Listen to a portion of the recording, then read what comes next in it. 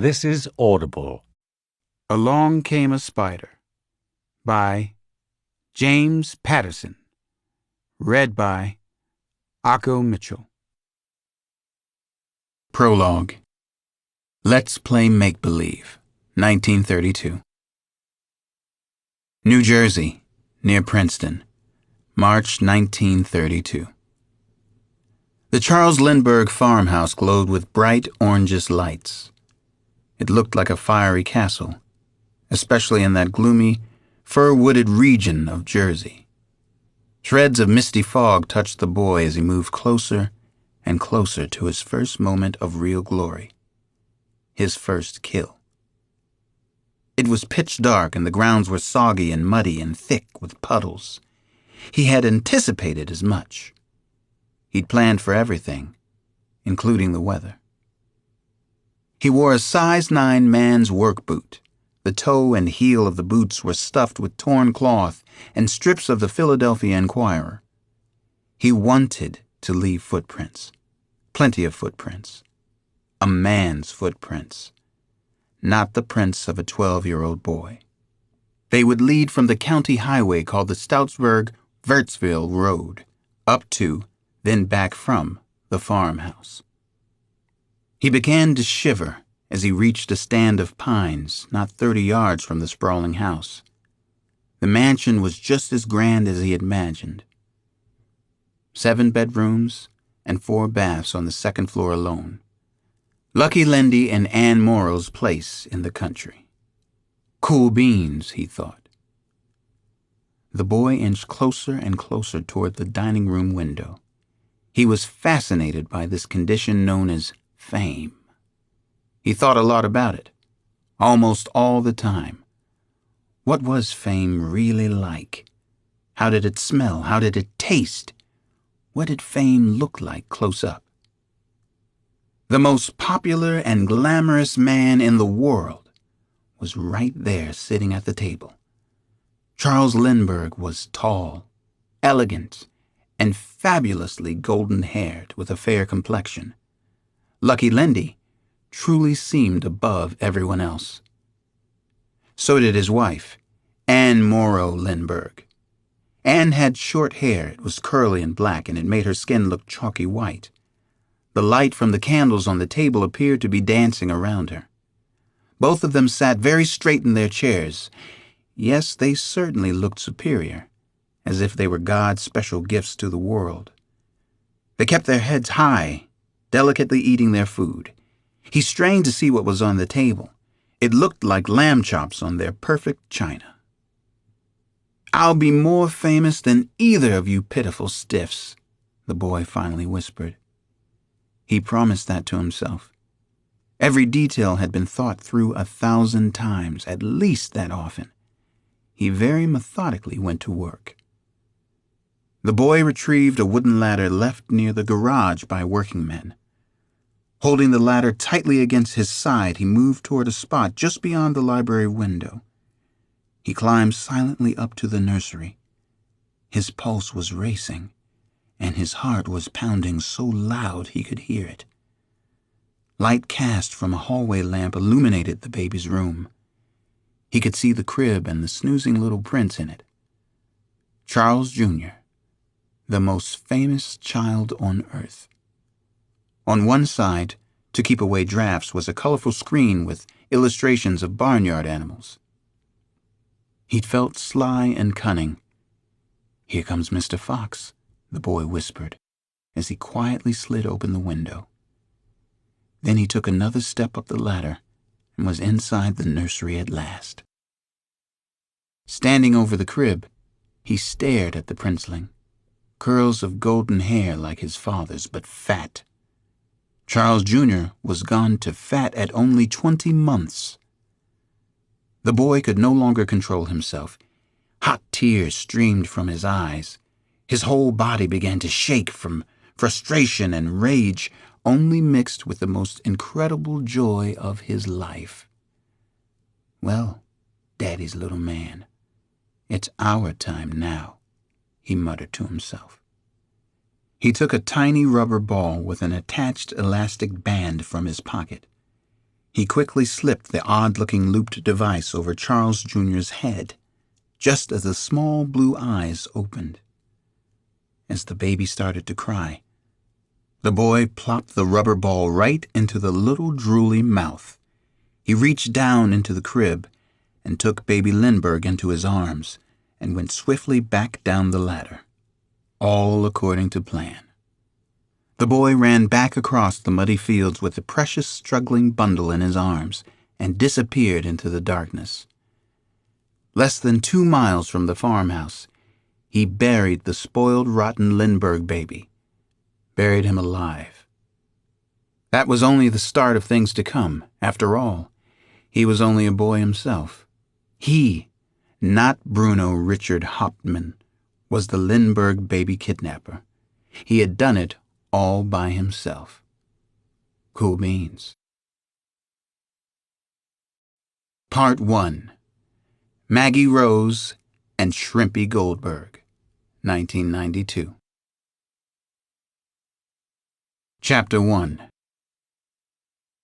Early on the morning of December 21st, 1992, I was the picture of contentment on the sun porch of our house on 5th Street in Washington, D.C. The small, narrow room was cluttered with mildewing winter coats, work boots, and wounded children's toys. I couldn't have cared less. This was home. I was playing Gershwin on our slightly out-of-tune, formerly grand piano. It was just past 5 a.m. and cold as a meat locker on the porch. I was prepared to sacrifice a little for an American in Paris. The phone jangled in the kitchen. Maybe I'd won the D.C. or Virginia or Maryland lottery, and they'd forgotten to call the night before. I play all 3 games of misfortune regularly. "Nana, can you get that?" I called from the porch. "It's for you. You might as well get it yourself," my testy grandmother called back. "No sense me getting up too." No sense means nonsense in my dictionary. That's not exactly what was said, but it went something like that. It always does. I hobbled into the kitchen, sidestepping more toys on morning-stiff legs. I was 38 at the time. As the saying goes, if I'd known I was going to live that long, I would have taken better care of myself. The call turned out to be from my partner in crime, John Sampson. Sampson knew I'd be up. Sampson knows me better than my own kids. "Morning, brown sugar. You up, aren't you?" he said. No other ID was necessary. Sampson and I have been best friends since we were 9 years old and took up shoplifting at Park's Corner Variety Store near the projects. At the time, we had no idea that old Park would have shot us dead over a pilfered pack of Chesterfields. Nana Mama would have done even worse to us if she'd known about our crime spree. "If I wasn't up, I am now," I said into the phone receiver. "Tell me something good." "There's been another murder. Looks like our boy again," Sampson said. "They're waiting on us. Half the free world's there already." "It's too early in the morning to see the meat wagon," I muttered. I could feel my stomach rolling. This wasn't the way I wanted the day to start. Shit. Fuck me. Nana Mama looked up from her steaming tea and runny eggs. She shot me one of her sanctimonious lady of the house looks. She was already dressed for school, where she still does volunteer work at 79. Sampson continued to give me gory details about the day's first homicides. "Watch your language, Alex," Nana said. "Please watch your language so long as you're planning to live in this house." "I'll be there in 10 minutes, I told Sampson. "I own this house," I said to Nana. She groaned as if she were hearing that terrible news for the first time. "There's been another bad murder over in Langley Terrace. It looks like a thrill killer." "I'm afraid that it is," I told her. "That's too bad," Nana Mama said to me. Her soft brown eyes grabbed mine and held. Her white hair looked like one of the doilies she puts on all our living room chairs. "That's such a bad part of what the politicians have let become a deplorable city. Sometimes I think we ought to move out of Washington, Alex." "Sometimes I think the same thing," I said. "But we'll probably tough it out." "Yes? Black people always do. We persevere. We always suffer in silence. Not always in silence, I said to her. I had already decided to wear my old Harris tweed jacket.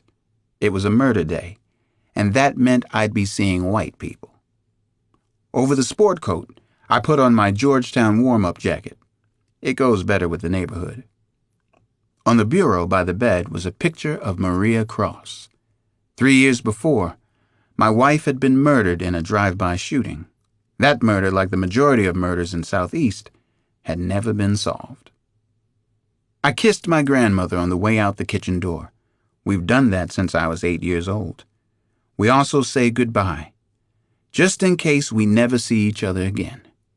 It's been like that for almost 30 years, ever since Nana Mama first took me in and decided she could make something of me. She made a homicide detective with a doctorate in psychology who works and lives in the ghettos of Washington, D.C.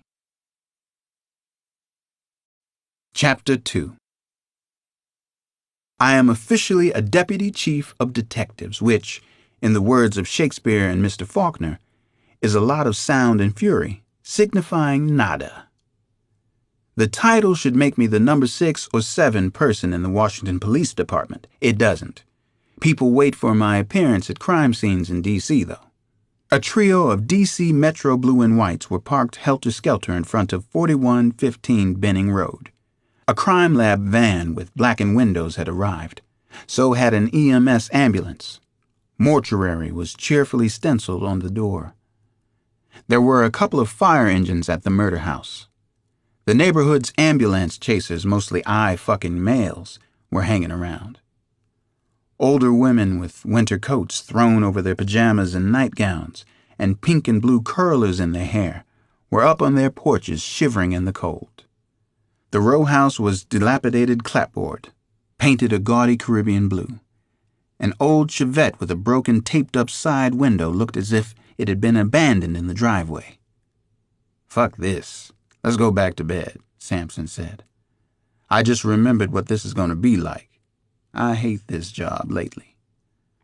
"I love my work, love homicide," I said with a sneer. "See that? There's the M.E. already in his plastic suit. And there are the crime lab boys. And who's this coming our way now?"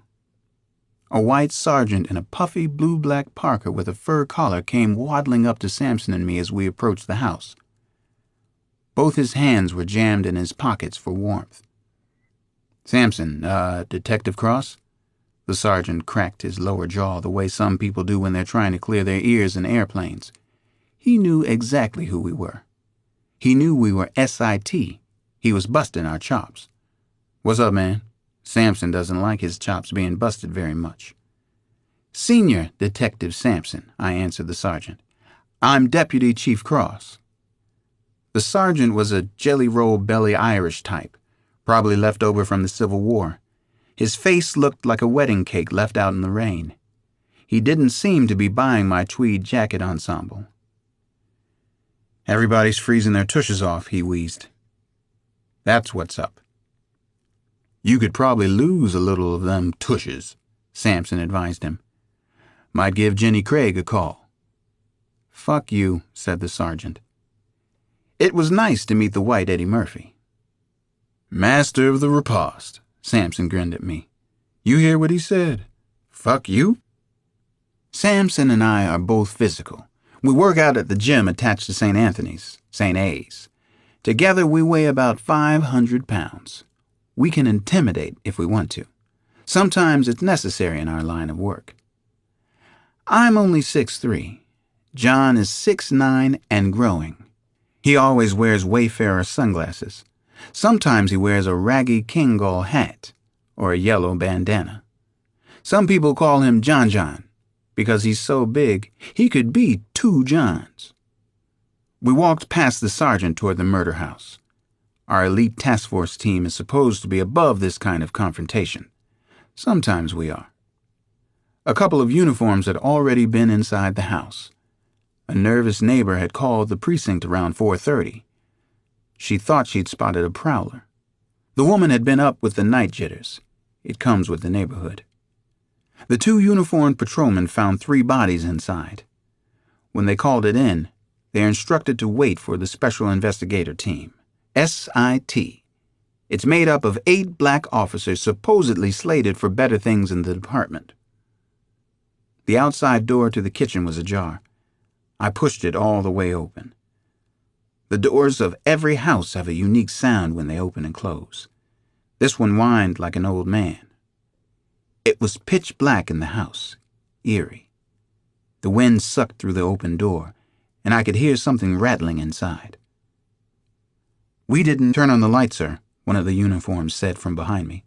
"You're Dr. Cross, right?" I nodded. "Was the kitchen door open when you came?" I turned to the patrolman. He was white, baby face, growing a little mustache to compensate for it. He was probably 23 or 24, frightened that morning. I couldn't blame him. No sign of forced entry. It was unlocked, sir." The patrolman was very nervous. "It's a real bad mess in there, sir. It's a family." One of the patrolmen switched on a powerful milled aluminum flashlight, and we all peered inside the kitchen. There was a cheap Formica breakfast table with matching lime green vinyl chairs. A black Bart Simpson clock was on one wall. It was the kind you see in the front windows of all the people's drugstores.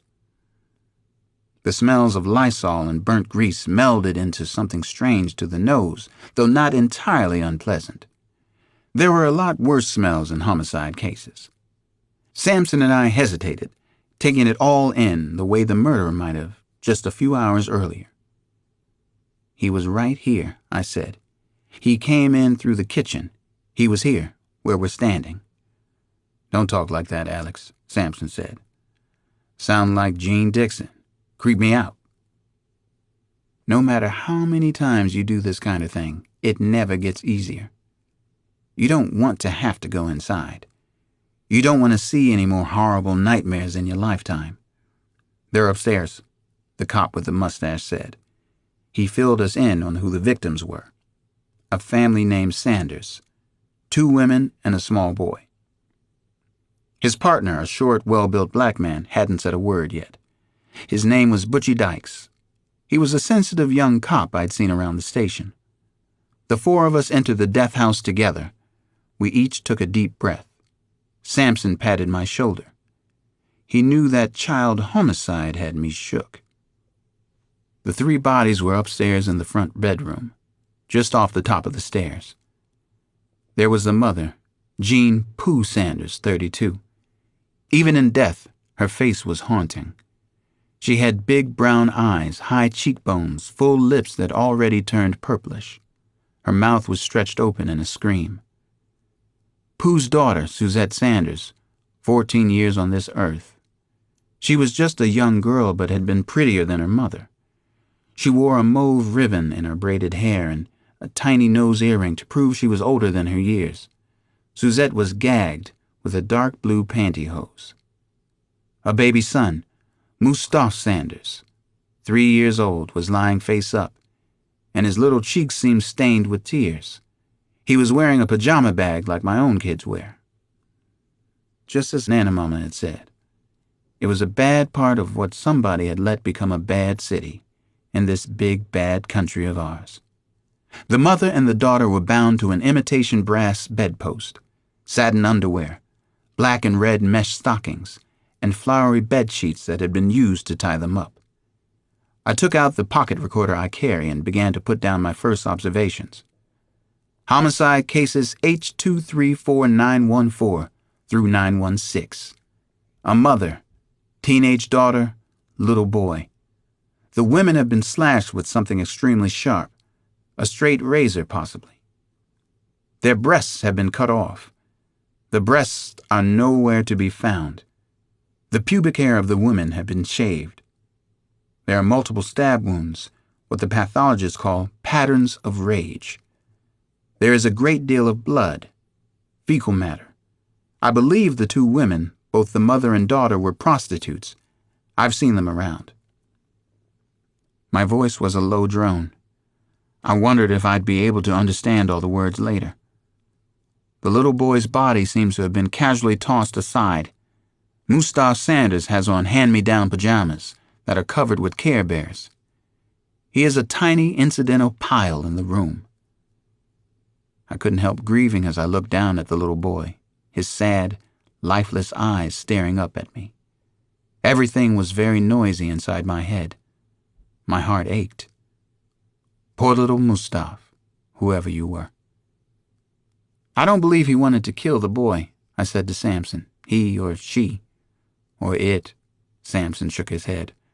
I vote for it. It's a thing, Alex. The same thing that did Condon Terrace earlier this week.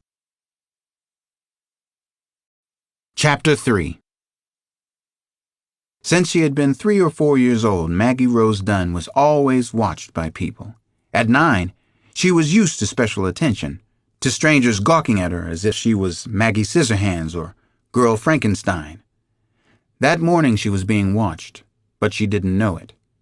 This one time Maggie Rose would have cared. This one time, it mattered very much.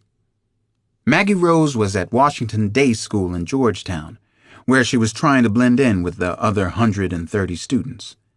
At that moment, they were all singing enthusiastically at assembly. Blending in wasn't easy for Maggie Rose, even though she desperately wanted to. She was the 9-year-old daughter of Catherine Rose, after all. Maggie couldn't walk past a mall video store without seeing a picture of her mother. Her mother's movies seemed to be on the tube about every other night. Her mom got nominated for Oscars more often than most actresses got mentioned in People magazine. Because of all that stuff, Maggie Rose tried to disappear into the woodwork a lot.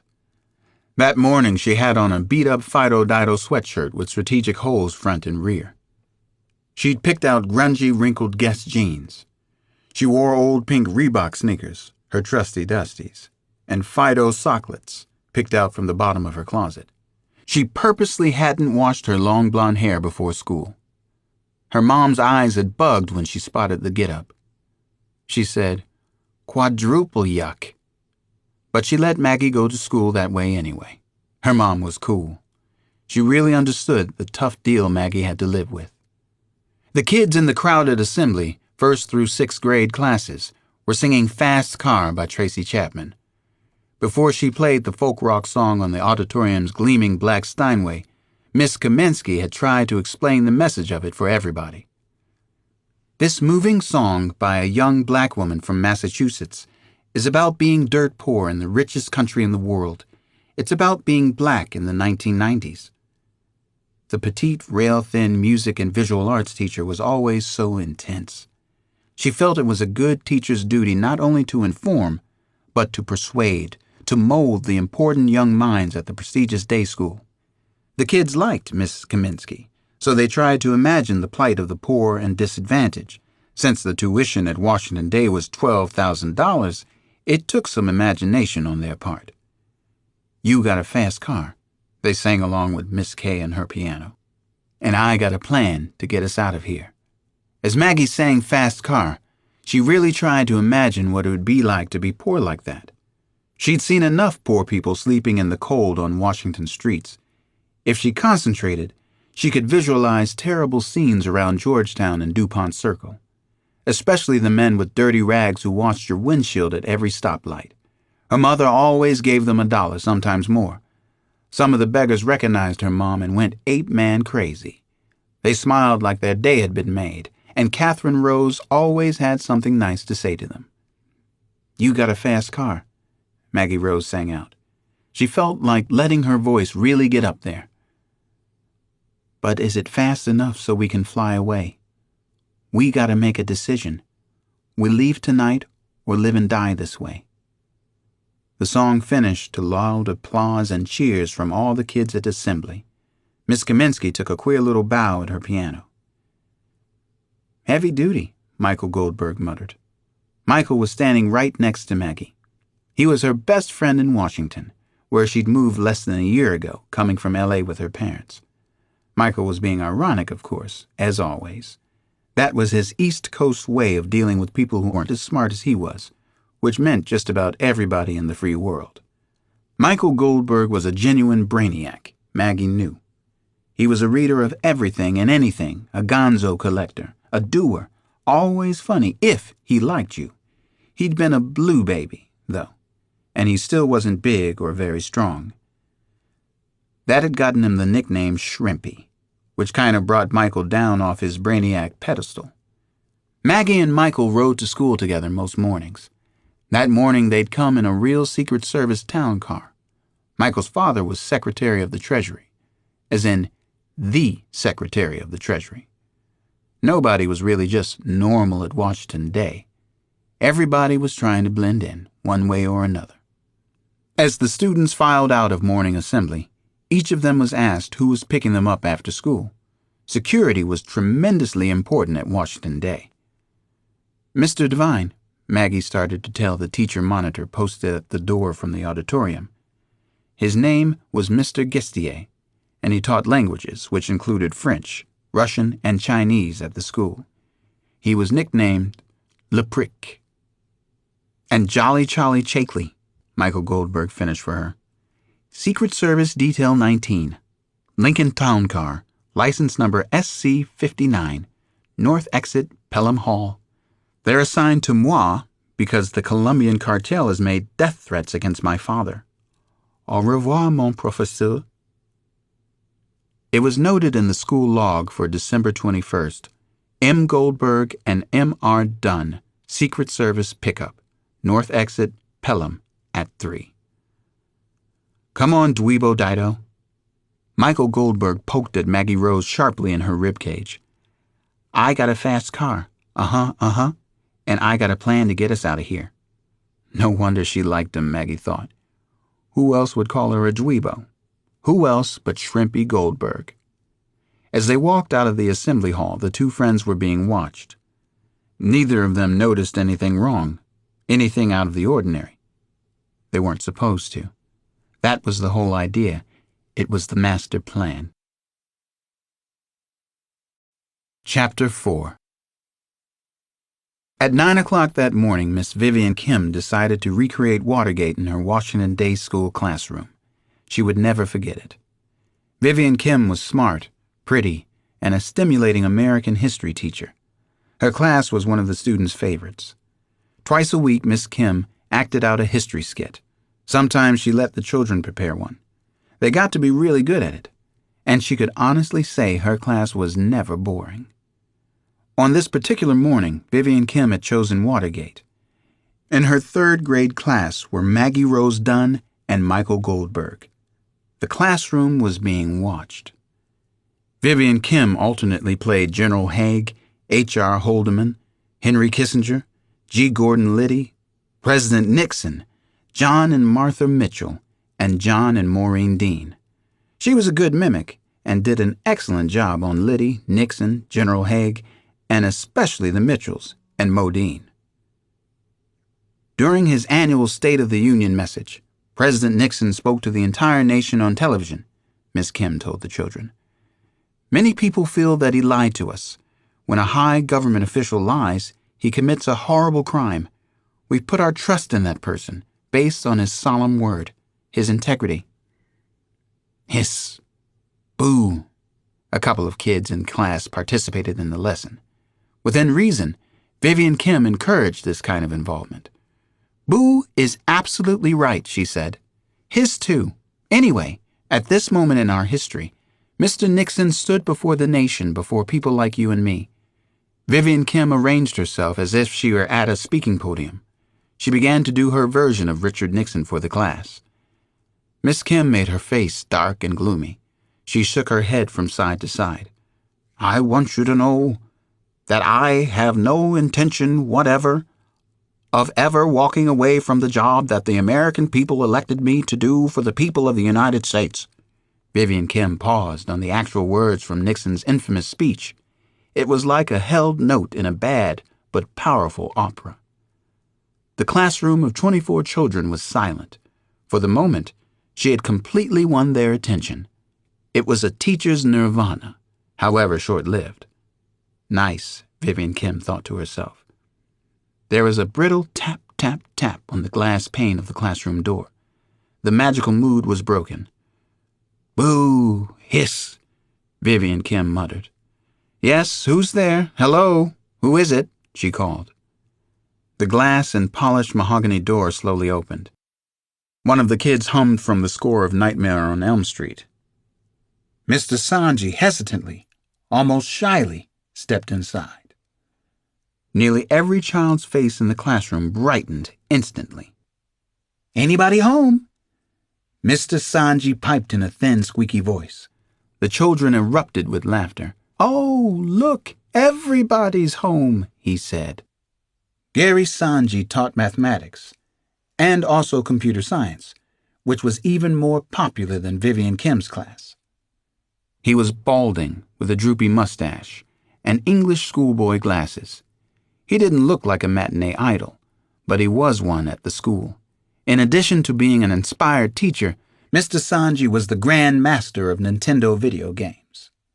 His popularity and the fact that he was a computer wizard had earned him the nickname Mr. Chips. Mr. Sanji greeted a couple of the students by name as he quickly made his way to Miss Kim's desk. The two teachers then spoke privately at the front desk. Miss Kim had her back to the class. She was nodding a lot, not saying much. She seemed tiny standing next to Mr. Sanji, who was over 6 feet tall. Finally, Miss Kim turned to the children. "Maggie Rose and Michael Goldberg, could the two of you please come up front? Bring your things if you would." Maggie Rose and Michael exchanged puzzled glances. What was this all about? They gathered their belongings and then headed to the front to find out. The other kids had begun whispering, even talking out loud in the classroom. "Okay, put a lock on it. This isn't recess." Miss Kim quieted them. "This is still class. Please have some respect for the rules we've all agreed to live by here." When they got to the front of the classroom, Mr. Sanji crouched down to talk privately to Maggie and Michael. Shrimpy Goldberg was at least 4 inches shorter than Maggie Rose. "There's a little problem, but it's nothing to worry about." Mr. Sanji was calm and very gentle with the children. "Everything is basically fine. There's just a little glitch, that's all. Everything is okay, though." "I don't think so," Michael Goldberg said, shaking his head. "What's this little so-called glitch all about?" Maggie Rose didn't say anything yet. She was feeling afraid for some reason. Something had happened. Something was definitely wrong. She could feel it in the pit of her stomach. Her mom always told her she had too active an imagination, so she tried to look cool, act cool, be cool. "We just received a phone call from the Secret Service," said Miss Kim. "They've gotten a threat. It concerns both you and Maggie. It's probably a crank call, but we're going to hustle you both home as a precaution, just a safety precaution. You guys know the drill. I'm sure you'll both be back before lunch," Mr. Sanji added in support, though he didn't sound too convincing. "What kind of threat?" Maggie Rose asked Mr. Sanji. "Against Michael's father, or does it have to do with my mom?" Mr. Sanji patted Maggie's arm. Time and again, the teachers at the private school were amazed at how grown up most of these kids were. "Oh, the usual kind we get now and then. Big talk, no action. Just some jerk looking for attention, I'm sure. Some creep." Mr. Sanji made an exaggerated face. He showed just the right amount of concern, but he made the kids feel secure. "Then why do we have to go all the way to Potomac, for crying out loud?" Michael Goldberg grimaced and gesticulated like a miniature courtroom lawyer. In many ways, he was a cartoon version of his famous father, the secretary. "Just to be on the safe side, okay? Enough said. I'm not going to have a debate with you, Michael. Are we ready to travel?" Mr. Sanji was nice, but firm. "Not really," Michael continued to frown and shake his head. "No way, Jose Canseco. Seriously, Mr. Sanji? This isn't fair. It isn't right. Why can't the Secret Service come here and stay till school's over?" "That's not the way they want to do it," Mr. Sanji said. "I don't make up the rules." "I guess we're ready," said Maggie. "Come on, Michael, stop arguing. This is a done deal." "It's a done deal," Miss Kim offered a helpful smile. "I'll send over your homework assignments." Both Maggie Rose and Michael started to laugh. "Thank you, Miss Kim," they said in unison. Leave it to Miss Kim to have a good joke to fit the situation. The halls outside the classroom were nearly empty and very quiet. A porter, a black man named Emmett Everett, was the only person who saw the trio as they left the school building. Leaning on his broom, Mr. Everett watched Mr. Sanji and the two children walk the length of the long hallway. He was the last person to see them all together. Once outside, they hurried across the school's cobblestone parking lot, which was framed by elegant birch trees and shrubbery. Michael's shoes made clicking noises against the stones. "Dork shoes," Maggie Rose leaned into him and made a joke. "Look like dork shoes, act like dork shoes, sound like dork shoes." Michael had no argument. What could he say? His mother and father still bought his clothes at freaking Brooks Brothers. "What am I supposed to be wearing, Miss Gloria Vanderbilt? Pink sneakers?" he offered lamely. "Sure, pink sneakers," Maggie beamed. "Or lime green air-outs, but not shoes for a funeral shrimpster." Mr. Sanji led the children to a late-model blue van parked under elm and oak trees that went the length of the administration building and school gym. Non-synchronous bouncing basketballs echoed from inside the gym. "The two of you can jump right in back there. Upsy-daisy. There we go," he said. The teacher helped boost them up and into the back of the van. His eyeglasses kept slipping down his nose. Finally, he just took them off. "You're driving us home?" Michael asked. "I know it's no Mercedes stretch, but it'll have to do, Sir Michael. I'm just following instructions we got on the phone. I spoke to a Mr. Chackley?" "Jolly Charlie." Michael used his nickname for the Secret Service agent. Mr. Sanji climbed inside the blue van himself. He pulled the sliding door shut with a bang. "Just be a sec. Make a little room for you guys here." He rummaged through cardboard boxes stacked toward the front of the van. The van was a mess. It was the antithesis of the orderly, almost compartmentalized math teacher's style in school. "Sit anywhere, kids." He kept talking while he looked for something. When he turned again, Gary Sanji was wearing a scary, rubbery-looking black mask. He held some kind of metal implement in front of his chest. It looked like a miniature fire extinguisher, only it was more sci-fi than that. "Mr. Sanji?" Maggie Rose asked, her voice rising in pitch. "Mr. Sanji!" She threw her hands in front of her face. "You're frightening us! Stop kidding around!"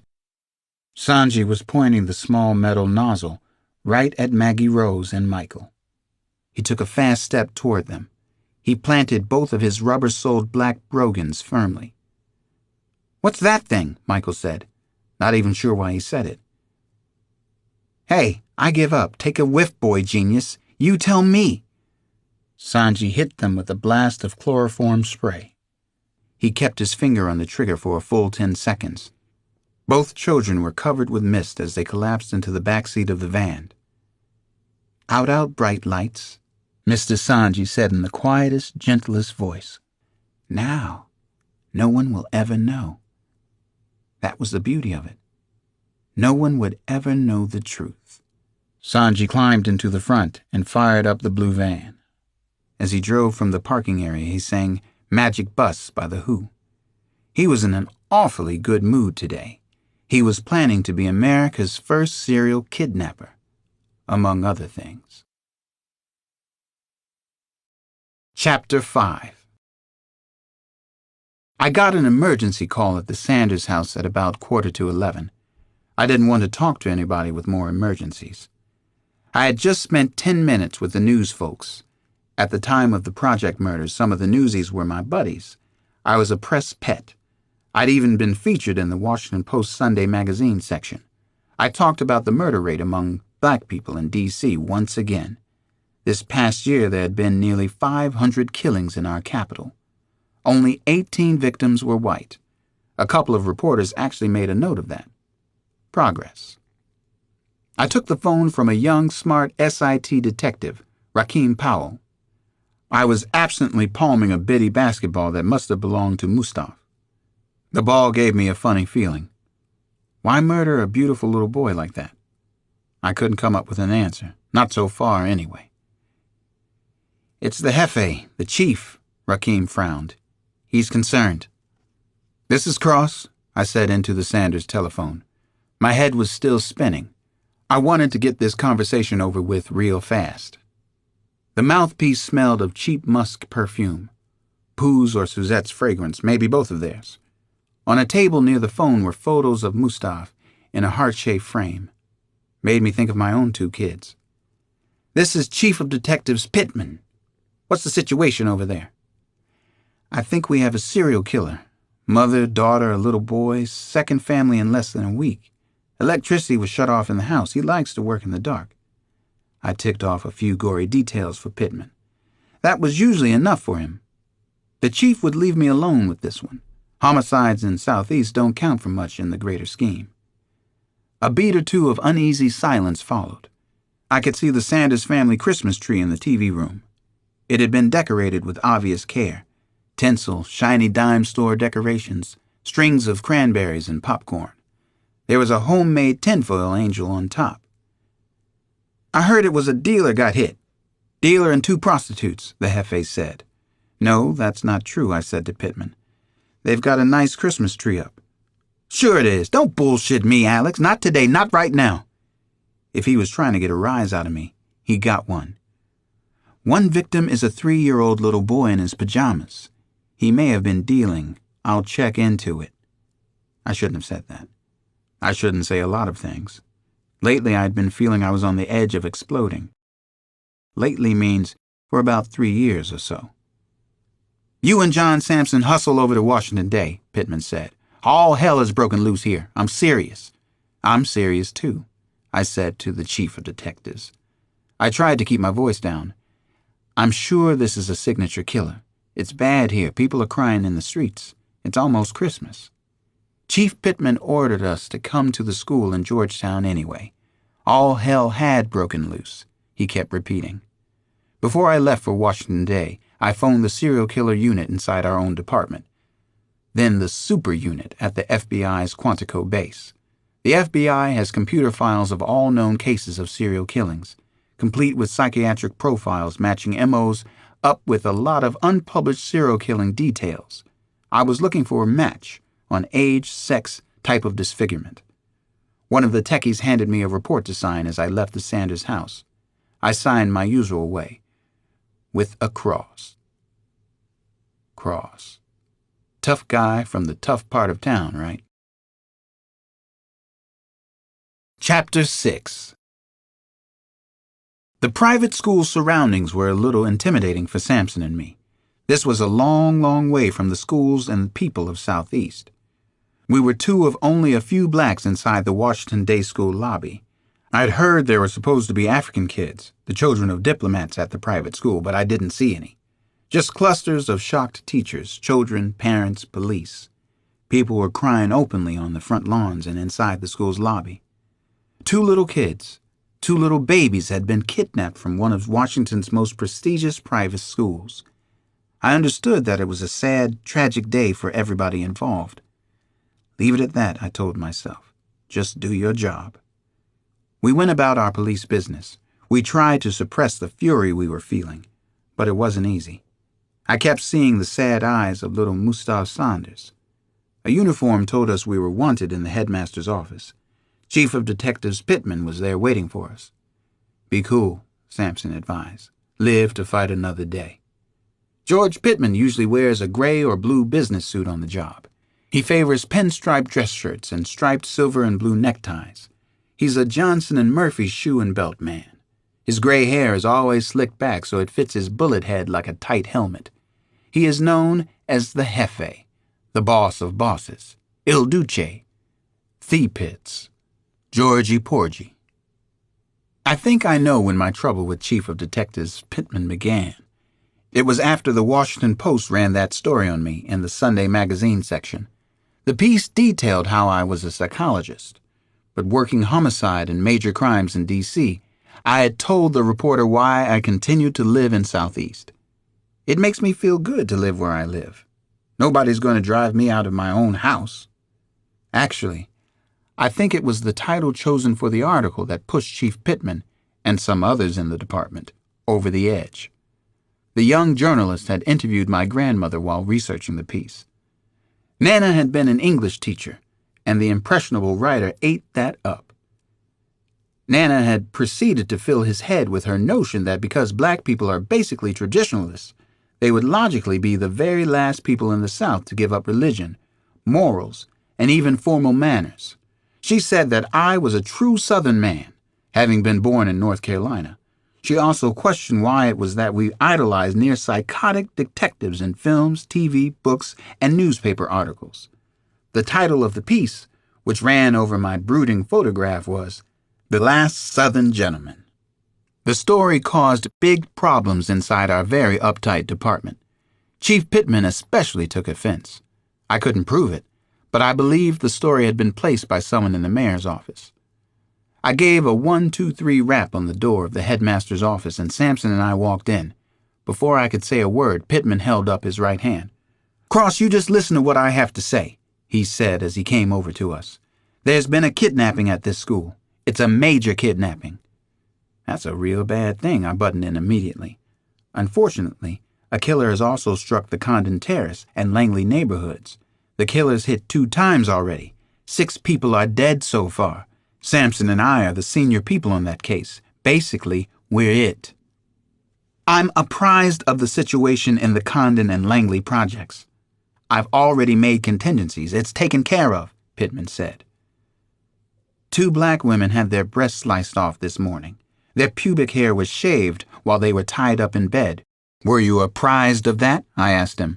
"A 3-year-old boy was murdered in his pajamas." I was shouting again. I glanced at Sampson and saw him shaking his head. A group of teachers in the office looked our way. 2 young black women had their breasts sliced off, I repeated for their benefit. "Someone's wandering around D.C. this morning with breasts in his pocket." Chief Pittman gestured toward the headmaster's inner office. He wanted the 2 of us inside the room. I shook my head. I wanted to have witnesses when I was around him. "I know what you're thinking, Cross." He lowered his voice and spoke very close to my face. The odor of stale cigarettes billowed out at me. "You think I'm out to get you, but I'm not. I know you're a good cop. I know your heart's usually in the right place. No, you don't know what I'm thinking. Here's what I'm thinking. 6 black people are dead already. A crazed homicidal killer is out there. He's in heat. He's sharpening his eye teeth. Now 2 white kids have been kidnapped. And that's a horrible thing. Horrible. But I'm already on a fucking case." Pittman suddenly jabbed his index finger at me. His face was very red. "I decide what case you're on. I decide. You're experienced as a hostage negotiator. You're a psychologist. We have other people to send into Langley and Condon. Besides, Mayor Monroe has specifically asked for you." So that was it. Now I understood everything. Our mayor has intervened. It was all about me. "What about Sampson? At least leave him on the project murders," I said to the chief of detectives. "You got any complaints? Take them up with the mayor. You're both working on this kidnapping. That's all I have to say to you at this time." Pittman turned his back and walked away. We were on the Dunn-Goldberg kidnapping case, like it or not. We didn't like it. "Maybe we should just go back to the Sanders house," I said to Sampson. "Nobody miss us here," he agreed. Chapter 7. A gleaming black BMW K1 motorcycle squeezed between the low fieldstone gates of the Washington Day School. The driver was ID'd. Then the bike sped down a long, narrow road toward a gray cluster of school buildings. It was 11 o'clock. The BMW K1 streaked to 60 in the few seconds it took to get to the administration building. The motorcycle then braked easily and smoothly, barely throwing gravel. The rider slid it in behind a pearl gray Mercedes stretch limousine with diplomat's plates, DP101. Still seated on the bike, Jessie Flanagan pulled off a black helmet to reveal longish blonde hair. She looked to be in her late 20s. Actually, she'd turned 32 that summer. Life was threatening to pass her right by. She was a relic now. Ancient history, she believed. She had come straight to the school from her lake cottage, not to mention her first vacation in 29 months. That latter fact helped to explain her style of dress that morning. the leather bike jacket, the faded black jeans with leg warmers, thick leather belt, the red and black checkered lumberman's shirt, and the worn engineering boots. 2 D.C. policemen rushed up on either side of her. "It's okay, officers," she said. "Here's my ID." After eyeing the identification, they backed away quickly and became solicitous. "You can go right in," one of them said. "There's a side door just around those high hedges, Miss Flanagan." Jessie Flanagan managed a friendly smile for the 2 harried-looking policemen. "I don't exactly look the part today, I know. I was on my vacation. I raced the bike. I raced it here." Jessie Flanagan took the shortcut across a pristine lawn that was lightly coated with frost. She disappeared inside the school's administration building. Neither of the D.C. policemen took his eyes off her until she was gone. Her blonde hair blew like streamers in the stiff winter wind. She was definitely stunning to look at, even in dirty jeans and work boots. She had a very powerful job. They both knew that from her ID. She was a player. As she made her way through the front lobby, someone grabbed at her. Someone caught a piece of Jessie Flanagan, which was typical of her life in D.C. Victor Schmidt had hooked onto her arm. Once upon a time, and this was difficult for Jessie to imagine now, Victor had been her partner. Her first, in fact. Now he was assigned to one of the students at the day school. Victor was short and balding, a stylish GQ sort of dresser, confident for no particularly good reason. He'd always struck her as misplaced in the Secret Service, maybe better suited for lower rungs of the diplomatic corps. "Jessie, how's it going?" he half whispered, half spoke. He never seemed to go all the way on anything, she remembered. That had always bugged her. Jessie Flanagan blew up. Later she realized that she had really been on edge when Schmidt stopped her. Not that she needed an excuse for the flare-up. Not that morning. Not under the circumstances. "Vic, do you know that 2 children have been taken from this school, maybe kidnapped?" she snapped. "One is the Secretary of Treasury's son. The other is Catherine Rose's little girl, the actress Catherine Rose Dunn. How do you think I'm doing? I'm a little sick to my stomach. I'm angry. I'm also petrified." "I just meant hello. Hello, Jessie. I know what the hell has happened here." But Jessie Flanagan had already walked away, at least partly to keep from saying anything else to Victor. She did feel nervous, and ill, and mostly wired as hell. She wasn't so much looking for familiar faces in the crowded school lobby as the right faces. There were 2 of them now. Charlie Chackley and Mike Devine, her agents. The 2 men she had assigned to young Michael Goldberg and also Maggie Rose Dunn, since they traveled back and forth to school together. "How could this happen?" Her voice was loud.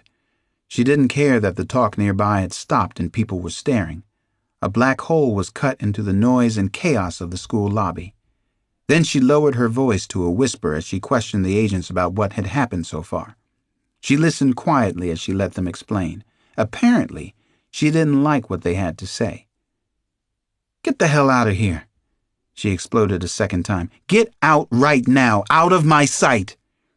"There was nothing we could have done," Charlie Chackley tried to protest. "What could we have done? Jesus Christ!" Then he and Devine skulked away. Those who knew Jessie Flanagan might have understood her emotional reaction. 2 children were missing. It had happened on her watch.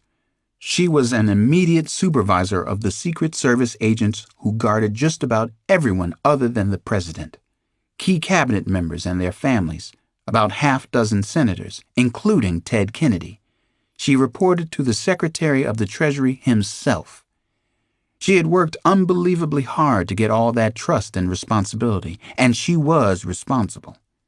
100-hour weeks, no vacation year after year, no life to speak of. She could hear the upcoming scuttlebutt before it happened. 2 of her agents had royally screwed up. There would be an investigation, an old-fashioned witch hunt. Jessie Flanagan was on the hot seat. Since she was the first woman ever to hold her job, the fall, if it came, would be steep and painful, and very public.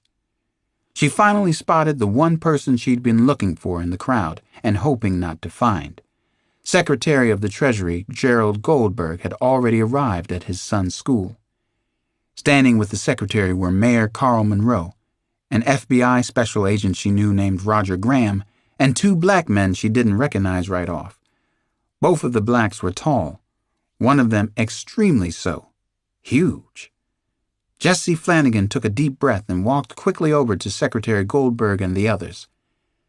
"I'm very sorry, Gerald," she said in a whisper as she arrived. "I'm sure the children will be found." A teacher was all Gerald Goldberg could manage. He shook his head of close-cropped white curls. His eyes were wet and shiny. A teacher of children, little babies. How could this happen? He was clearly heartbroken. The secretary looked 10 years older than his actual age, which was 49. His face was as white as the school's stucco walls. Before coming to Washington, Gerald Goldberg had been at Solomon Brothers on Wall Street. He'd made 20 or 30 million in the prosperous, thoroughly crazy 1980s. He was bright, world-wise, and tested on his wisdom. He was as pragmatic as they came. On this day, though, he was just the father of a kidnapped little boy, and he looked extremely fragile. Chapter 8. I was talking to Roger Graham from the FBI when the Secret Service supervisor Jessie Flanagan joined our group. She said what she could to comfort Secretary Goldberg. Then the talk quickly turned back to the apparent kidnapping and the next steps to be taken. "Are we 100% sure it was this math teacher who took the children?" Graham asked the group. He and I had worked closely together before. Graham was extremely smart and had been a star in the Bureau for years. He'd co-written a book about busting up organized crime in New Jersey. It had been made into a hit movie. We respected and liked each other, which is rare between the Bureau and local police. When my wife had been killed in Washington, Roger had gone out of his way to involve the Bureau in the investigation. He'd given me more help than my own department. I decided to try and answer Roger Graham's question. I'd calmed down enough to talk by then, and I told them what Samson and I had picked up so far. "They definitely left the school grounds together," I said. "A porter saw them. The math teacher, a Mr. Sanji, went to Miss Kim's class. He lied to her, said there was a telephone threat and that he was supposed to take the kids to the headmaster's office to be driven home. Said the Secret Service hadn't specified whether the threat involved the boy or girl. He just kept on going with them. The kids trusted him enough to go along." "How could a potential kidnapper possibly get on the teaching staff of this kind of school?" the special agent asked. A pair of sunglasses peeked from the breast pocket of his suit. Winter shades. Harrison Ford had played him in the movie made from his book. It wasn't bad casting, really. Samson called Graham big screen. "That we don't know yet," I told Graham. "We will soon." Samson and I were finally introduced to Secretary Goldberg by Mayor Monroe. Monroe did a little bit on how we were one of D.C.'s most decorated teams and so on and so forth. Then the mayor ushered the secretary inside the headmaster's office. Special Agent Graham trailed along. He rolled his eyes at Samson and me. He wanted us to know it wasn't his show. Jessie Flanagan stayed behind. "I've heard about you, Detective Cross, now that I think of it. You're the psychologist. There was an article in the Washington Post?" She smiled nicely, a demi-smile. I didn't smile back. "You know newspaper articles," I told her. "Usually a pack of half-truths. In that case, definitely some tall tales." "I'm not so sure about that," she said. "Nice to meet you anyway." Then she walked into the office behind Secretary Goldberg, the mayor, and the star FBI agent. Nobody invited me, the psychologist detective of magazine fame. Nobody invited Samson. Monroe did poke his head out. "Stick around, you two. Don't make any waves. Don't get pissy either. We need you here. I need to talk to you, Alex. Stay put. Don't get pissy." Samson and I tried to be good cops. We stood around outside the headmaster's office for another 10 minutes. Finally, we left our posts. We were feeling pissy. I kept seeing the face of little Mustapha Sanders. Who was going to go and find this killer? No one. Mustapha had already been forgotten. I knew that would never happen with the two private school children. A little later that morning, Samson and I were lying across the natural pine floor of the day school playroom with a few of the children. We were there with Louisa, Jonathan, Stuart, Mary Berry, and her big sister Bridget. No one had been able to pick these kids up yet, and they were frightened.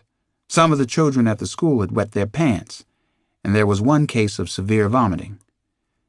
There was the possibility of crisis trauma, a condition I had some experience treating. Also down on the polished wood floor with us was the teacher Vivian Kim. We'd wanted to talk to her about Sanji's visit to her class, and Sanji in general. "We're new kids in your school," Samson joked with the children. He had actually taken his sunglasses off, though I wasn't sure if he had to. Kids usually take to Samson. He fits into their friendly monster grouping. "No, you're not," said Mary Berry.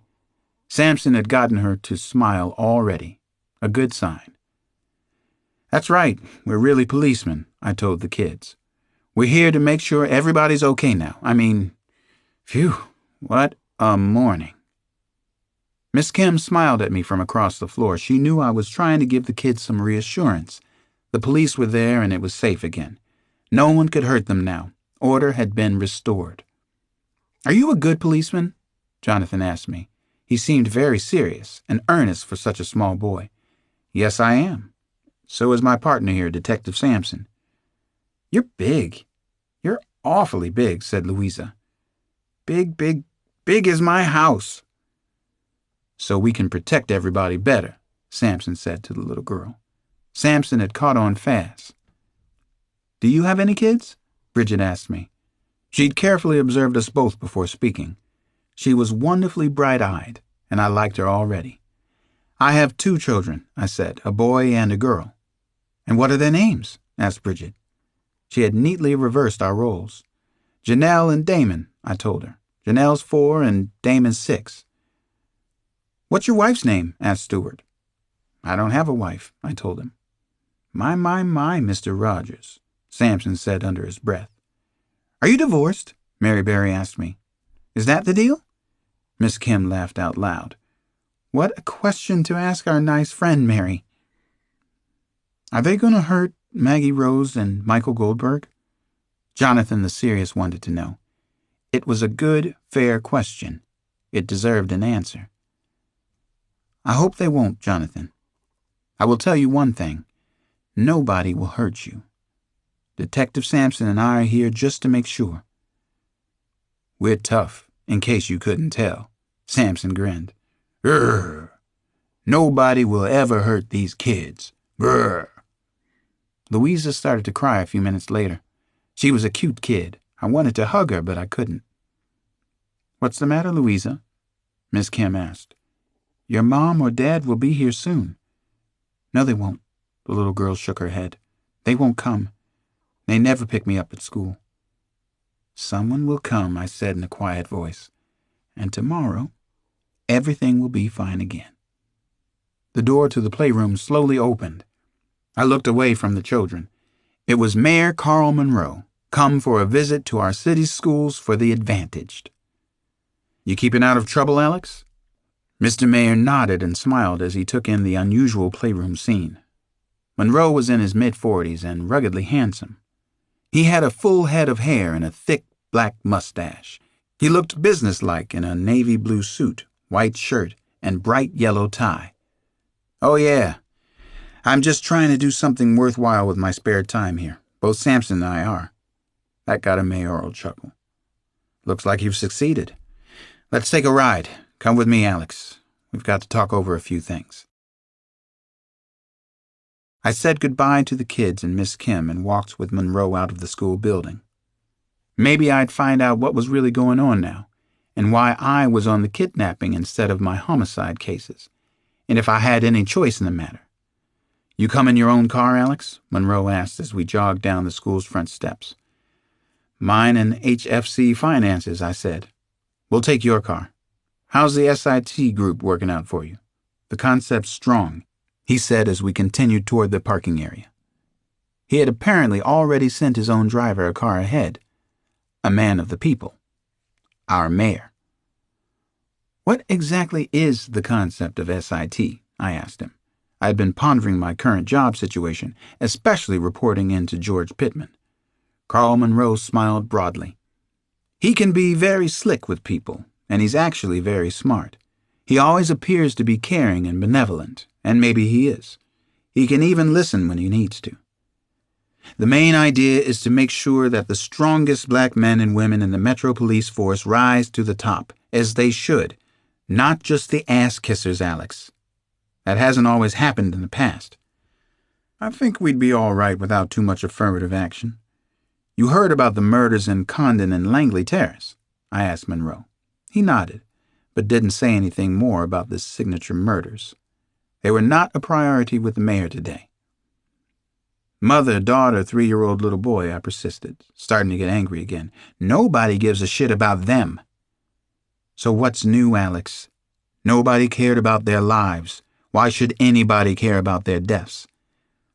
We had gotten to my car, a '74 Porsche that has seen much better days.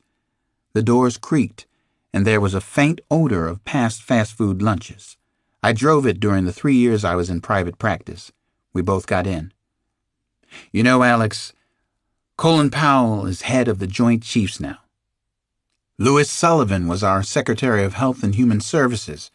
Jesse Jackson helped me get this job, Monroe said, as we got onto Canal Road and headed downtown. He stared at his reflection in the side window as he talked. And now you're helping me, I said, without even being asked. That's real nice, real thoughtful. That's right, he agreed. You're so damn quick, Alex. Then help me out here. I want to solve the murders in the projects. I'm sorry as hell about those 2 white children, but their kidnapping won't go wanting for attention or help. Fact is, that's going to be a problem. Too much goddamned help. Of course it is. We both know that.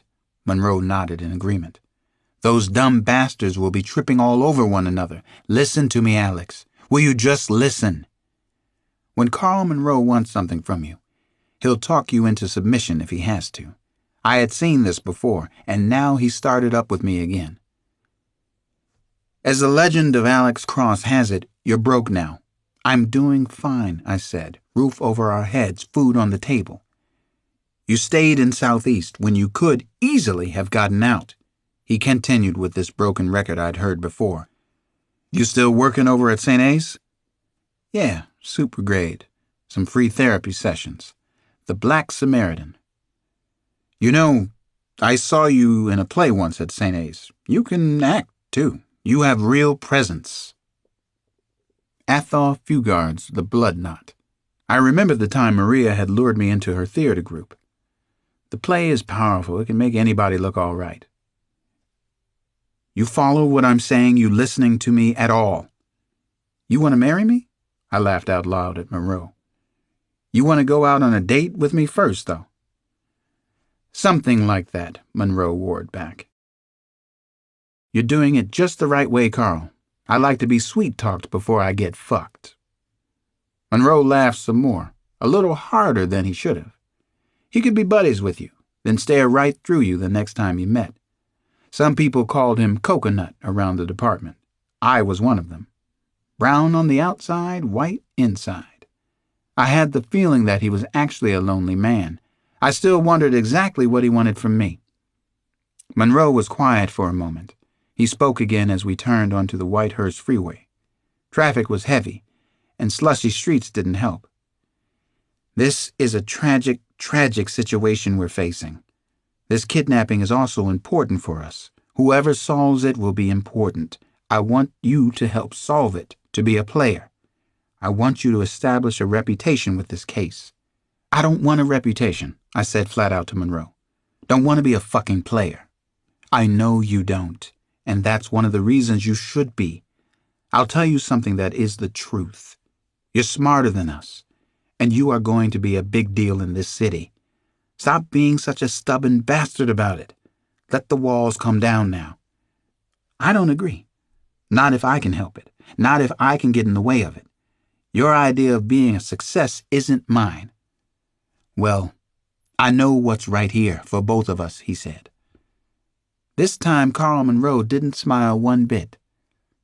"You keep me up to date on the progress of this case. You and I are in this one together, Alex. This is a career-making case." I nodded at Monroe. "Sure thing," I thought. "Whose career, Carl?" I had stopped in front of the district building with all its fancy trimmings. Monroe slid out of his seat. He looked down at me from outside the car. "This case is going to be enormously important, Alex. It's yours." "No thanks," I said. But Monroe was already gone. Chapter 9. At 25 minutes past 10, well within the range he'd set during his dry runs from Washington, Gary Sanji turned his van onto an unmarked drive. The side road was badly potholed and densely overgrown with weeds. A blackberry bramble was on either shoulder. Less than 50 yards in from the main highway, he couldn't see anything but the dirt road and a mess of overhanging bushes. No one could see his van from the highway. The van bumped along past a ramshackle, faded white farmhouse. The building looked as if it was shrinking, collapsing right back into its foundation. No more than 40 yards past the house was what remained of an equally run-down storage barn. Sanji drove the van inside. He'd done it. He'd pulled it off. A black 1985 Saab was parked in the barn. Unlike the rest of the deserted farm, the barn had a lived-in feel. It had a dirt floor. Cheesecloth was taped over 3 broken windows in the hayloft. There were no rusting tractors or other farm machinery. The barn had the smell of damp earth and gasoline. Gary Sanji pulled 2 Cokes from a cooler on the passenger seat. He polished off both sodas, letting out a satisfied belch after downing the second cold one. "Either of you guys want a Coke?" he called out to the drugged, comatose children. "No? Okay then. But you're going to be real thirsty soon." There were no sure things in life, he was thinking, but he couldn't imagine how any policeman could get him now. Was it foolish and dangerous to be this confident? He wondered. Not really, because he was also being realistic. There was no way to trace him now. There wasn't a single clue for them to follow. He had been planning to kidnap somebody famous since forever. Who that someone was had changed and changed again, but never the clear main objective in his mind. He'd been working at Washington Day School for months. This moment, right now, proved it had been worth every sucky minute. Mr. Chips, he thought of his nickname at the school. Mr. Chips. What a lovely, lovely bit of play acting he'd done. Real Academy Award stuff. As good as anything he'd seen since Robert De Niro in The King of Comedy. And that performance was a classic. De Niro himself had to be a psychopath in real life. Gary Sanji finally pulled open the van's sliding door. Back to work, work, his fingers to the bone. One body at a time, he hauled the children out into the barn. First came Maggie Rose Dunn, then little boy Goldberg. He laid the unconscious boy and girl beside each other on the dirt floor. He undressed each child, leaving them in their underwear. He carefully prepared doses of secobarbital sodium. Just your friendly local pharmacist hard at work. The dose was somewhere between a sleeping pill and a hospital anesthetic. It would last for about 12 hours. He took out preloaded one-shot needles called Tubex. This was a closed injection system that came prepackaged, complete with dose and needle. He set out 2 tourniquets. He had to be very careful. The exact dosage could be tricky with small children. Next, he pulled the black Saab forward about 2 yards. This move exposed a 5-by-4-foot plot in the floor of the barn. He dug the hole during several previous visits to the deserted farm. Inside, the open cavity was a homemade wooden compartment, a kind of shelter. It had its own oxygen tank supply, everything but a color TV for watching reruns. He placed the Goldberg boy inside the wooden compartment first.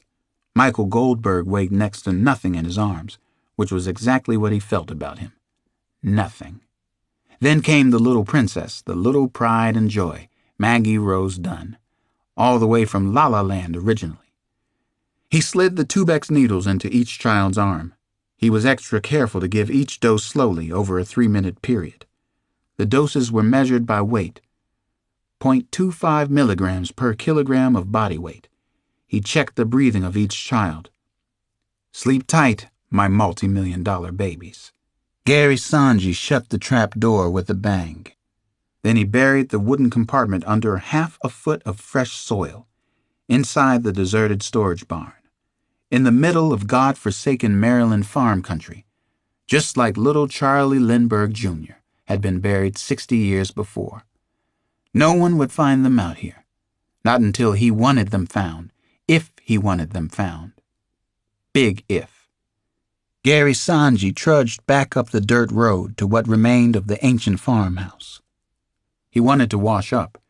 He also wanted to start to enjoy this a little. He'd even brought a watchman to see himself on TV.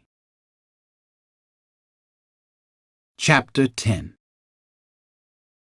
News bulletins were flashing on the television screen every 15 minutes or so. Gary Sanji was right there on the high and mighty tube. He saw photographs of Mr. Chips on every news bulletin. The news reports didn't offer a clue about what was really going on, though. So this was fame. This was how fame felt. He liked it a lot. This was what he'd been practicing for all these years. Hi, Mom. Look who's on TV. It's the bad boy. There was only one glitch all afternoon, and that was the press conference given by the FBI. An agent named Roger Graham had spoken, and Agent Graham obviously thought he was hot shit. He wanted some fame for himself. You think this is your movie, Graham? Wrong, baby. Gary Sanji shouted at the TV. I'm the only star here. Sanji had been prowling around inside the farmhouse for several hours, watching the night slowly fall outside. He felt the different textures of darkness as they blanketed the farm. It was now 7 o'clock, and time to get on with his plan. Let's do it, he pranced around the farmhouse like a prize fighter before a bout. Let's get it on. For a while, he thought about Charles and Anne Morrow Lindbergh, his all-time favorite couple. That calmed him some. He thought about baby Charles, about that poor fool Bruno Hauptmann, who had obviously been framed for the brilliantly conceived and executed crime. He was convinced that the Lindbergh affair was the century's most elegant crime, not just because it remained unsolved. Many crimes went unsolved, but because it was important and unsolved. Sanji was confident, realistic, and most of all pragmatic about his own masterpiece. A fluke was always possible. A lucky accident by the police could occur. The actual exchange of money would be tricky. It meant contact, and contact was always highly dangerous in life. To his knowledge, and his knowledge was encyclopedic, no modern kidnapper had satisfactorily solved the ransom exchange problem. Not if they wanted to be paid for their labors, and he needed a huge payday for his multi-million-dollar kids. Wait until they hear how much money. The thought brought a smile to his lips. Of course, the world-beater Dunns and the all-powerful Goldbergs could and would pay. It was no accident he had chosen those two families with their pampered little snot-nosed brats and their unlimited supply of wealth and power.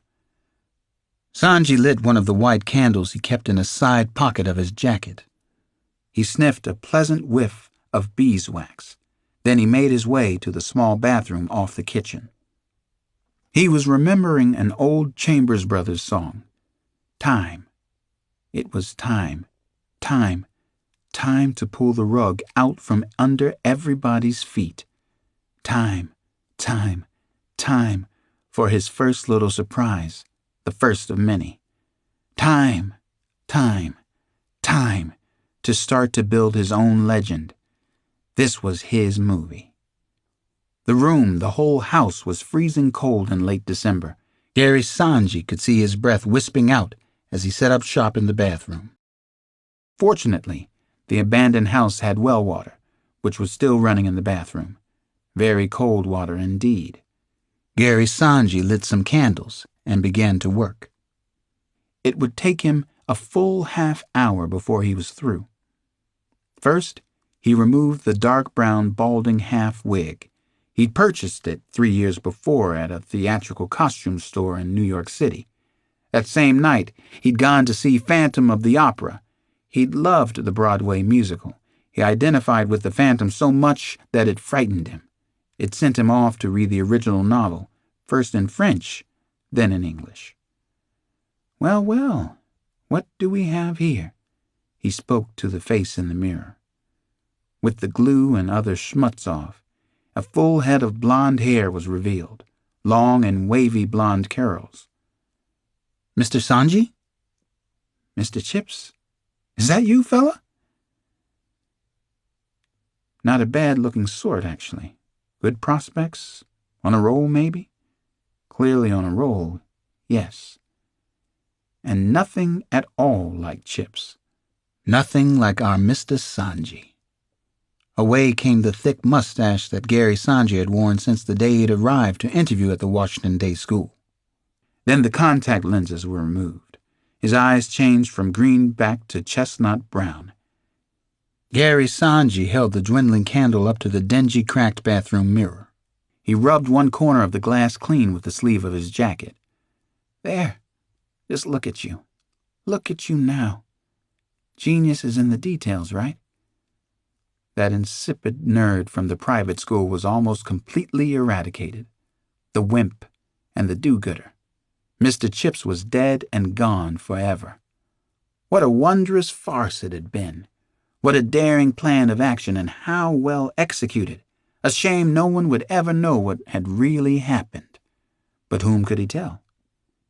Gary Sanji left the farmhouse around 11:30 p.m., right on his schedule. He walked to a detached garage that was north of the house. In a special place in the garage, very special, he hid $5,000 from his savings, his secret cash, money he'd stolen over the years. That was part of the plan, too. Long-range thinking. Then he headed down to the barn and his car. Once he was inside the barn, he checked on the kids again. So far, so great. No complaints from the kiddies. The sob started right up. He drove out to the main road, using only the dimmers. When he finally reached the highway, he flicked on the headlights. He still had work to do tonight. Masterpiece Theater continued. Cool beans. Chapter 11. FBI Special Agent Graham lived in Manassas Park, midway between Washington and the FBI Academy in Quantico. Graham was tall and physically impressive, with short, sandy brown hair. He worked on several major kidnappings, but nothing quite as disturbing as this current nightmare. At a little past 1 that morning, Graham finally got home. Home was a sprawling colonial on an average street in Manassas Park. 6 bedrooms, 3 baths, a big yard that covered nearly 2 acres. Unfortunately, this had not been a normal day. Graham was drained and beaten up and bone-tired. He often wondered why he didn't just settle down and write another book, take early retirement from the bureau, get to know his 3 children before they fled from the house. The street in Manassas Park was deserted. Porch lights glowed down the line of the road, and they were a comforting, friendly sight. Lights appeared in the rear-view mirror of Graham's Ford Bronco. A second car had stopped on the street in front of his house, its headlamps gleaming. A man got out and waved a notepad that was clutched in his hand. "Agent Graham, Martin Bayer, New York Times." A man called out as he walked up the driveway. He flashed a press credential. Jesus Christ, son of a bitching New York Times, Graham thought to himself. The reporter wore a dark suit, pinstriped shirt, rep tie. He was your basic up-and-coming New York yuppie on assignment. All these assholes from the Times and the Post looked the same to Graham. Not a real reporter among them anymore. "You've come a long way at this hour for a no comment, Mr. Bayer. I'm sorry," Roger Graham said. "I can't give you anything on the kidnapping. Frankly, there isn't anything to give." He wasn't sorry. But who needed enemies at the New York Times? Those bastards could stick their poison pens in one of your ears and out the other. One question and one question only. I understand that you don't have to answer, but it's that important to me. For me to be here at 1 a.m. Okay, let's have it. What's your question? Graham shut the door of his Bronco. He locked up for the night, flipped the car keys, and caught them.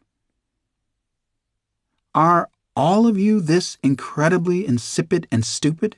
Gary Sanji asked him. That's my question, Graham Cracker. A long, sharp knife flashed forward once, then flashed again. The blade sliced back and forth across Roger Graham's throat. The first slashing motion pinned him back against his Ford Bronco. The second slashed his carotid artery. Graham dropped dead in his driveway. There had been no time to duck, run, or even say a prayer. You're supposed to be a freaking star, Roger. You wanted to be a star, right? I see no evidence of that. None. Zero, Sanji said. You're supposed to be way better than this. I need to be challenged by the best and the brightest. Sanji bent low and slid a single index card into the breast pocket of Agent Graham's white shirt. He patted the dead man's chest. Now, would a New York Times reporter really be here at 1 a.m, you arrogant fuck? Just to talk to your sorry ass? Then Sanji drove away from the murder scene. The death of Agent Graham wasn't a big deal to him. Not really. He'd killed over 200 people before this one. Practice makes perfect. It wouldn't be the last time either. This one would wake everybody up, though. He just hoped they had somebody better waiting in the wings. Otherwise, where was the fun? The challenge? How could this get bigger than the Lindbergh kidnapping? Chapter 12. I was already becoming emotionally involved with the kidnapped children. My sleep was restless and agitated that first night. In my dreams, I replayed several bad scenes at the school. I saw Mustaf Sanders again and again. His sad eyes stared out at me, asking for help, getting none from me. I woke to find both my kids in bed with me. At some time during the early morning, they must have snuck aboard. It's one of their favorite tricks, their little jokes on Big Daddy. Damon and Janelle were fast asleep on top of a patchwork quilt. I'd been too wasted to pull it off the bed the night before. We must have looked like two resting angels and a fallen plow horse. Damon is a beautiful little boy of 6 who always reminds me of how special his mother was. He has Maria's eyes. Janny is the other apple of my eye. She's 4 going on 15. She likes to call me Big Daddy, which sounds like some black slang she's managed to invent. Maybe she knew the football star Big Daddy Lipscomb in some other life. Also on the bed was a copy of William Styron's book on his depression, Darkness Visible, which I'd been reading. I was hoping it might give me some clue to help me get over my own depression, which had plagued me ever since Maria's murder. 3 years now felt like 20. What actually woke me that morning were headlights fanning across the window blinds.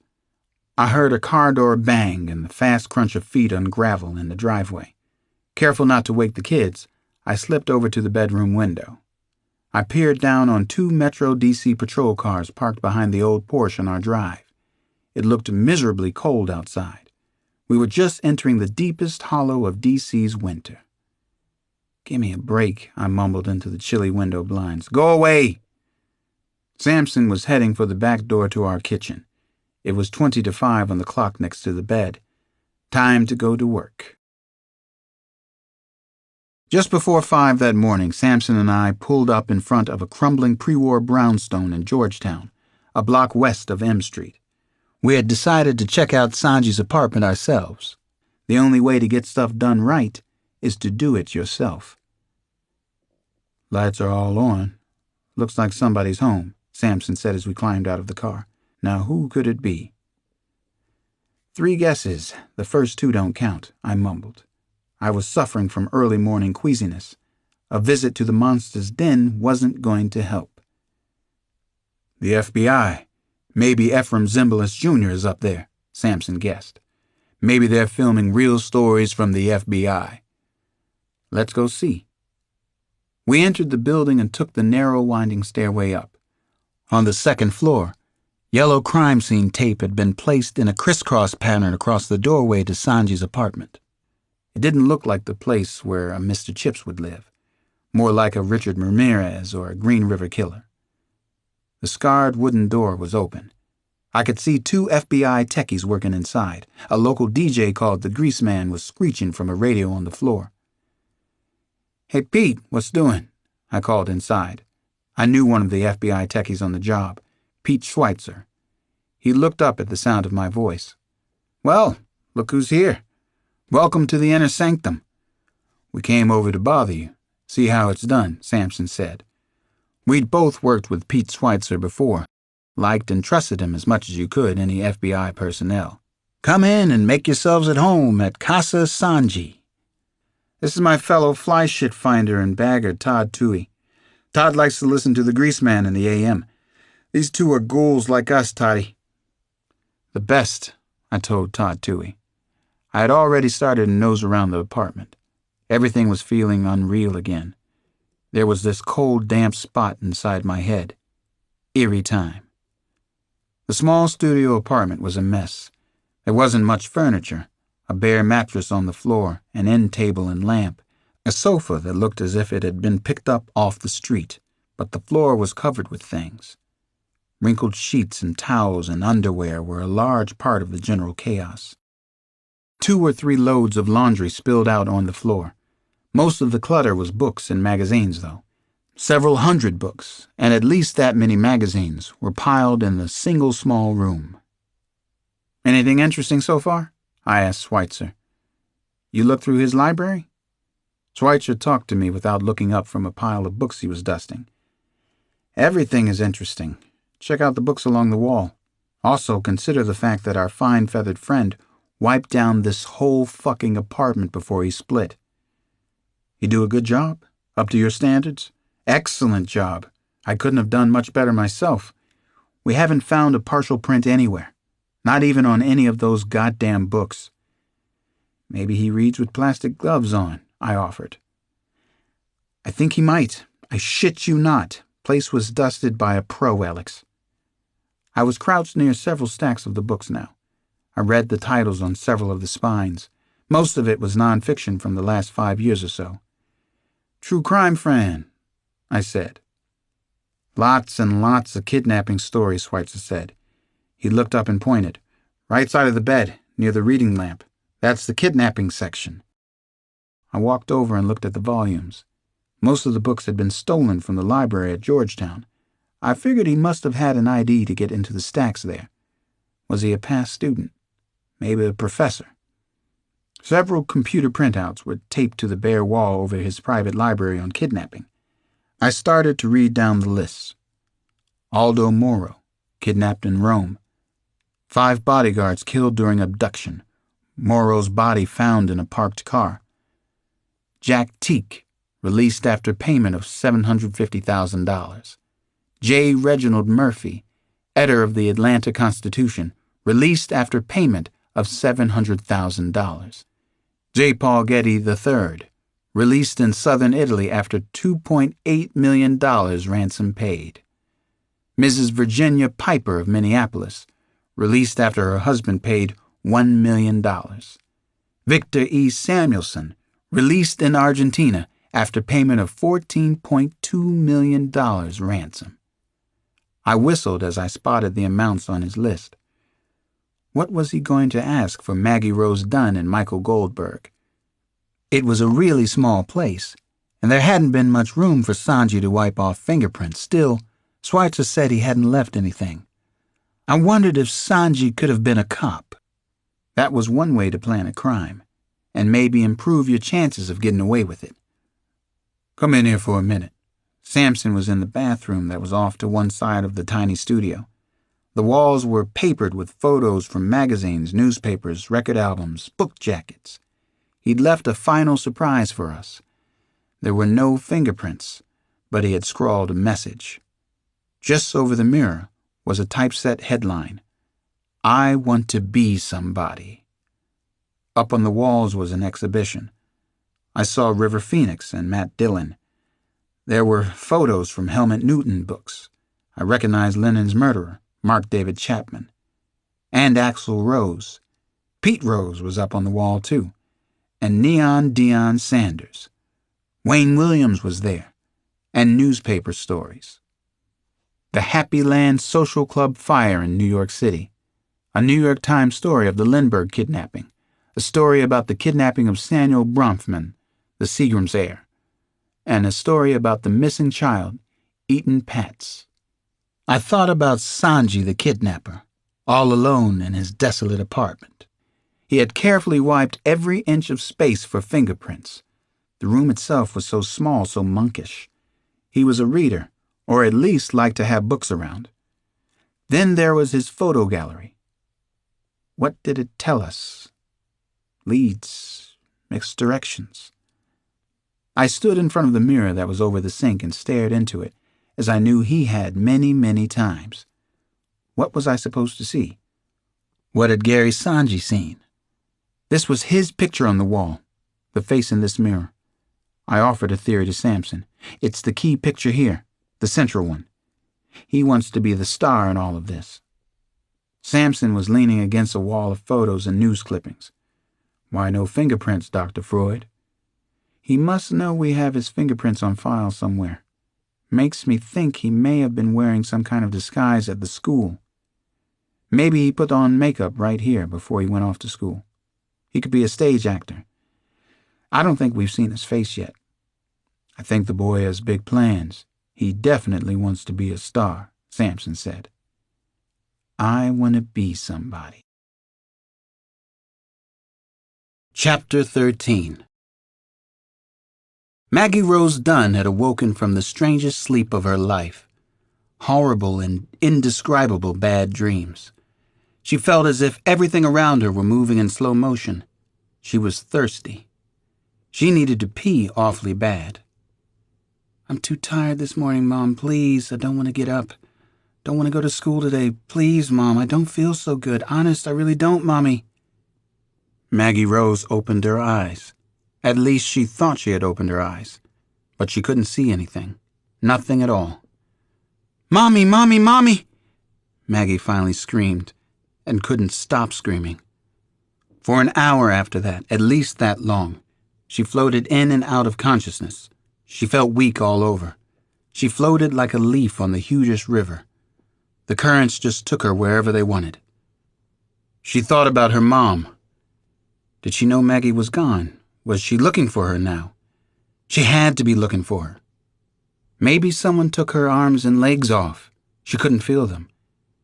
It must have been long ago. It was black. She must be buried in the ground. She must be rotting and becoming a skeleton. Was that why she couldn't feel her arms and legs? Am I going to be like this forever?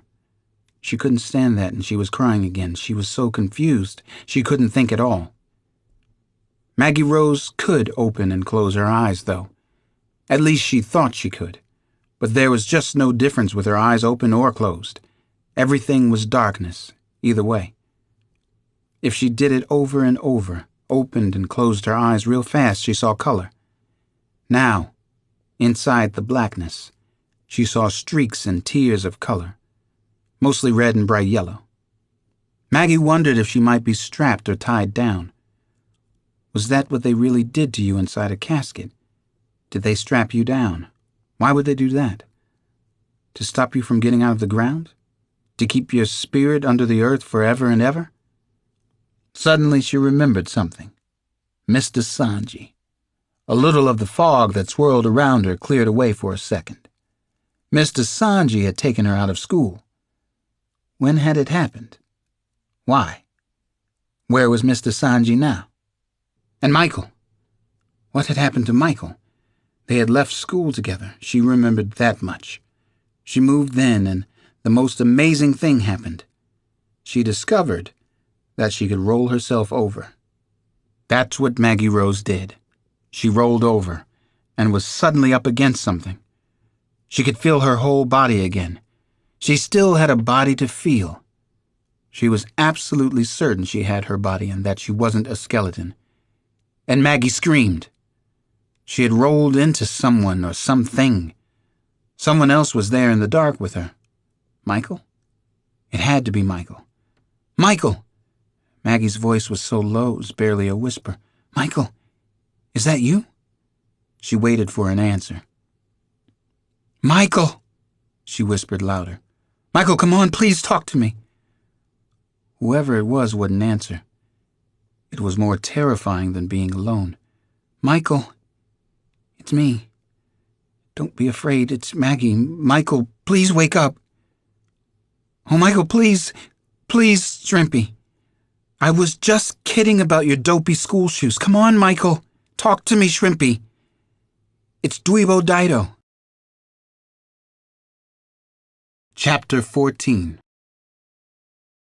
The Dunn house was what local real estate mavens might call Lutyens-style neo-Elizabethan. Neither Sampson nor I had seen too many of those in Southeast D.C. Inside, the house had the serenity and diversity I guess might be common among the rich. There were a lot of expensive things: Art Deco plaques and Oriental screens, a French sundial, a Turkestan rug, what looked like a Chinese or Japanese altar table. I remembered something Picasso had once said, "Give me a museum and I'll fill it." There was a small bathroom off one of the formal sitting rooms. Chief of Detectives George Pittman grabbed me and pulled me in there minutes after I arrived. It was around 8 o'clock. Too early for this. "What do you think you're doing?" he asked me. "What are you up to, Cross?" The room was really cramped. No place for two good-sized grown-up men to be. It wasn't your average toilet either. The floor was covered with a William Morris rug. A designer chair sat in one corner. I thought I would get some coffee. Then I was going to sit in on the morning briefing, I said to Pittman. I wanted to get out of that bathroom so bad. "Don't fuck around with me," he started to raise his voice. "Do not fuck with me." "Oh, don't do that," I wanted to say to him. "Don't make a big, awful scene in here." I thought about putting his head under water in the toilet bowl just to keep him quiet. "Lower your voice or I'm leaving," I said. I try to act in a reasonable and considerate manner most of the time. It's one of my character flaws. "Don't tell me to lower my voice. Who the fuck told you to go home last night, you and Sampson? Who told you to go to the Sanji apartment this morning? Is that what this is all about? Is that why we're in here together now?" I asked. "You bet it is. I'm running this investigation. That means if you want to tie your shoe, you talk to me first." I grinned. I couldn't help it. "Where'd you get that line? Did Lou Gossett say that in An Officer and a Gentleman?" "You think this is a lot of fun and games, Cross?" "No, I don't. I don't think it's any fun. Now you keep the fuck out of my face, or you won't have one," I warned him. I walked out of the bathroom. Chief of Detectives Pittman didn't follow me. Yes, I can be provoked. No, that little turd shouldn't fuck with me. At a little past 8, the hostage rescue team was finally gathered together in a large, exquisitely decorated sitting room. Right away, I sensed something was wrong. Something was up for sure. Jessie Flanagan from the Secret Service had taken the floor. I remembered her from the morning before at the day school. She stood in front of a working fireplace. The mantel was strung with holly boughs, tiny white lights, and Christmas cards. Several non-traditional cards were obviously from friends of the Dunns in California. Photographs of decorated palm trees, of Santa's sleigh in the sky over Malibu. The Dunns had recently moved to Washington after Thomas Dunn took a job as director of the Red Cross. Jessie Flanagan looked more formal than she had at the school. She wore a loose gray skirt, with a black turtleneck sweater and small gold earrings. She looked like a Washington lawyer, an attractive and very successful one. "Sanji contacted us at midnight last night. Then again around 1 o'clock. We didn't expect him to contact us so soon, none of us did." She started things off. "The initial phone call was made from the Arlington area. Sanji made it clear he had nothing to say about the children, except that both Maggie Dunn and Michael Goldberg are doing well. What else would he say? He wouldn't allow us to speak to either of the children, so we don't know that for sure. He sounded lucid and very much in control. "Has the voice tape been analyzed yet?" Pittman asked from his seat near the front. If Sampson and I had to be on the outside looking in, it was good to know Pittman was right there with us. Apparently, nobody was talking to him either. "It's being done," Flanagan answered the question politely. She gave it just about the attention it deserved, I thought, but she avoided any condescension. She was real good at keeping control. "How long was he actually on the line?" the justice lawyer Richard Galetta asked next. "Not very long, unfortunately. 34 seconds to be exact." Flanagan answered him with the same efficient courtesy. Cool, but pleasant enough. Smart. I studied her. She was obviously comfortable being up in front of people. I'd heard that she'd gotten credit for some strong moves at service in the past few years, which meant that she took a lot of credit. "He was long gone when we got to the payphone in Arlington. We couldn't get that lucky so soon," she said. She offered the hint of a smile, and I noticed that several of the men in the room smiled back at her. "Why did you think he made the call?" the U.S. Marshal asked from the back of the room. He was balding and paunchy, and smoking a pipe. Flanagan sighed. "Please let me go on. Unfortunately, there's more to it than the phone call. Sanji murdered FBI agent Roger Graham last night. It happened right outside Graham's house in Virginia, in the driveway. It's difficult to shake up an experienced group like the ones gathered at the Dunn's. The news of Roger Graham's murder did it. I know that it buckled my knees. Roger and I had shared some tight spaces together over the past few years. Whenever I worked with him, I'd always known my back would be covered. Not that I needed another reason to want to get Gary Sanji, but he'd given me a good one. I wondered if Sanji had known that, and what it meant if he did. As a psychologist, the murder filled me with a sense of dread. It told me that Sanji was organized, confident enough to play with us, and willing to kill. It did not bode well for Maggie Rose Dunn and Michael Goldberg. "He left a very explicit message for us," Flanagan went on. "The message was typed on an index card, or what looked like a little library card. The message was for all of us. It said, 'Roger Gramcracker thought he was a big deal. Well, he obviously wasn't. If you work on this case, you're in grave danger.' The message was signed. He calls himself the son of Lindbergh." Chapter 15. The press coverage of the kidnapping case got down and very dirty right away. A front-page headline in one of the morning papers said, "Secret Service bodyguards out for coffee."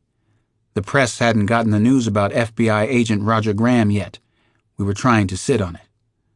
The news gossip that morning was about how Secret Service agents Charles Chackley and Michael Devine had left their posts at the private school. Actually, they had gone out for breakfast during classes. It was pretty standard for this kind of duty. The coffee break, however, would be expensive. It would probably cost Chackley and Devine their jobs, possibly their careers. On another front, Pittman wasn't making much use of Sampson and me so far. This went on for 2 days. Left on our own, Sampson and I concentrated on the thin trail left by Gary Sanji. I followed up at area stores where someone might buy makeup and special effects. Sampson went to the Georgetown Library. But no one there had seen Sanji. They weren't even aware of the book thefts from their stacks. Sanji had successfully disappeared. More disturbing, he seemed to have never existed before taking the job at Washington Day School. Not surprisingly, he had falsified his employment records and faked several recommendations. He completed each step as expertly as any of us have seen in fraud or bunco cases. He'd left no trail. Sanji had been brazen and supremely confident about getting his job at the school. A supposed previous employer, fictitious, had contacted Washington Day School and highly recommended Sanji, who was moving into the Washington area. More recommendations came via faxes from the University of Pennsylvania, both the undergraduate and graduate school programs. After 2 impressive interviews, the school wanted the personable and eager teacher so badly, and had been led to believe they were in competition with other D.C. private schools. They had simply hired him. And we never regretted hiring him. Until now, of course, the assistant headmaster admitted to me. He was even better than advertised. If he wasn't really a math teacher before he came here, I'd be totally amazed. That would make him a superb actor indeed. Late afternoon on the 3rd day, I got an assignment from Don Manning, one of Pittman's lieutenants. I was asked to size up and do an evaluation of Catherine Rose Dunn and her husband. I had tried to get some time with the Dunns on my own, but had been denied. I met with Catherine and Thomas Dunn in the backyard of their house. A 10-foot-high gray stone wall effectively kept out the outside world. So did a huge row of linden trees. Actually, the backyard consisted of several gardens separated by stone walls and a wandering stream. The gardens had their own plantsman, a young couple from Potomac, who apparently made a very nice living tending gardens around town. The plantsman definitely made more money than I did. Catherine Rose had thrown an old camel's hair steamer over jeans and a V-necked sweater. She could probably get away with wearing anything she wanted, I thought as we all walked outside. I'd read somewhere recently that Catherine Rose was still considered among the most beautiful women in the world. She had made only a handful of movies since she'd had Maggie Rose, but she'd lost none of her beauty, not as far as I could see. Not even in her time of terrible anxiety. Her husband, Thomas Dunn, had been a prominent entertainment lawyer in Los Angeles when they met. He'd been involved with Greenpeace and Save the Earth out there. The family had moved to Washington after he became director of the American Red Cross. "Have you been involved with other kidnappings, Detective?" Thomas Dunn wanted to know. He was trying to figure out where I fit in. Was I important? Could I help their little girl in any way? He was a little rude, but I guess I couldn't blame him under the circumstances. "About a dozen," I told him. "Can you tell me a little bit about Maggie? It could help. The more we know, the better will be our chances of finding Maggie." Catherine Rose nodded. "Of course we will, Detective Cross. We've tried to bring Maggie up to be as normal as possible," she said. "That's one of the reasons we finally decided to move east." I don't know if I'd call Washington a normal place to grow up. This isn't exactly Mayberry RFD. I smiled at the two of them. For some reason, that statement started to break the ice between us. "Compared to Beverly Hills, it's pretty normal," Tom Dunn said. "Believe me, it is." "I'm not even sure what normal means anymore," Catherine said. Her eyes gave the appearance of being grayish-blue. They penetrated when you got up close to her. "I guess normal corresponds to some old-fashioned image in the rear of our minds, Tom's and mine. Maggie isn't spoiled. She's not one for Susie got this or Casey's parents brought her that. She doesn't have a big head about herself. That kind of normal. She's just a little girl, Detective." As Catherine Rose lovingly talked about her daughter, I found myself thinking of my own children, especially Janelle. Jannie was normal, too. By that, I mean that she was in balance, definitely not spoiled, lovable in every way. Finding parallels between our daughters, I listened even more carefully as they spoke of Maggie Rose. "She's a lot like Catherine," Thomas Dunn offered a point he felt was important for me to hear. "Catherine is the most egoless person I've ever met. Believe me, to live through the adulation a star can get in Hollywood and the nasty abuse, and to be the person she is very hard." "How did she come to be called Maggie Rose?" I asked Catherine Rose. "That's all my doing." Thomas Dunn's eyes rolled back. He liked to talk for his wife, I could see. "It was a nickname that just caught on. It started the first time I saw the two of them in the hospital. Tom calls us the Rose Girls, the Rose Sisters. We work out here in the Rose Garden. When Maggie and I argue, it's the War of the Roses. It goes like that." They loved their little girl very much. I sensed it in every word they said about Maggie. Sanji, whatever his real name was, had chosen wisely in their case. It was another perfect move on his part. He'd done his homework. Big-name movie star and a respected lawyer. Very loving parents. Money. Prestige. Maybe he liked her movies. I tried to remember if Catherine Rose had played any part that might have set him off. I didn't remember seeing her picture up in his apartment. You said you want to know how Maggie might react under these terrible circumstances, Catherine continued. Why is that, Detective Cross?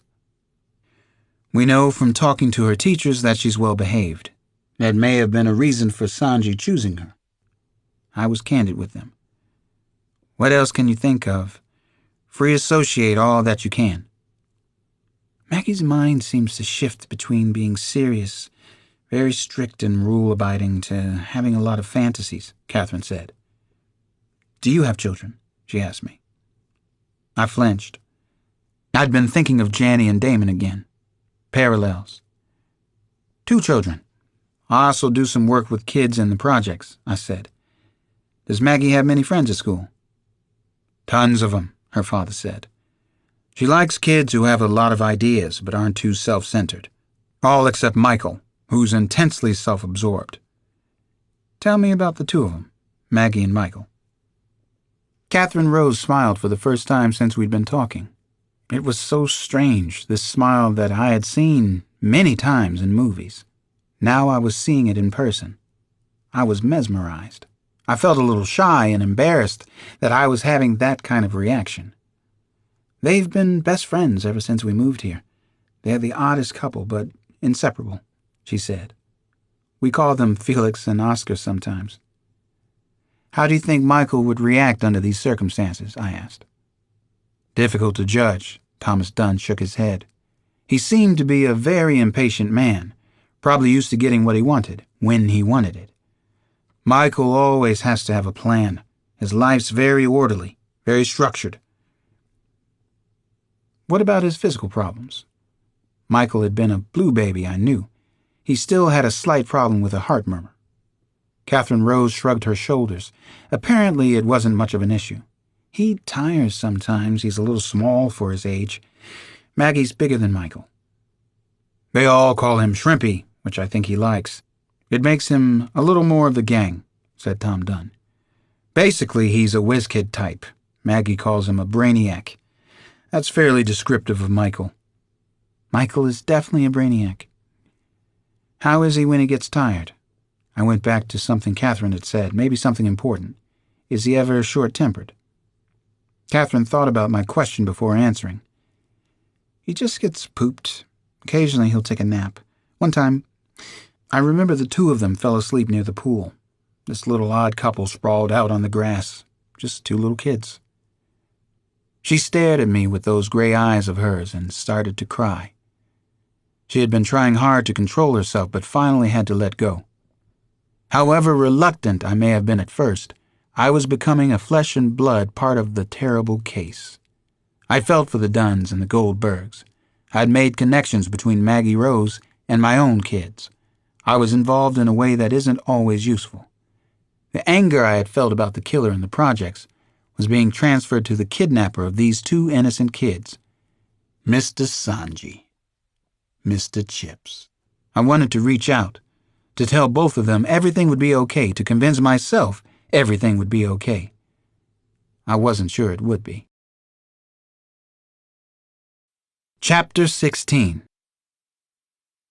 Maggie Rose still believed she was in her own grave. It was beyond being creepy and horrible. It was 1,000,000 times worse than any nightmare she'd ever imagined, and Maggie knew her imagination was a good one. She could gross out or amaze her friends pretty much at will. Was it nighttime now, or was it daytime? Michael? She moaned weakly.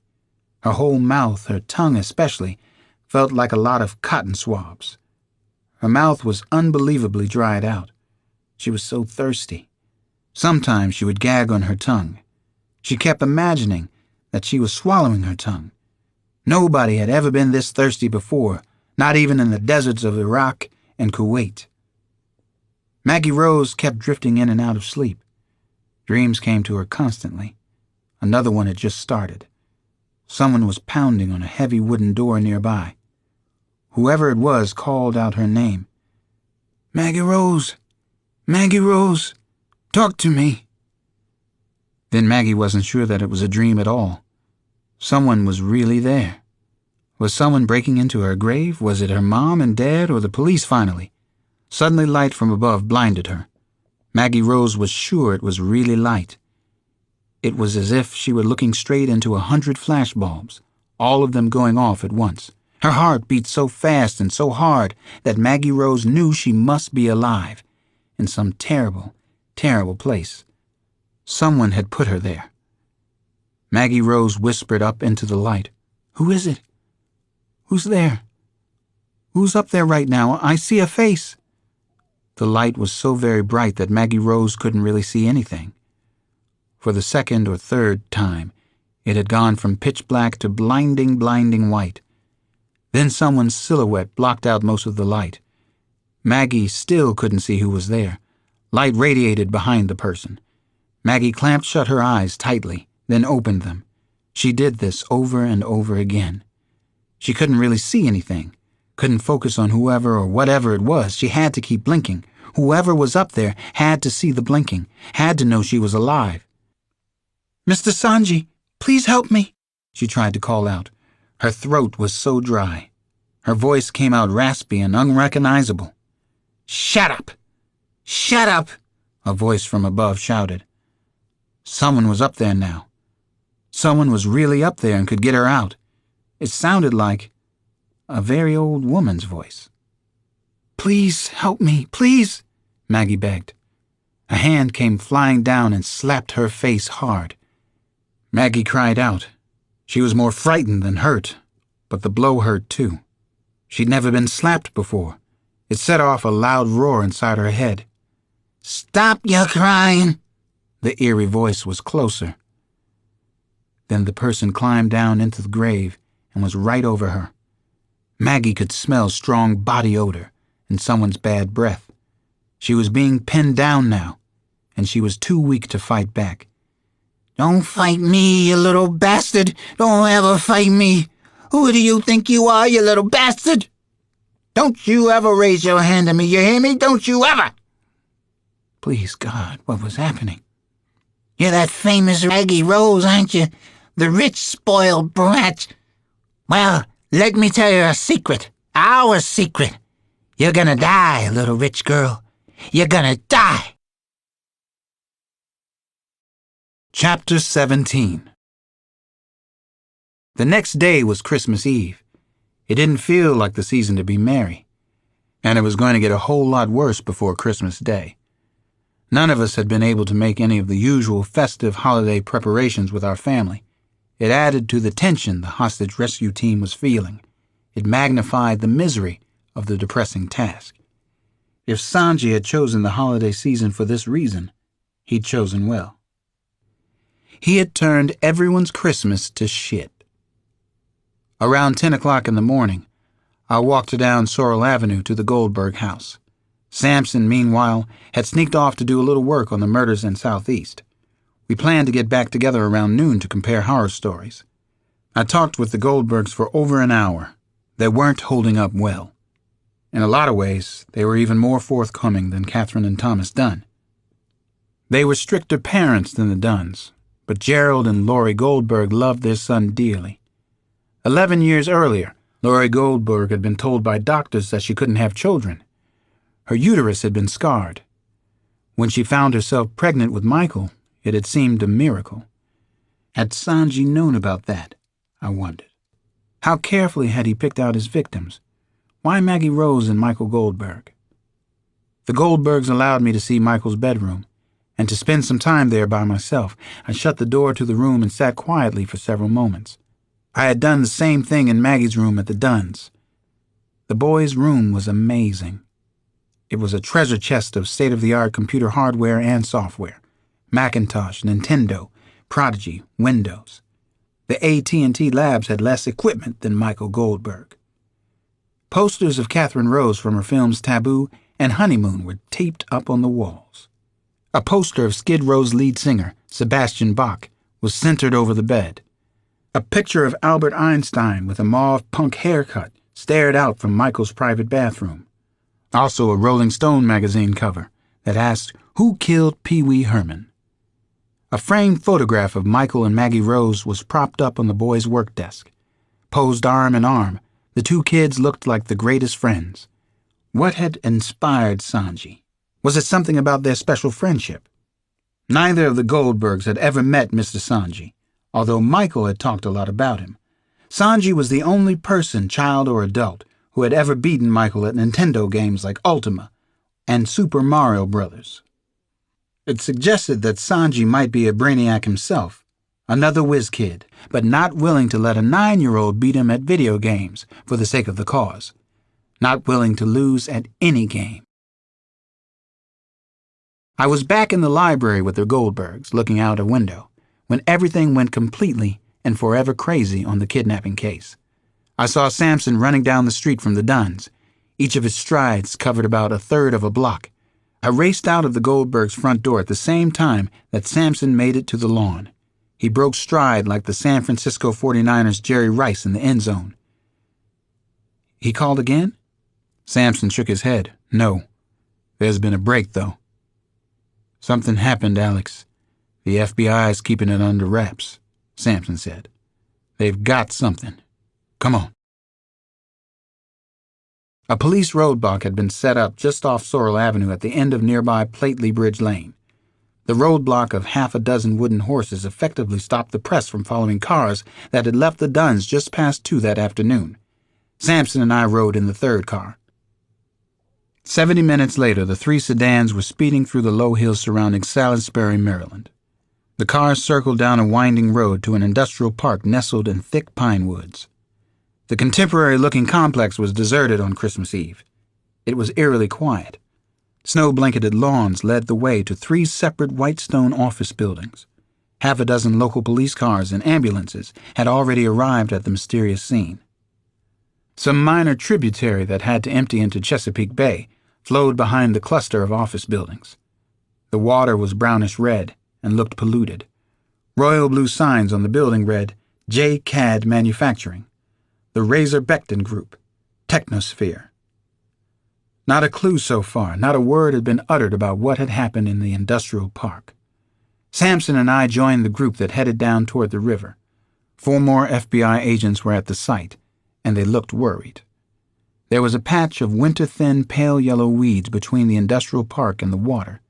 Then came a 30 or 40-yard barren strip to the river itself. The sky overhead was cardboard gray, threatening more snow. Down one muddy bank, sheriff's deputies were pouring casting compound, trying to get some footprints. Had Gary Sanji been here? Have they told you anything? I asked Jessie Flanagan as we sidestepped down the steep, muddy embankment together. Her work shoes were getting ruined. She didn't seem to notice. No, not yet, not a thing.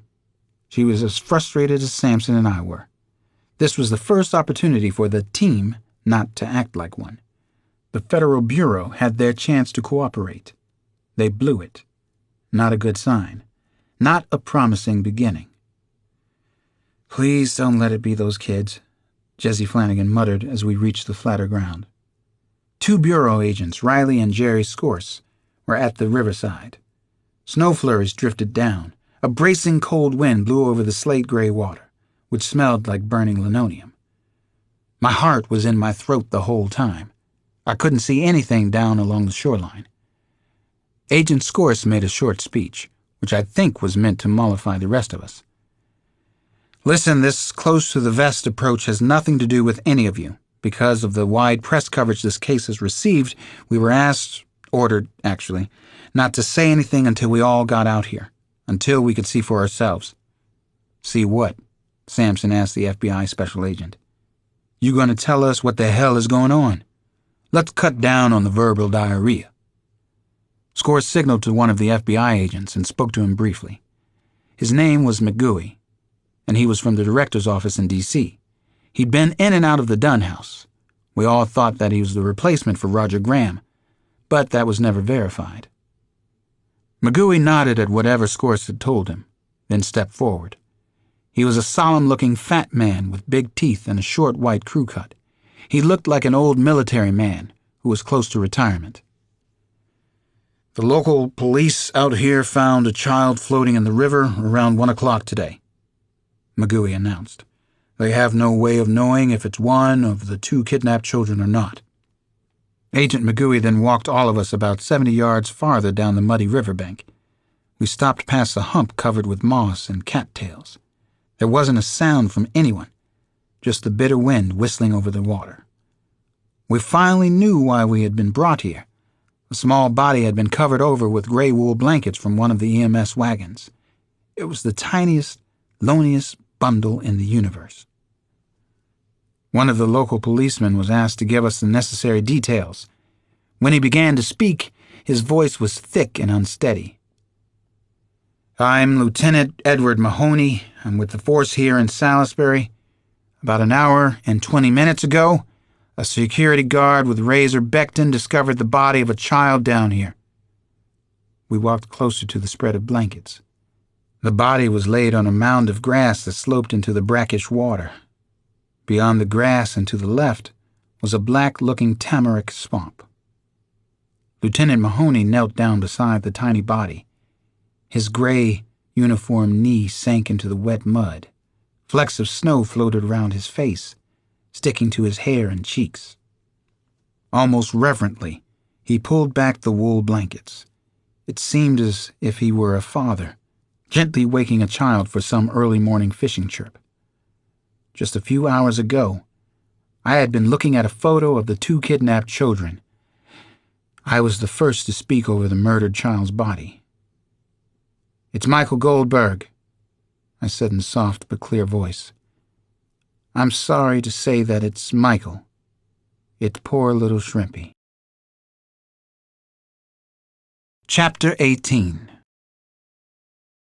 Jessie Flanagan didn't get home until early Christmas morning. Her head was spinning, bursting with too many ideas about the kidnapping. She had to stop the obsessive images for a while. She had to shut down her engines or the plant would explode. She had to stop being a cop. The difference between her and some other cops she knew was that she could stop. Jessie was living in Arlington with her mother. They shared a small, crammed condo apartment near the Crystal City Underground. Jessie thought of it as the suicide flat. The living arrangement was supposed to be temporary, except that she had been there close to a year now, ever since her divorce from Dennis Keeler. Dennis the Menace was up in northern Jersey these days, still trying to make it to the New York Times. He was never going to accomplish that feat, Jessie knew in her heart. The only thing Dennis had ever been good at was trying to make Jessie doubt herself. Dennis had been a real standout in that department, but in the end, she wouldn't let him beat her down. She had been working too hard at the service to find time to move out of her mother's condo. At least, that was what she kept telling herself. There'd been no time to have a life. She was saving up for something big, some kind of significant life change. She'd been calculating her net worth at least a couple times a week, every week. She had all of $24,000. That was everything. She was 32 now.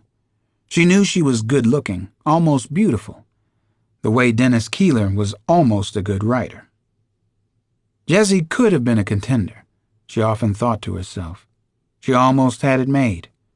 All she needed was one decent break, and she'd finally realized she had to make that break for herself. She was committed to it.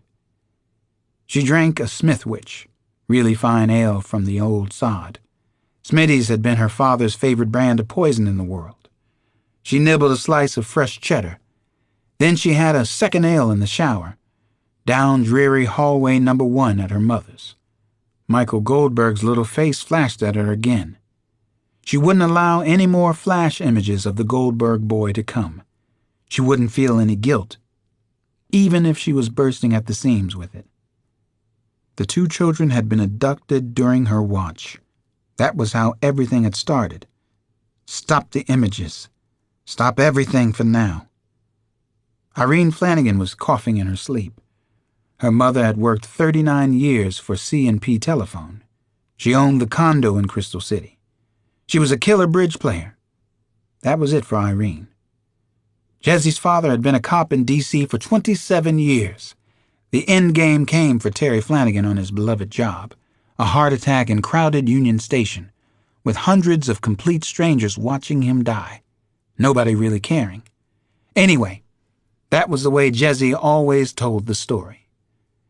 Jessie decided again for the 1000th time that she had to move out of her mother's place, no matter what. No more lame excuses. Move it or lose it, girl. Move on with your life. She had completely lost track of how long she'd been drowning in the shower, holding the empty beer bottle at her side, rubbing the cool glass against her thigh. Despair junkie, she muttered to herself. That's really pitiful. She'd been in the shower long enough to finish the Smithwich, anyway, and get thirsty for another one. Thirsty for something. She'd successfully avoided thinking about the Goldberg boy for a while, but not really. How could she? Little Michael Goldberg. Jessie Flanagan had gotten good at forgetting over the past few years, though, avoiding pain at all costs. It was dumb to be in pain, if you could avoid it. Of course, that also meant avoiding close relationships, avoiding even the proximity of love, avoiding most of the natural range of human emotions. Fair enough. It might be an acceptable trade-off. She found that she could survive without love in her life. It sounded terrible, but it was the truth. Yes, for the moment, especially the present moment, the trade-off was well worth it, Jessie thought. It helped her get through each day and night of the crisis. It got her through until the cocktail hour anyway. She coped okay.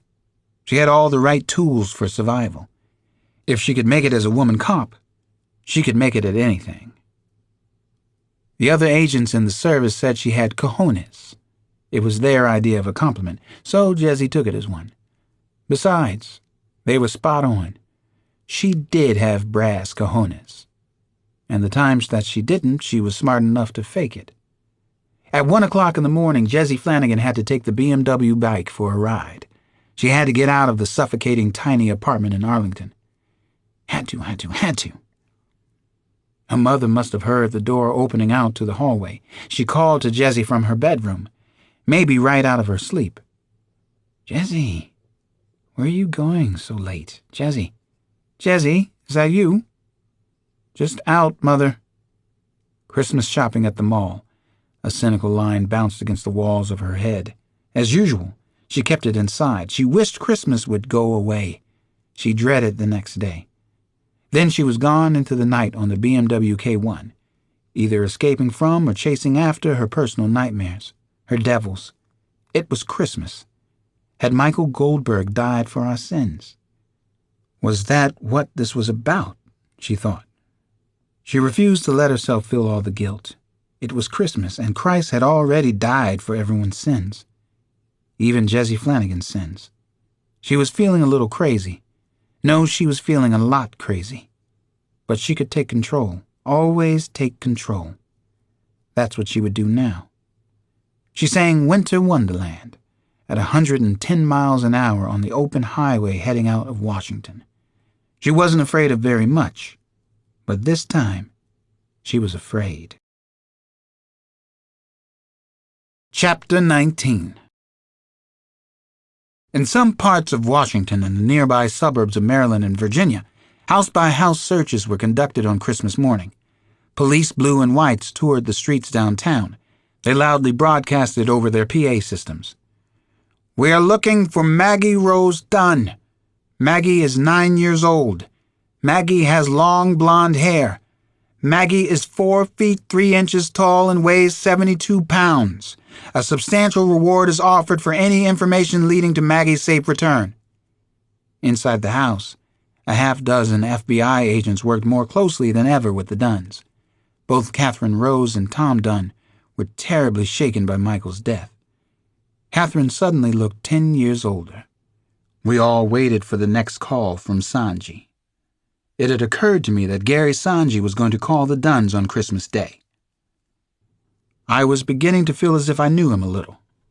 I wanted him to call, wanted him to start moving, to make the first big mistake. I wanted to get him. At around 11 on Christmas morning, the hostage rescue team was hurriedly called together in the Dunns' formal sitting room. There were close to 20 of us now, all at the mercy of the FBI for vital information. The house was buzzing. What had the son of Lindbergh done? We hadn't been given much information yet. We did know that a telegram had been delivered to the Dunn house.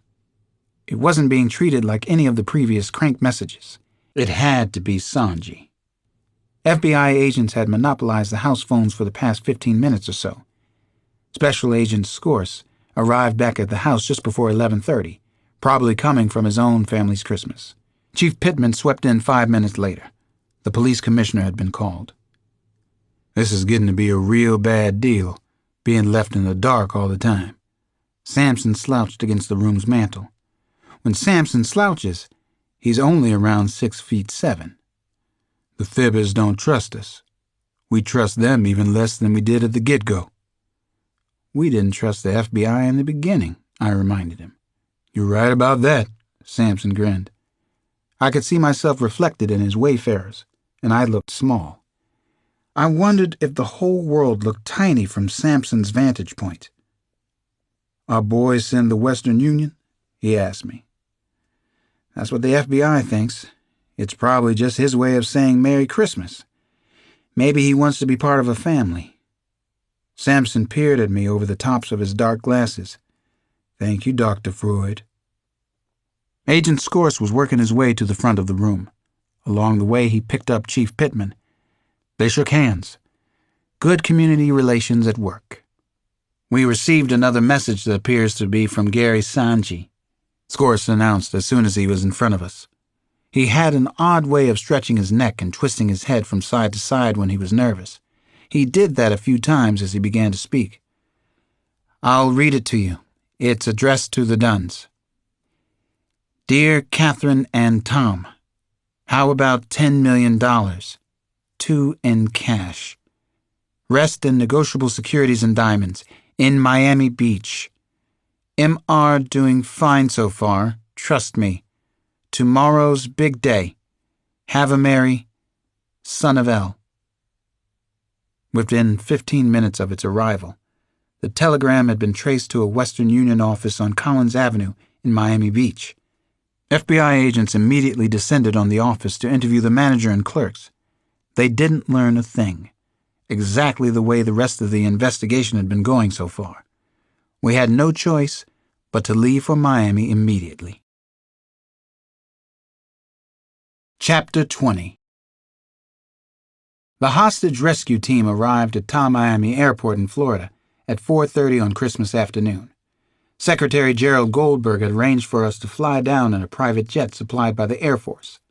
A Miami police escort rushed us to the FBI office on Collins Avenue, near the Fontainebleau and other Gold Coast hotels. The bureau office was only 6 blocks from the Western Union office where Sanji had sent the telegram. Had he known that? Probably he had. That was how his mind seemed to work. Sanji was a control freak. I kept jotting down observations on him. There were already 20 pages in a notepad I kept in my jacket. I wasn't ready to write a profile of Sanji, since I had no information about his past yet. My notes were filled with all the right buzzwords, though. Organized, sadistic, methodical, controlling, perhaps hypomanic. Was he watching us scurry around Miami now? Quite possibly he was. Maybe in another disguise. Was he remorseful about Michael Goldberg's death? Or was he entering a state of rage? Private lines of emergency switchboard operators had already been set up at the FBI office. We didn't know how Soniji would communicate from here on. Several Miami police officers were added to the team now. So were another 200 agents from the Bureau's large force in southern Florida. Suddenly everything was rush, rush, rush. Hurry up and wait.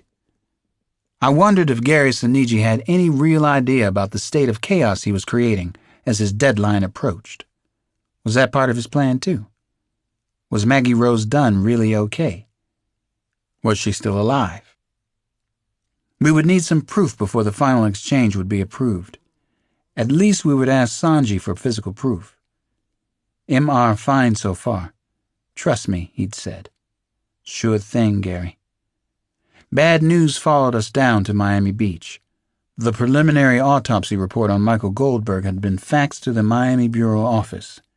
A briefing was held immediately after we arrived in the FBI's crisis room. We sat in a crescent arrangement of desks, each desk with its own video monitor and word processor. The room was unusually quiet.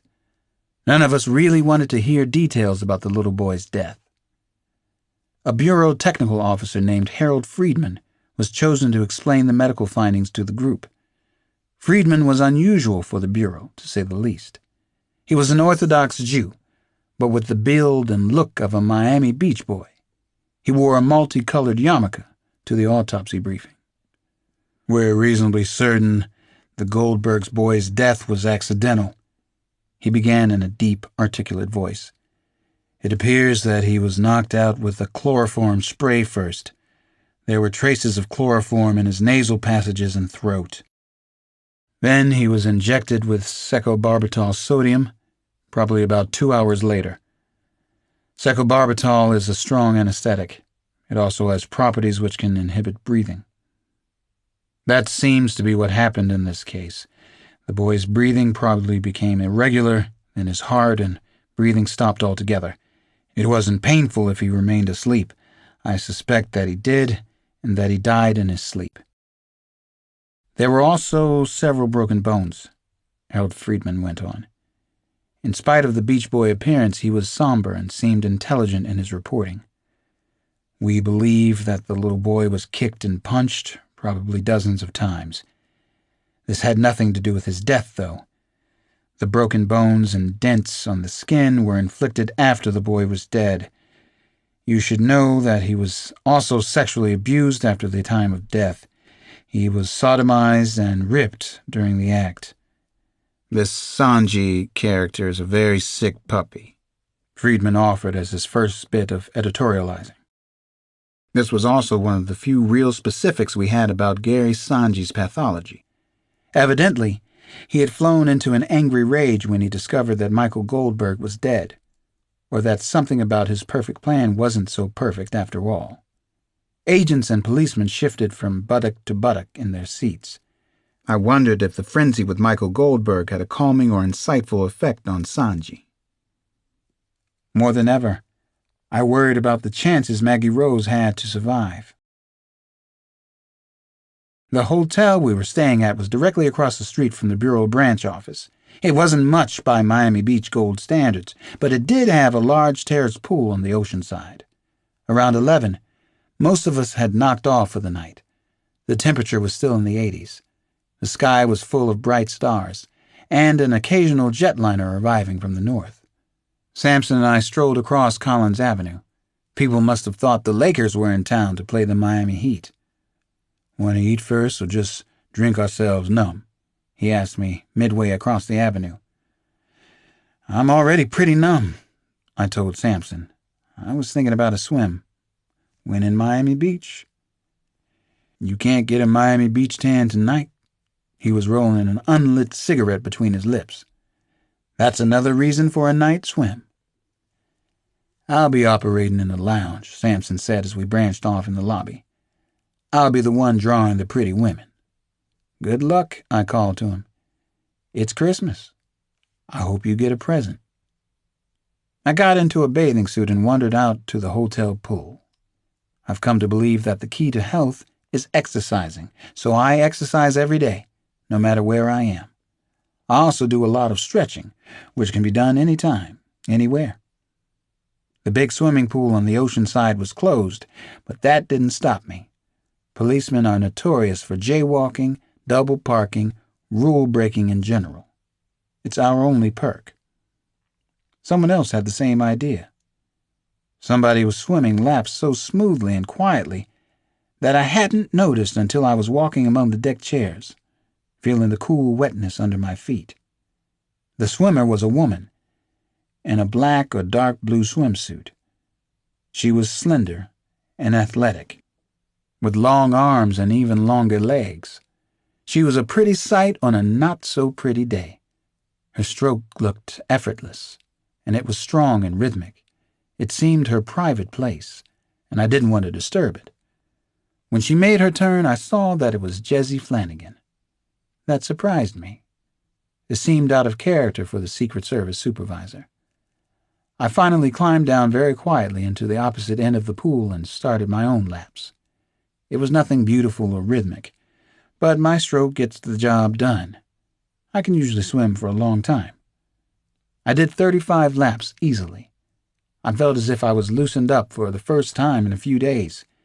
The cobwebs were beginning to go away. Maybe I'd do another 20 and call it a night. Or maybe I'd have a Christmas beer with Samson. When I stopped for a quick blow, Jessie Flanagan was sitting right there on the edge of a lounger. A fluffy white hotel towel was thrown casually over her bare shoulders. She was pretty in the moonlight over Miami. Willowy, very blonde, bright blue eyes staring at me. 50 laps, Detective Cross. She smiled in a way that revealed a different person from the one I'd seen at work over the past few days. She seemed much more relaxed. 35. I'm not exactly in your league, I said to her. Not even close. I learned my stroke at the downtown Y. You persevere. She kept her smile turned on nicely. You're in good shape. Whatever my stroke is called, it sure feels good tonight. After all those hours cooped up in that room, those boxy little windows that don't open. If they had big windows, all anybody would think about is escaping to the beach. They'd never get any work done, anywhere in the state of Florida. Are we getting any work done? I asked Jessie. She laughed.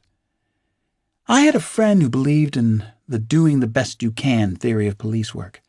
I'm doing the best I can, under impossible circumstances. How about you? I'm doing the best I can, too, I said. Praise the Lord. Jessie Flanagan raised both of her arms, joyously. Her exuberance surprised me. It was funny, and it felt good to laugh for a change, real good, real necessary. Under the circumstances, I'm doing the best I can, I added. Under the circumstances, praise the Lord. Jessie raised her voice again. She was funny, or it was late, or both of the above. You going to catch a bite? I asked her. I wanted to hear her thoughts about the case. I hadn't really talked to her before.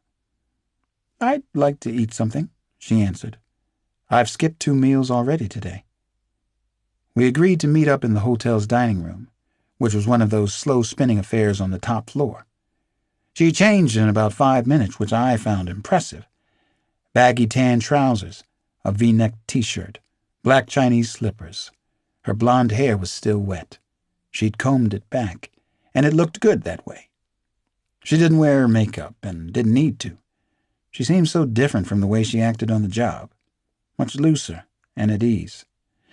In all honesty and fairness, I have to tell you one thing, she was laughing. What's the one thing? Well, you're a strong but really clunky swimmer. On the other hand, you do look good in a bathing suit. Both of us laughed.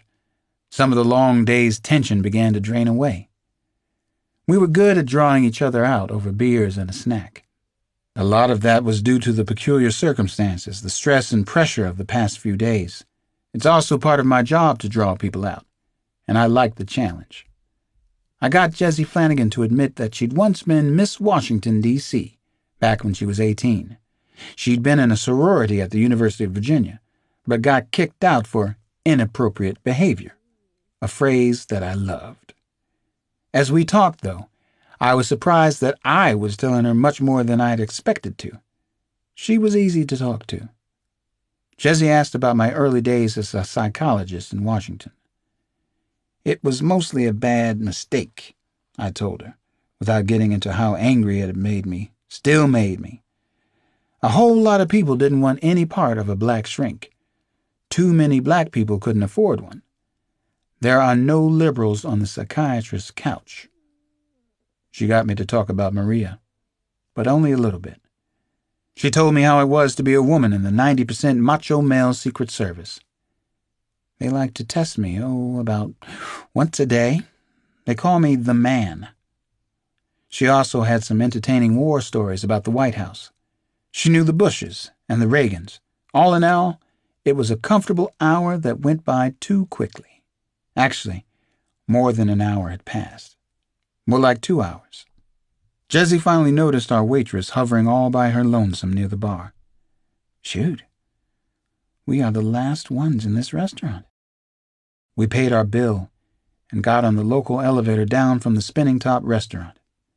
Jessie's room was on the higher floor. She probably had a view of the ocean, too, from her suite. That was real nice, I said at her stop.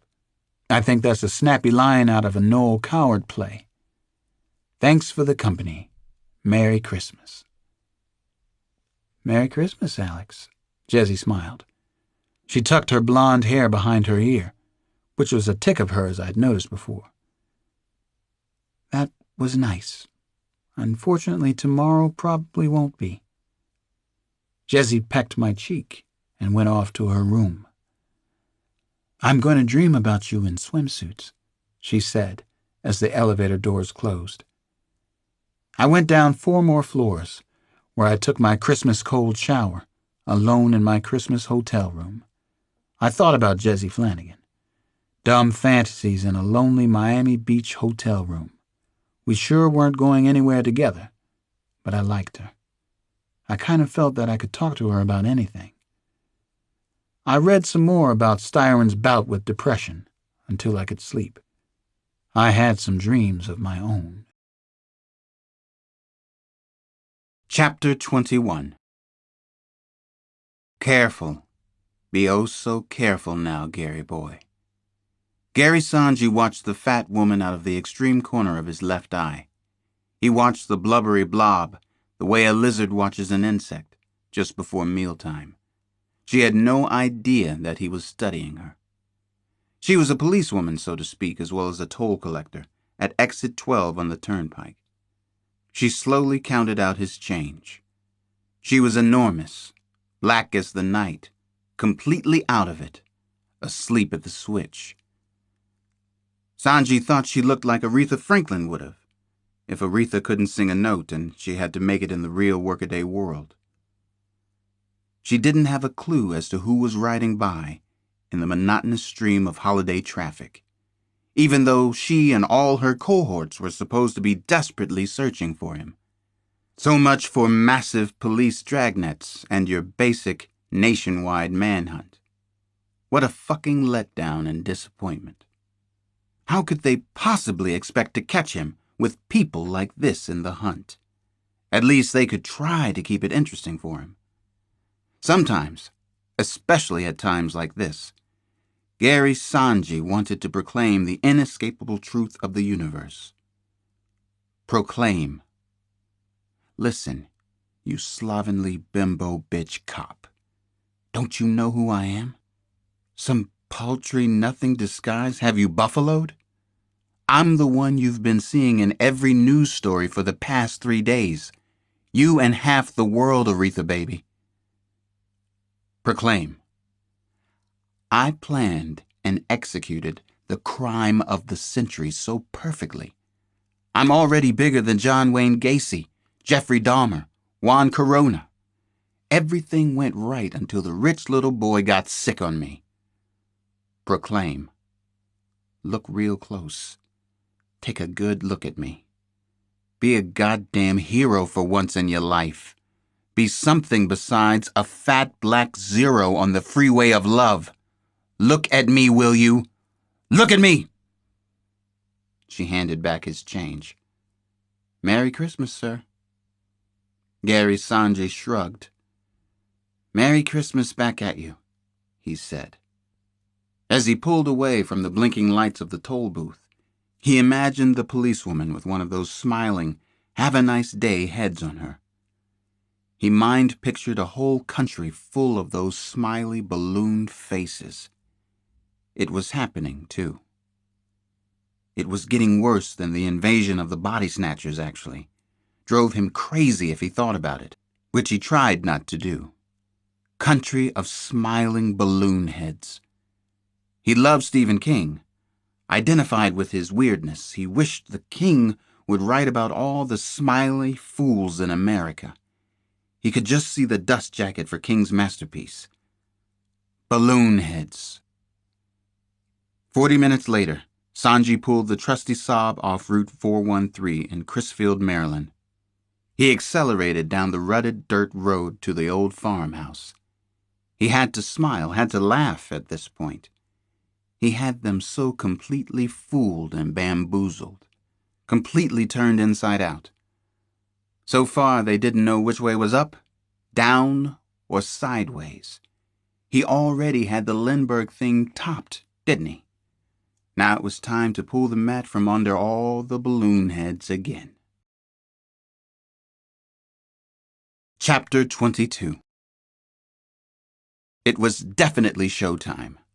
A Federal Express courier had arrived at the FBI offices just before 10:30 on the morning of the 26th of December. He delivered the new message from the son of Lindbergh. We were called back to the crisis room on the second floor. The whole FBI staff seemed to be in there. This was it, and everybody knew it. Moments later, Special Agent Bill Thompson from Miami rushed in. He brandished one of those familiar-looking delivery service envelopes.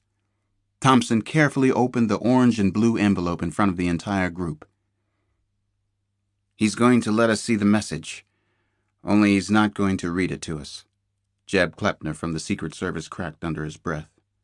Sampson and I were standing there with Kleppner and Jesse Flanagan. "Oh, he doesn't want all the heat on this one," Jesse predicted. "He'll share with us this time." Thompson was ready, up at the front. "I have a message from Gary Sanji. It goes as follows." "There's the number 1. Thompson read the message.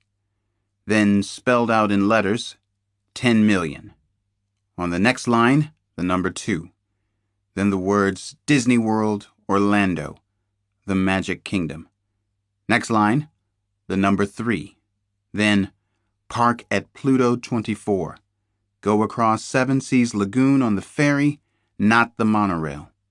12:50 p.m. today. This will be finished by 1:15. Last line.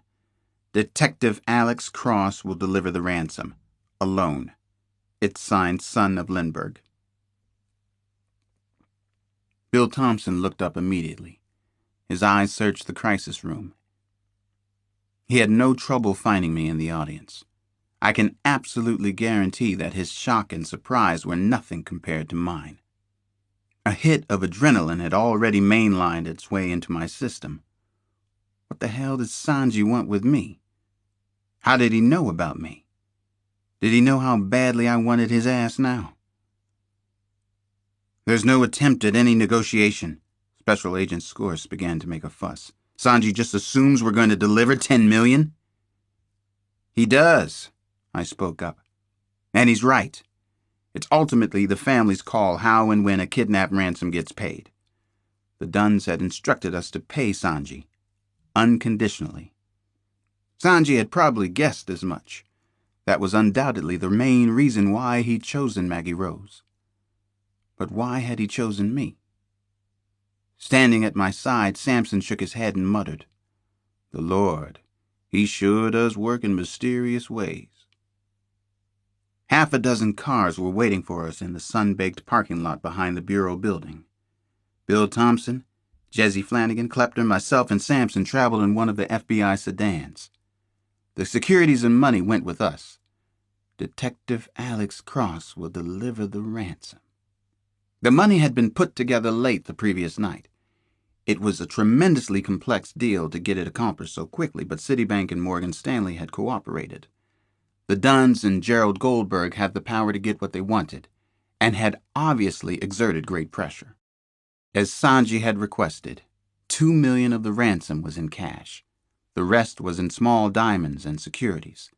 The ransom was negotiable, and also very portable. It fit into an American Tourister suitcase. The trip from downtown Miami Beach to the Opa-locka West Airport took about 25 minutes. The flight would take another 40. That would get us into Orlando at approximately 11:45 a.m. It would be tight. "We can try to put a device on Cross," we listened as Agent Scorse talked over the radio to Thompson. Portable radio transmitter. We've got one on board the plane. I don't like that very much, Jerry, Thompson said. I don't like it either, I said from the back seat. An understatement. No bugs, that's out. I was still trying to understand how and why Sanji had picked me. It didn't make sense. I thought he might have read about me in the news coverage back in Washington. He had some good reason, I knew. There could be little or no doubt about that. There'll be unbelievable crowds at that park, Thompson said once we were on board the Cessna 310 to Orlando. That's the obvious reason he's chosen the Disney park. Lots of parents and kids at the Magic Kingdom, too. He just might be able to blend in with Maggie Dunn. He may have disguised her as well. The Disney park fits into his pattern for big, important icons, I said.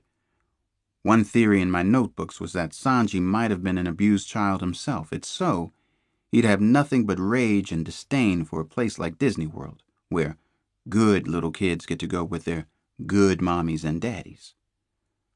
We've already got ground and aerial surveillance on the park, Scores contributed. Pictures are being piped into the crisis room in Washington right now. We're also filming Epcot and Pleasure Island, just in case he pulls a last-minute switch. I could just imagine the scene at the FBI crisis room on 10th Street.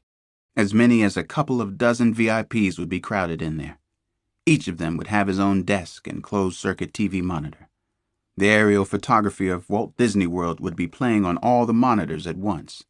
The room's big board would be filled with facts, exactly how many agents and other personnel were converging on the park at that moment, the number of exits, every roadway in or out, weather conditions, size of the day's crowd, number of Disney security people, but probably nothing about Gary Sanji or Maggie Rose, or we would have heard about it. I'm going to Disney World, one of the agents on board the plane cracked a joke. The pretty typical cop talk got some nervous laughter. Breaking the tension was good, and hard to achieve under the difficult circumstances. The whole notion of meeting up with a madman and a kidnapped little girl wasn't a nice one. Neither was the cold reality of the holiday crowds waiting for us at Disney World. We were told that more than 70,000 people were already inside the theme park and its parking areas. Still, this would be our best chance to get Sanji. This might be our only chance. We rode to the Magic Kingdom in a special caravan, a police escort with flashing lights and sirens. We took the breakdown lane on I-4, passing all the regular traffic coming in from the airport. People packed into station wagons and minivans jeered or cheered our speedy progress. None of them had any idea who we were, or why we were rushing to Disney World, just VIPs going to see Mickey and Minnie. We got off at exit 26A, then proceeded along World Drive to the Auto Plaza. We arrived inside the parking area a little past 12:15 p.m.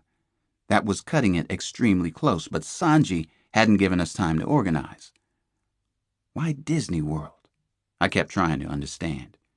Because Gary Sanji had always wanted to go there as a kid, and had never been allowed? Because he appreciated the almost neurotic efficiency of the well-run amusement park? It would have been relatively easy for Gary Sanji to get into Disney World. But how was he going to get out? That was the most intriguing question of all. Chapter 23. Senior Disney attendants parked our cars in the Pluto section, row 24. A fiberglass tram was waiting there to pick us up and take us to the ferry. Why do you think Sanji asked for you? Bill Thompson said as we were getting out of the car. Any idea at all, Alex? Maybe he heard about me in the news stories back in Washington, I said. Maybe he knows I'm a psychologist and that caught his attention. I'll be sure to ask him about that when I see him. Just take it easy with him, Thompson offered some advice. All we want is the girl back. That's all I want, I told him. We were both exaggerating. We wanted Maggie Rose safe, but we also wanted to capture Sanji. We wanted to burn him here at Disney World. Thompson put his arm around my shoulder as we stood in the parking area. There was some nice camaraderie for a change. Sampson and also Jesse Flanagan wished me good luck. The FBI agents were being supportive, for the time being at least. How are you feeling? Sampson pulled me aside for a moment. You all right with all this shit? He asked for you, but you don't have to go. I'm fine. He's not going to hurt me. I'm used to psychos, remember? You are a psycho, my man. I took the single suitcase with the ransom inside. I climbed onto the bright orange tram alone, holding tightly to an overhead metal stirrup. I headed toward the Magic Kingdom, where I was to make the exchange for Maggie Rose Dunn. It was 12:44 p.m. I was 6 minutes early. No one paid much attention to me as I moved with the congealed flow of people toward rows of ticket booths and turnstiles at the Magic Kingdom Ticket Center. Why should they? That had to be Sanji's idea for choosing the crowded location. I clutched the suitcase tighter. I felt that as long as I had the ransom, I had a safety line to Maggie Rose. Had he dared to bring the little girl with him? Was he here himself? Or was all this a test for us? Anything was possible now. The mood of the Disney World crowd was lighthearted and relaxed. They were mostly family vacationers having fun under the bright cornflower blue skies. A pleasant announcer's voice was chanting, "Take small children by the hand, do not forget your personal belongings, and enjoy your stay at the Magic Kingdom." No matter how jaded you might be, the fantasy land was captivating. Everything was incredibly clean and safe. You couldn't help feeling completely protected, which was so goddamn weird for me. Mickey Mouse, Goofy, and Snow White greeted everybody at the front gates. The park was immaculate. Yankee Doodle Dandy played from loudspeakers cleverly hidden somewhere in the manicured shrubbery. I could feel my heart pounding under a loose-fitting sports shirt. I was out of touch with all my backup for the moment. It would be that way until I was physically in the Magic Kingdom. The palms of my hands were clammy, and I wiped them against my trousers. Mickey Mouse was shaking hands right in front of me. This was nuts. I had just entered an area of deep shadows cast from the transportation and ticket center. The ferry was visible, a miniature Mississippi riverboat without the paddle wheel. A man wearing a sport jacket and brimmed hat slid alongside me. I didn't know if it was Sanji. The sense of Disney World's safety and protection was broken immediately. "Change your plans, Alex. I'll take you to see Maggie Rose now. Keep looking straight ahead, please. You're doing super so far. Just keep it up, and we're home safe." A 6-foot-tall Cinderella walked past us, heading in the opposite direction. Children and adults oohed and awed at her. "Just turn around now, Alex. We're going to walk back the same way you came in. This can be a day at the beach. It's up to you, my friend." He was perfectly calm and in control, the way Sanji had been throughout the kidnapping. There was an aura of invincibility around everything so far. He had called me Alex. We began to walk back against the flow of the crowd. Cinderella's coiffed head of blonde curls bobbed along ahead of us. Children laughed with delight as they saw the movie and cartoon heroine come to life. "I have to see Maggie Rose first," was the only thing I said to the man in the brimmed hat. Could he be Sanji in disguise? I couldn't tell. I needed to get a better look at him. "That's fine, but if anybody stops us, I'll tell you right now, the girl is dead," Brimmed Hat said offhandedly, as if he was giving a stranger the time of day. "No one's going to stop us," I assured him. "Our only concern is the girl's safety." I hoped that was true for all the parties involved. I'd seen Catherine and Tom Dunn briefly that morning. I knew that all they cared about was getting their little girl back tonight. Perspiration had begun to stream down my entire body. I had no control over that. The temperature was only in the mid-80s, but the humidity was high. I had started to worry about an inadvertent screw-up. Anything could go wrong here. It wasn't as if we'd practiced this maneuver right in the heart of Disney World and its unpredictable crowds. "Listen, if the FBI sees me coming outside, somebody might approach us," I decided to tell the man. "I hope not," he said, and made a tisking sound. He shook his head back and forth. "That would be a serious breach of etiquette." Whoever he was unnaturally cool under fire. Had he done this before, I wondered?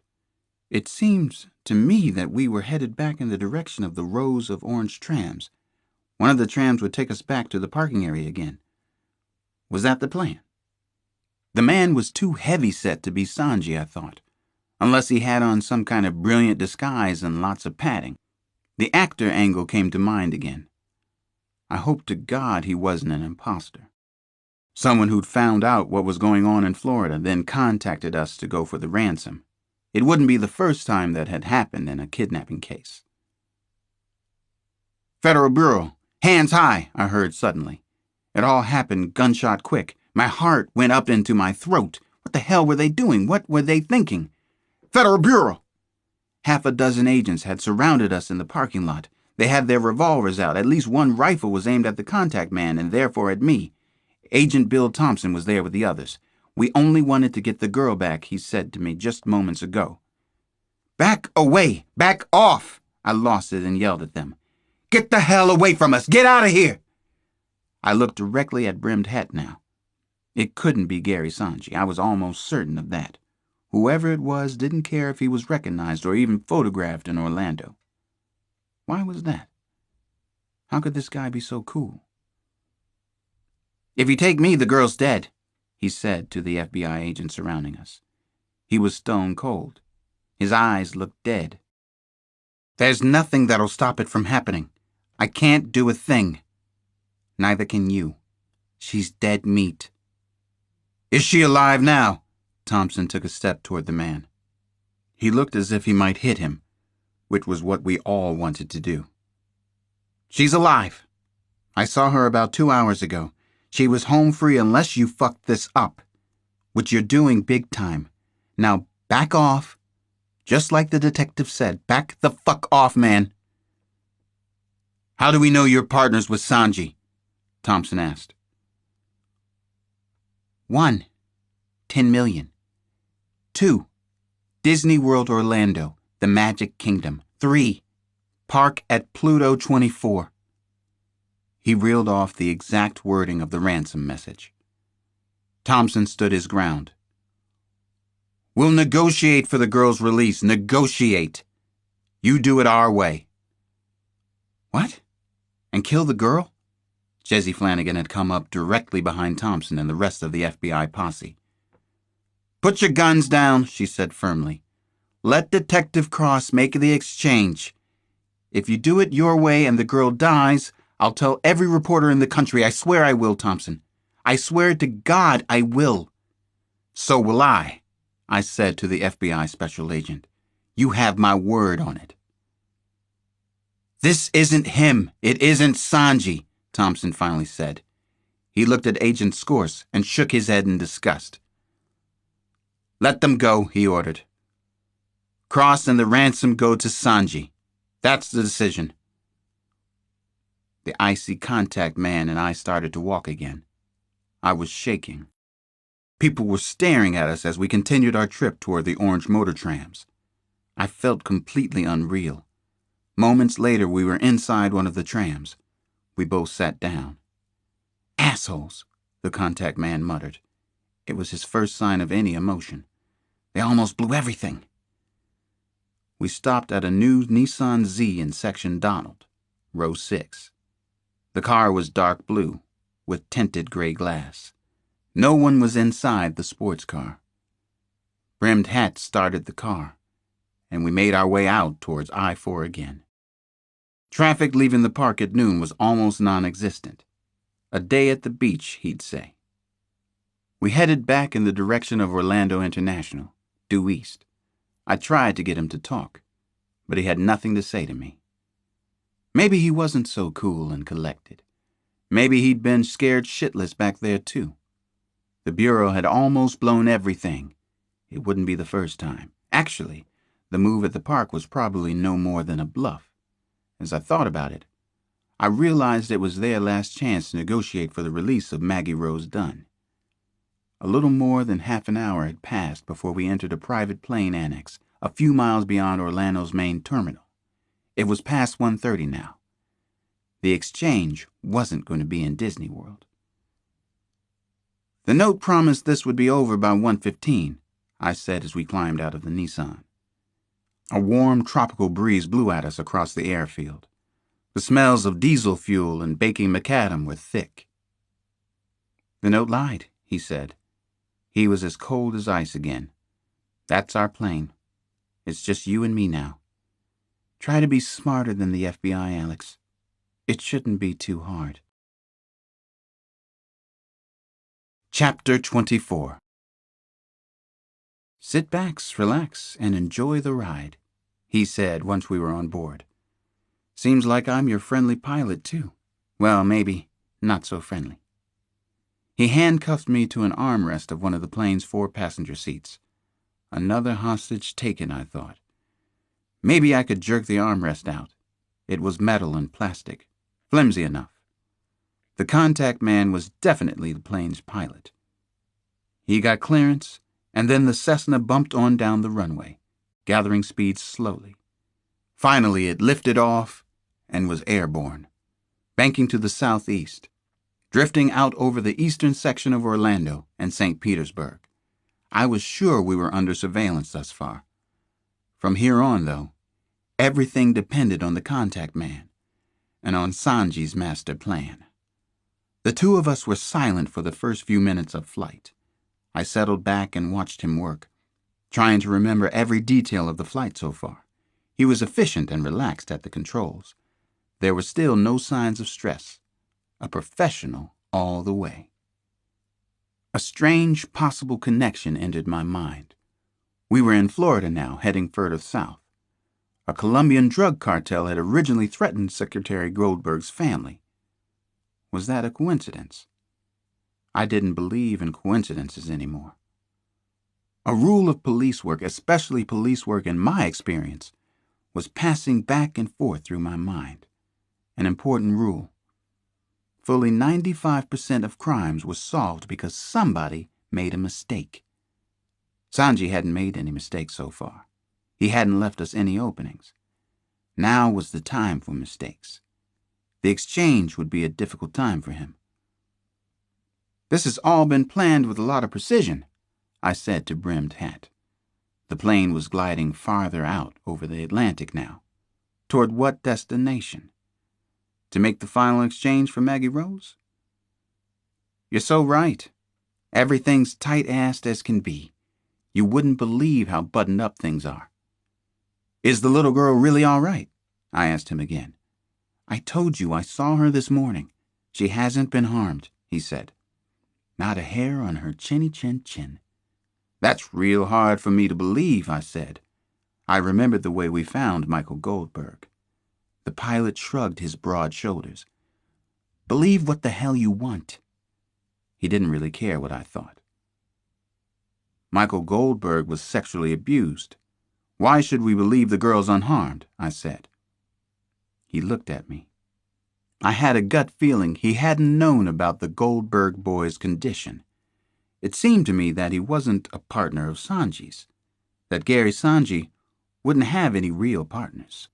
The pilot had to be hired help, which meant we had a chance of getting Maggie Rose. Michael Goldberg was beaten after he was dead, I told him. He was sodomized. Just so you know what you're involved in, who your partner is. For some reason, that caused the man to grin. Okay, no more helpful hints or annoying questions. Much as I appreciate your concern, enjoy the ride. The girl hasn't been beaten or sexually abused. You have my word as a gentleman. Is that what you are? Anyway, you can't know that, I said. You haven't seen her since this morning. You don't know what Sanji's been up to off by himself, whatever his real name is. Yeah, well, we all have to trust our partners. You just sit back and button up, trust me. Due to a shortage of crew, there will be no complimentary beverage or snack on this flight. Why was he so goddamn calm? He was too sure of himself. Could there have been other kidnappings before this one? Maybe there had been a trial run somewhere. Or at least it was something to check. If I was going to be able to check anything after this was over. I leaned back for a moment and let my eyes wander down below.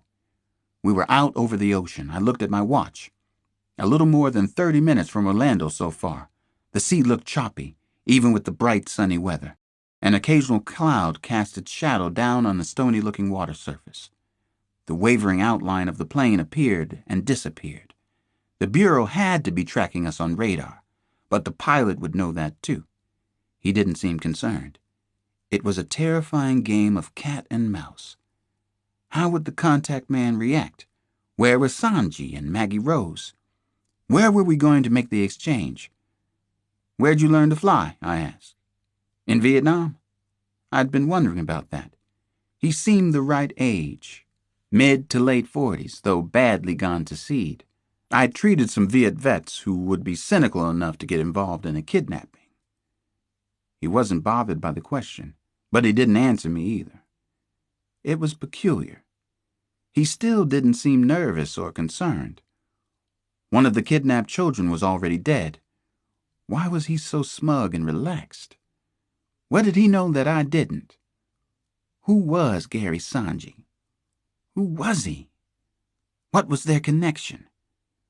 About half an hour later, the Cessna started to descend toward a small island that was ringed by white sand beaches. I had no idea where we were. Somewhere in the Bahamas, maybe? Was the FBI still with us, tracking us from the sky? Or had he lost them somehow? "What's the name of the island down there? Where are we?" Nothing I can do about it at this point. "This is Little Abaco," he finally answered. "Is anyone tracking us? The fibbers? Electronic tracking? Bug on you somewhere?" "No," I said. "No bugs. Nothing up my sleeve." "Something they put on the money, maybe?" He seemed to know all the possibilities. "Fluorescent dust?" "Not that I know of," I said. That much was true. I couldn't be certain, though. The FBI might have not told me everything.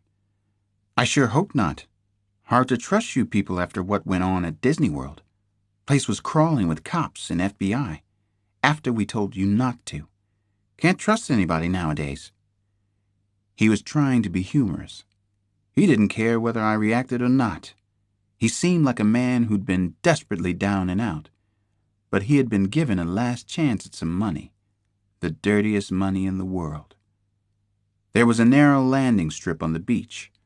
The hard-packed sand ran for several hundred yards. The plane was set down easily and expertly. The pilot made a quick U-turn, then taxied straight for a stand of palm trees. It seemed like part of a plan. Every detail in its place. Perfect so far. There was no quaint island shack here. No small reception area that I could make out. The hills beyond the beach were lush and thick with tropical vegetation. There was no sign of anybody anywhere. No Maggie Rose Dunn. No Sanji. "Is the girl here?" I asked him. "Good question," he answered. "Let's wait and see. I'll take first lookout." He shut off the engine, and we waited in silence and suffocating heat. No more answers to my questions anyway. I wanted to rip out the armrest and beat him with it. I'd been gritting my teeth so hard I had a headache. He kept his eyes pinned on the cloudless sky over the landing strip. He watched through the windshield for several minutes. I was having trouble breathing in the heat. Is the little girl here? Is Maggie Rose alive? Damn you. Bugs landed continually on the tinted glass. A pelican swooped by a couple times. It was a lonely-looking place. Nothing else was happening. It got hotter, unbearably so, hot the way a car gets when it's left in the sun. The pilot didn't seem to feel it.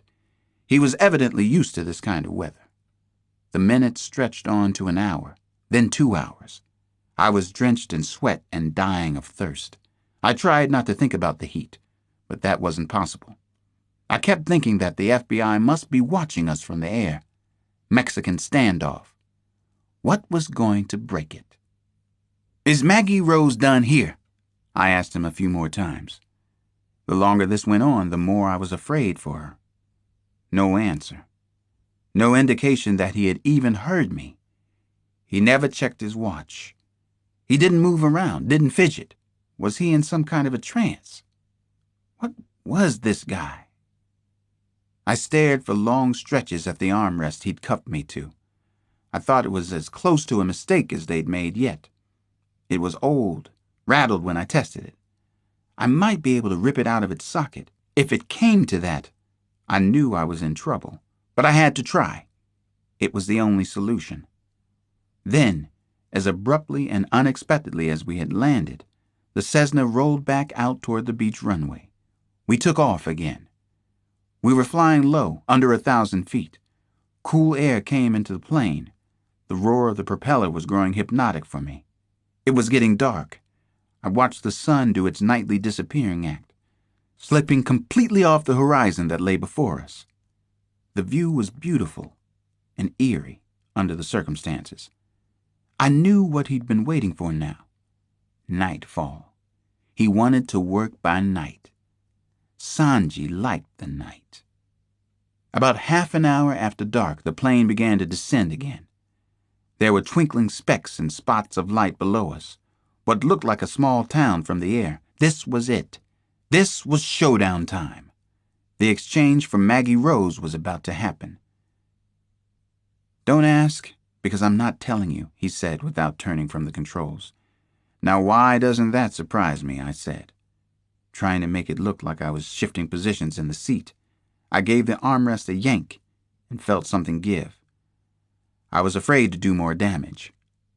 The landing strip and the airfield were small, but at least there was one. I could see 2 other planes near an unpainted shack. The pilot never attempted radio contact with anyone on the ground. My heart was racing. An old-fashioned flying A sign balanced precariously on the building's roof. No sign of anyone as we bumped to a stop. No Gary Sanji. No Maggie Rose. Not yet, anyway. Someone left a light out, I thought to myself. Now, where the hell are they? "Is this where we're making the exchange for Maggie Rose?" I went at the armrest again, another yank with most of my strength behind it. The contact man got up from his seat. He squeezed past me. He started to climb out of the plane. He was holding the suitcase with the 10 million. "Goodbye, Detective Cross," he turned and said. "Sorry, but I have to run. Don't bother searching the area later. The girl isn't here, not even close to here. We're back in the States, by the way. You're in South Carolina now." "Where is the girl?" I yelled after him, straining at the handcuffs attached to the armrest. Where was the FBI? How far behind us were they? I had to do something. I had to act now. I stood up to get some leverage, then pulled with all my weight and strength at the small plane's armrest. I yanked the armrest again and again. The plastic and metal piece ripped halfway out of the seat. I kept at it. The other half of the armrest broke off with a ripping noise like a deep and painful tooth extraction. 2 running strides, and I was at the plane's open doorway. The contact man was already down on the ground, getting away with the suitcase. I dived at him. I needed to slow him until the bureau got there. I also wanted to flatten the bastard, show him who was doing the controlling now. I hit the contact man like a hawk striking a field rat. We both struck the tarmac hard, woofing out air. The armrest still dangled from my handcuffs. Metal raked across his face and drew blood. I belted him once with my free arm. "Where is Maggie Rose? Where is she?" I shouted at the top of my lungs. To my left, over the shiny darkness of the sea, I could see lights floating towards us, approaching fast. It had to be the Bureau. Their surveillance planes were coming to the rescue. They had managed to follow us. Just then, I was hit on the back of my neck. It felt like a lead pipe. I didn't go out immediately. "Sanji?" a voice inside me screamed. A second hard blow cracked the back of my skull, the tender part. This time, I went down for the count. I never saw who was doing the swinging, or what he had used. When I came to, the small airfield in South Carolina was a raft of dazzling lights and activity. The FBI was there in full force. So were the local Carolina police. EMS ambulances and fire engines were everywhere. The contact man was gone, though. So was the $10 million ransom. He'd made a clean getaway. Perfect planning on Sanji's part. Another perfect move. "The little girl? Maggie Rose?" I asked a balding emergency doctor tending to the wounds on my head. "No, sir," he said in a slow drawl. "Little girl is still missing. Maggie Rose Dunn was never seen around here." Chapter 25. Crisfield, Maryland lay under gloomy, elephant-gray skies. It had been raining on and off for most of the day. A lone police car raced along rain-slicked country roads with its siren screaming. Inside the car were Artie Marshall and Chester Dills. Dills was 26, which made him exactly 20 years younger than Marshall. Like many young rural policemen, he had dreams of getting out of the area, the same kind of hopes and dreams he'd had while attending Wild Lake High School in Columbia. Well, here he was, still in Crisfield, Twin Peaks 2. He liked to call the town of under 3,000. Dills almost physically ached to become a Maryland State Trooper. It was tricky sledding because of the demanding trooper exams, especially the math. But becoming a trooper would get him the hell out of Somerset County, maybe as far away as Salisbury or Chestertown. Neither Dills nor especially mild-mannered Artie Marshall was ready for the exposure and the quicksilver reputations they were about to get. Just like that, on the afternoon of the 30th of December. A telephone call had come into their station house on Old Hurley Road. A couple of hunters had spotted something that looked suspicious over in West Crisfield, on the way to the camping ground in Tangier Island. The hunters had found an abandoned vehicle, a blue Chevy minivan. For the past several days, anything and everything vaguely suspicious immediately got associated with the big Washington kidnapping. That pattern had gotten old real fast. Dills and Marshall were ordered to check it out anyway. A blue minivan had been used to take the kids from the school. The afternoon was dying when they arrived at the farm out on Route 413. It was even a little spooky heading down the badly rutted dirt road onto the property. "Old farm or something back here?" Dills asked his partner. Dills was behind the wheel, doing about 15 on the muddy, rutted road. Artie Marshall preferred to ride shotgun, sans the shotgun. "Yeah, nobody lives here now, though. I doubt this'll amount to anything monumental, Chesty." "That's the beauty of the job," Chester Dills said. "You never know. Monumental is always out there somewhere." He had a short-standing habit of making everything a little more glamorous than it actually was. He had his dream and all his big ideas, but Artie Marshall thought of them more as the immaturity of a younger man. They arrived at the dilapidated barn that the hunters had mentioned in their call to the station. "Let's go for a look-see," Marshall said, trying to match the younger officer's enthusiasm. Chester Dills hopped out of the squad car. Artie Marshall followed, though not at the same sprightly pace. They approached a badly faded red barn, a low building that looked as if it had sunk a couple feet into the ground since its heyday. The hunters had stopped at the barn to get out of the rainstorm earlier that afternoon. Then they had called the police. The barn was fairly dark and gloomy inside. The windows had been covered over with cheesecloth. Artie Marshall turned on his flashlight. "Let's have a little light on the subject," he muttered. Then he bellowed, "Bingo fucking Jesus."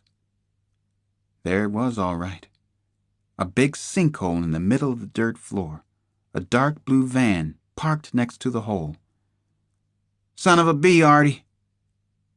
Chester Dills pulled out his service revolver. Suddenly he was having trouble getting his breath. He was having trouble just standing there. In all honesty, he did not want to go up to the big hole in the ground. He did not want to be inside the old barn anymore. Maybe he wasn't ready for the troopers after all. "Who's here?" Artie Marshall called out in a loud, clear voice. "Come out right now. We're the police. This is the Crisfield Police." Christ. Artie was doing better than he was, Dills thought. The man was rising to the occasion. That got Chester Dills' feet and legs moving anyway. He was heading farther inside the barn. To see if this was what he prayed to Almighty God it wasn't. "Point that lamp right down in there," he said to his partner in crime-solving. They had come up right alongside the hole in the ground. He could barely breathe now. His chest felt as if it was constricted by a tourniquet. His knees were knocking against each other. "You okay, Artie?" he asked his partner. Marshall beamed the flashlight down into the dark, deep hole. They saw what the hunters had already seen. There was a small box, almost a casket in the sinkhole. The wooden case or casket was wide open, and it was empty. "What the hell is that thing?" Dills heard himself asking. Artie Marshall bent down closer. He aimed the flashlight beam directly into the hole. Instinctively, he looked around. He checked his back. Then his attention went to the black hole again. Something was down at the bottom of the hole. Something that looked bright pink or red. Marshall's mind was racing. "It's a shoe. Christ. It must be the little girl's. This must be where they kept Maggie Rose Dunn. This is where they kept those 2 kids." He finally spoke to his partner. "We found it, Chesty." And they had. Along with one of Maggie Rose's pretty and pink sneakers, the old trusty-dusty Reebok sneakers that were supposed to help her blend in with the other kids at Washington Day School. The really weird part was that the sneaker looked as if it had been left there to be found. Part 2. The Son of Lindbergh. Chapter 26. When Gary was very upset, he retreated into his beloved boyhood stories and powerful fantasies. He was very upset now. His master plan seemed to be racing out of control. He didn't even want to think about it. Speaking in a whisper, he repeated the magical words from memory. The Lindbergh farmhouse glowed with bright orangish lights. It looked like a fiery castle. But now, the taking of Maggie Rose is the crime of the century. It simply is. He'd had a fantasy about committing the Lindbergh kidnapping as a boy. Gary had even committed it to memory. That was the beginning of everything. A story he had made up when he was 12 years old. A story he told himself over and over to keep from going insane. A daydream about a crime committed 25 years before he was born. It was pitch black in the basement of his house now. He had gotten used to the dark. It was livable. It could even be great. It was 6:15 p.m., a Wednesday, January 6, in Wilmington, Delaware. Gary was letting his mind wander now, letting his mind fly. He was able to visualize every intimate detail of Lucky Lindy and Anne Morrow Lindbergh's farmhouse in Hopewell. He'd been obsessed with the world-famous kidnapping for so long. Ever since his stepmother had arrived with her 2 spoiled bastard kids. Ever since he was first sent down to the cellar. Where bad boys go to think about what they did wrong. He knew more than anyone alive about the 30s kidnapping. Baby Lindbergh had eventually been dredged up from a shallow grave only 4 miles from the New Jersey estate. Ah, but was it really Baby Lindbergh?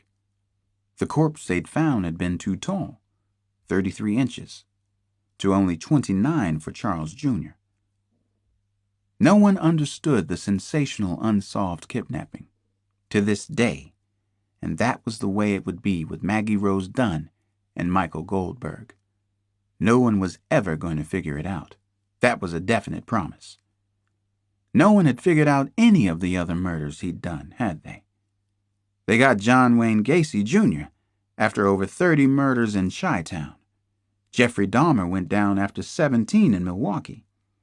Gary had murdered more than both of them put together, but no one knew who he was, or where he was, or what he planned to do next. It was dark down in his cellar, but Gary was used to it. The cellar is an acquired taste, he'd once told his stepmother to make her angry. The cellar was like your mind would be after you died. It could be exquisite, if you had a really great mind, which he certainly did. Gary was thinking about his plan of action, and the thought was simple. They hadn't really seen anything yet. They better not blink. Upstairs in the house, Missy Murphy was trying her best not to be too angry at Gary.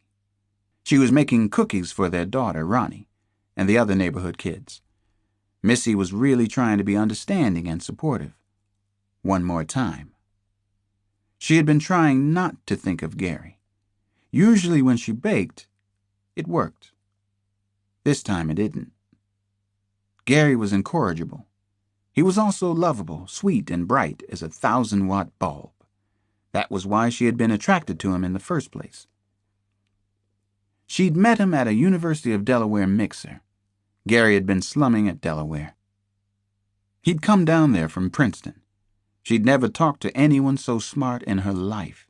Not even her professors at school were as smart as Gary.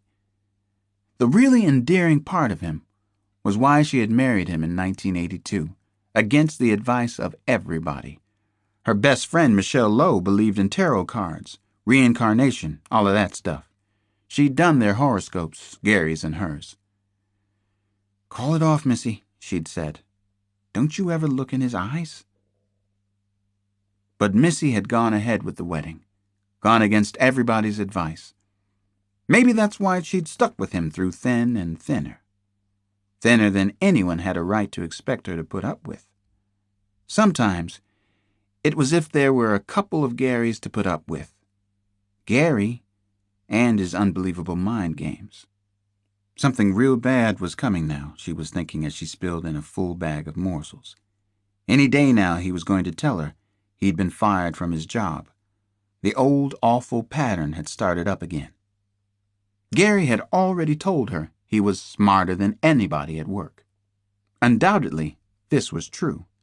He told her he was zooming ahead of everybody. He told her his bosses loved him. This had probably been true in the beginning.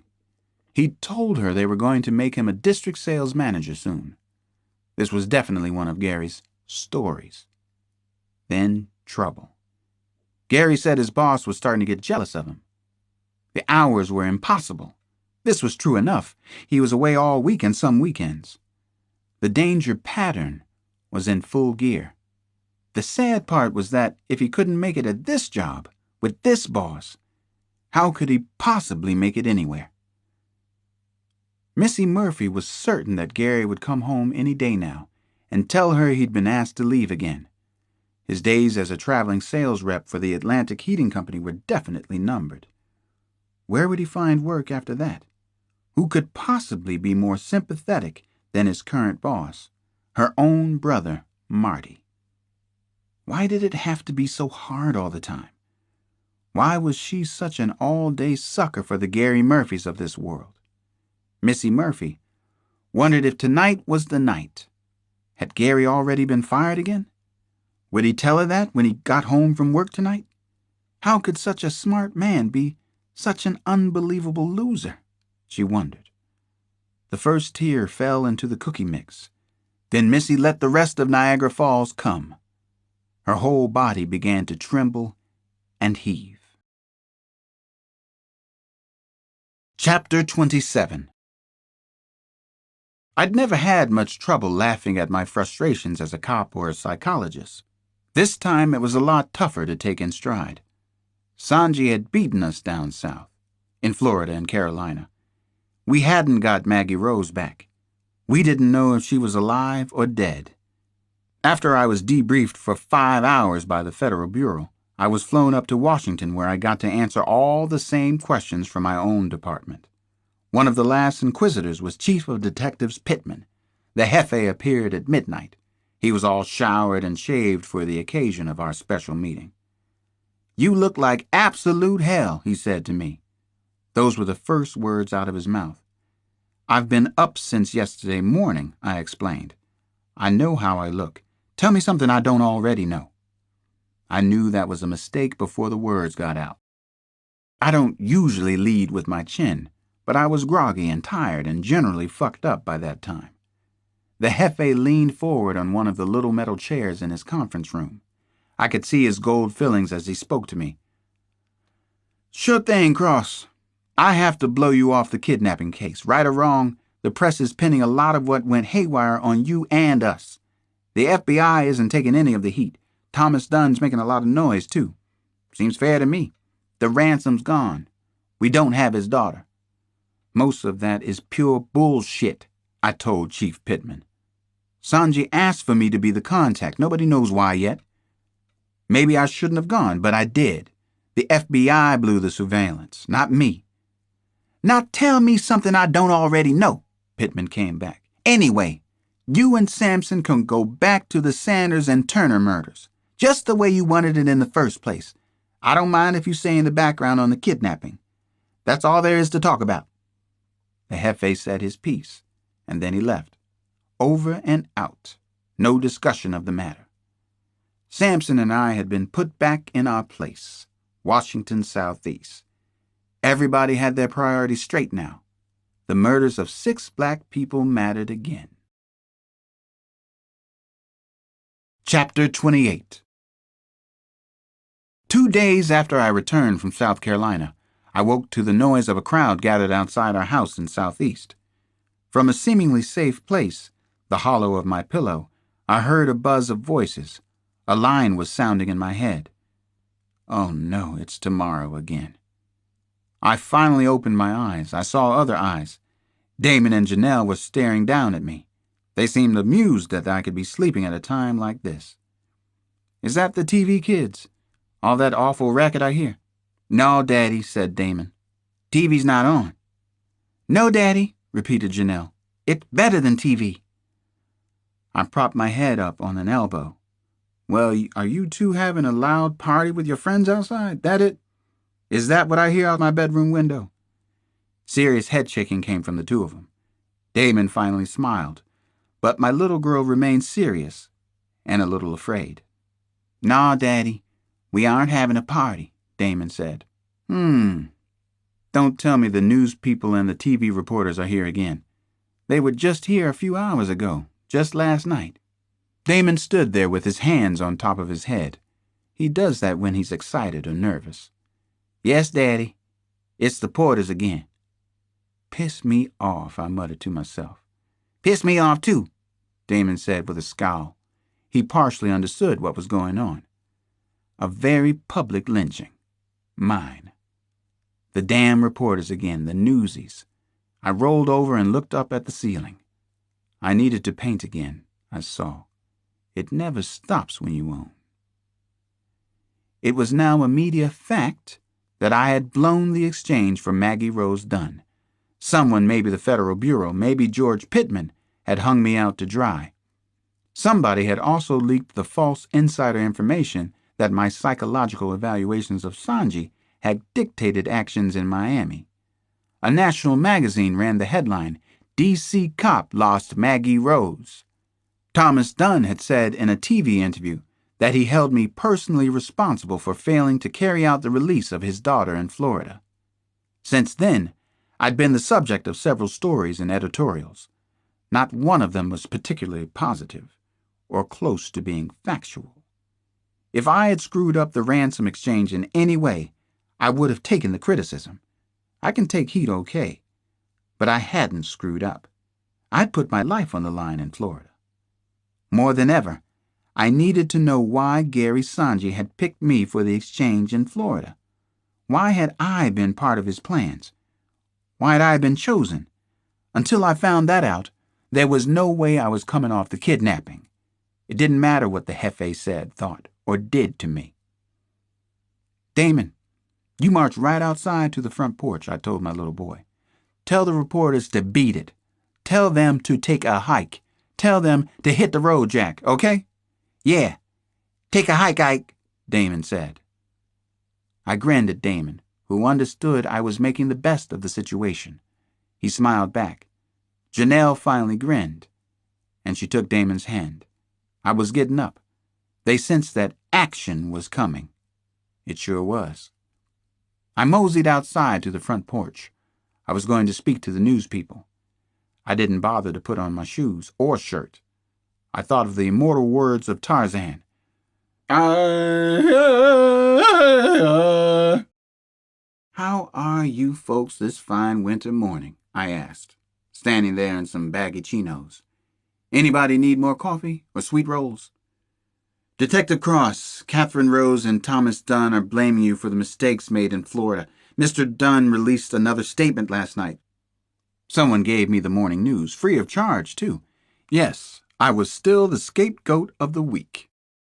I can understand the Dunn's disappointment at the results in Florida, I said in an even tone. Just drop your coffee containers anywhere on the lawn, like you've been doing. I'll pick them up later. Then you agree you made a mistake? Someone said. Handing over the ransom money without seeing Maggie Rose first? No, I don't agree at all. I had no choice down in Florida and South Carolina. The only choice I had was not to go with the contact man at all. See, when you're handcuffed and the other guy has the gun, you're at a serious disadvantage. When your backup gets there late, that's another problem. It was as if they didn't hear a word I'd said. Detective, our sources say it was your decision to pay the ransom in the first place, someone suggested. Why do you come here and camp out on my lawn? I said to that bullshit. Why do you come here and scare my family? Disrupt this neighborhood. I don't care what you print about me, but I will tell you this. You don't have a clue as to what the hell is going on. You could be endangering the Dunn girl. Is Maggie Rose Dunn alive? Someone shouted. I turned away and went back inside the house. That would teach them right. Now they understood all about respecting people's privacy. Hey, Peanut Butter Man, what's up? A crowd of a different sort recognized me a little later that morning. Men and women were lined up 3 deep on 12th Street in front of St. Anthony's Church. They were hungry and cold, and none of them had Nikons or Leicas hung around their necks. Hey, Peanut Butter Man, I seen you on the TV. You a movie star now, I heard someone call out. Hell yeah, can't you tell? For the past few years, Samson and I had been working the soup kitchen at St. A's. We do it 2 or 3 days a week. I started there because of Maria, who had done some of her casework through the parish. I kept on after her death for the most selfish of reasons. The work made me feel good. Samson welcomes folks for lunch at the front door. He takes the numbered ticket they're given when they get online. He's also a deterrent to people acting up. I'm the physical deterrent inside the dinner hall. I'm called the Peanut Butter Man. Jimmy Moore, who runs the kitchen, believes in the nutritional power of peanut butter, along with a full meal that usually consists of rolls, 2 vegetables, a meat or fish stew, and dessert. Anyone who wants it gets a cup of peanut butter every day. Hey, Peanut Butter Man, you got some good peanut butter for us today? You got Skippy or that Peter Pan shit? I grinned at familiar hangdog faces in the crowd. My nose filled with the familiar smells of body odor, bad breath, stale liquor. Don't know exactly what's on the menu today. The regulars know Samson and me. Most of them also know we're police. Some of them know I'm a shrink, since I do counseling outside the kitchen in a prefab trailer that says, "The Lord helps them what helps themselves. Come on the hell in." Jimmy Moore runs an efficient, beautiful place. He claims it's the largest soup kitchen in the East, and will do an average of over 1,100 meals a day. The kitchen starts serving at 10:15 and lunch is over by 12:30. That means if you get there at exactly 1 minute past 12:30, you go hungry that day. Discipline, be it ever so humble, is a big part of St. A's program. No one is admitted drunk or too obviously high. You're expected to behave during your meal. You get about 10 minutes to eat. Other people are cold and hungry, waiting on the long line outside. Everyone is treated with dignity and respect. No questions are asked of any of the guests. If you wait online, you get fed. You're addressed as either Sir or Ms., and the mostly volunteer staff is trained to be upbeat. Smile checks are actually done on the new volunteers working the serving line or the dining room. Around noon, there was a major disturbance outside. I could hear Samson shouting. Something was going down. People on the soup line were shouting and cursing loudly. Then I heard Samson call for help. "Alex, come on out here." I ran outside and immediately saw what was going down.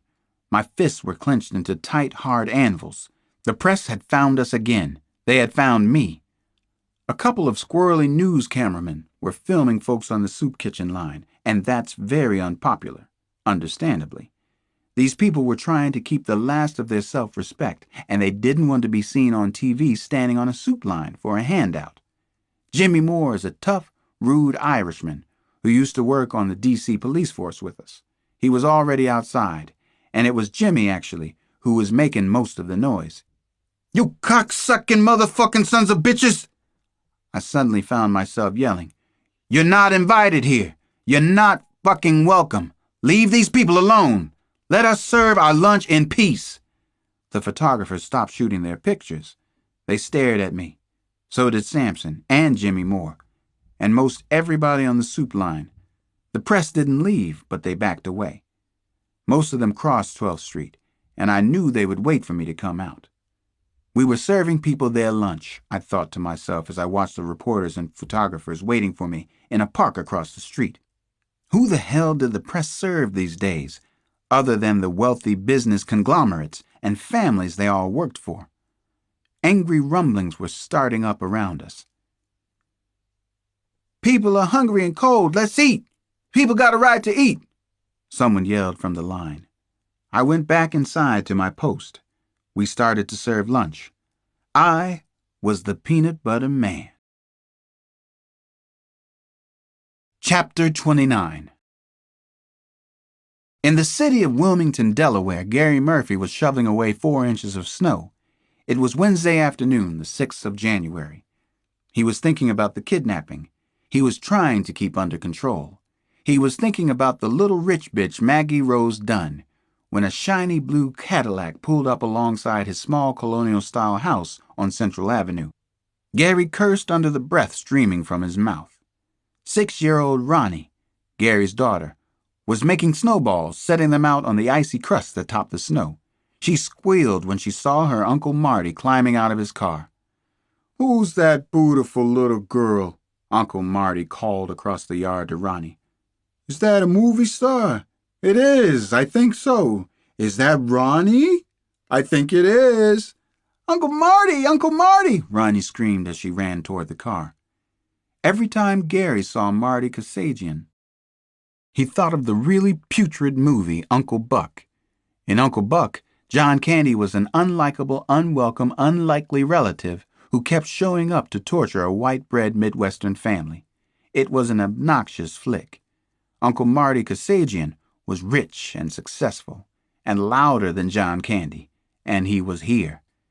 Gary despised Missy's big brother for all of those reasons, but most of all because Marty was his boss. Missy must have heard Marty's commotion. How could anyone on Central Avenue or nearby North Street miss it? She came out of the back door with a dish towel still wrapped around one hand. "Look who's here!" Missy squealed. She and Ronnie sounded like identical piglets to Gary. "Quelle fucking surprise," Gary felt like yelling. He held it all in, the way he held in all of his true feelings at home. He imagined beating Marty to death with his snow shovel, actually murdering Kasajian in front of Missy and Ronnie. Show them who the man of the house really was. "The divine Miss M," Marty Kasajian continued to motor-mouth a mile a minute. He finally acknowledged Gary. "How you doing, Gary, old buddy? How about those Eagles? Randall, the sea's on fire. Got your Super Bowl tickets lined up?"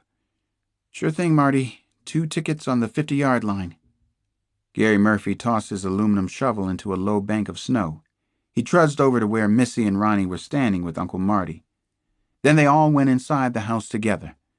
Missy brought out expensive eggnog and pieces of fresh apple raisin pie with hunks of cheddar on the side. Marty's piece was bigger than all the others. He was the man, right? Marty handed an envelope to Missy. It was Missy's allowance from her big brother, which he wanted Gary to see. Really rubbed salt in the wounds that way. "Mommy, Uncle Marty, and Daddy have to talk for a couple of minutes, sweetheart," Marty Kasajian said to Ronnie as soon as he finished his piece of pie. "I think I forgot something for you out in that car. I don't know. Could be on the back seat. You better go look." "Put your coat on first, honey," Missy said to her daughter. "Don't catch cold." Ronnie laugh-squeaked as she hugged her uncle. Then she hurried away. "Now what did you get her?" Missy whispered conspiratorially to her brother. "You're too much." Marty shrugged as if he couldn't remember.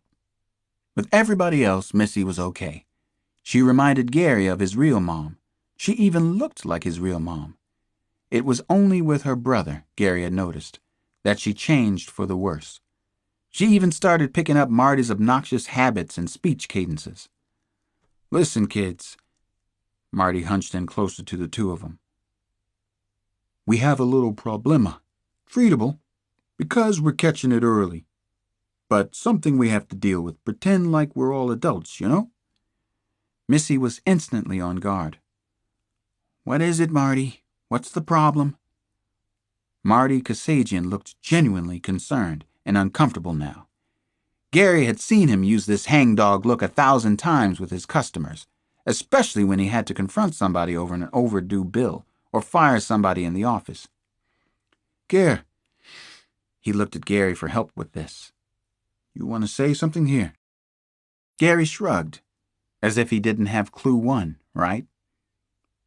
"Fuck you, asshole," he was thinking to himself. "You're on your own this time." Gary could feel a smile spreading, coming all the way up from his stomach. He didn't want it to show, but it finally broke across his lips. This was kind of a delectable moment. Getting caught had its own subtle rewards. Might be a lesson here, something to go to school on. "Sorry, I don't think this is funny." Marty Kasajian shook his head and said, "I really don't, Gary." "Well, I don't either," Gary said in a funny voice. It was high-pitched and boyish, not really his voice. Missy gave him a strange look. "What's going on?" she demanded. "Will you two please let me in on this?" Gary looked at his wife. He was really angry at her, too. She was part of the trap, and she knew it. "My sales record with Atlantic really stinks this quarter," Gary finally said and shrugged. "Is that it, Marty?" Marty frowned and looked down at his new Timberland boots. "Oh, it's more than that, Gare. Your sales record is almost non-existent. What's a lot worse, is that you have over $3,300 in advances outstanding. You're in the red, Gary. You're minus. I don't want to say much more, or I'll know I'll regret it. I honestly don't know how to address this situation. This is very difficult for me.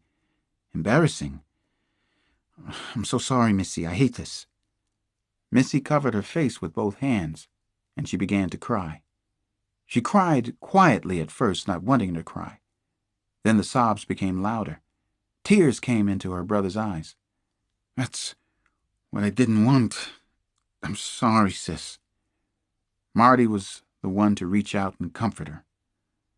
"I'm all right." Missy pulled away from her brother. She stared across the breakfast table at Gary. Her eyes seemed small and darker. "Where have you been all of these months on the road, Gary?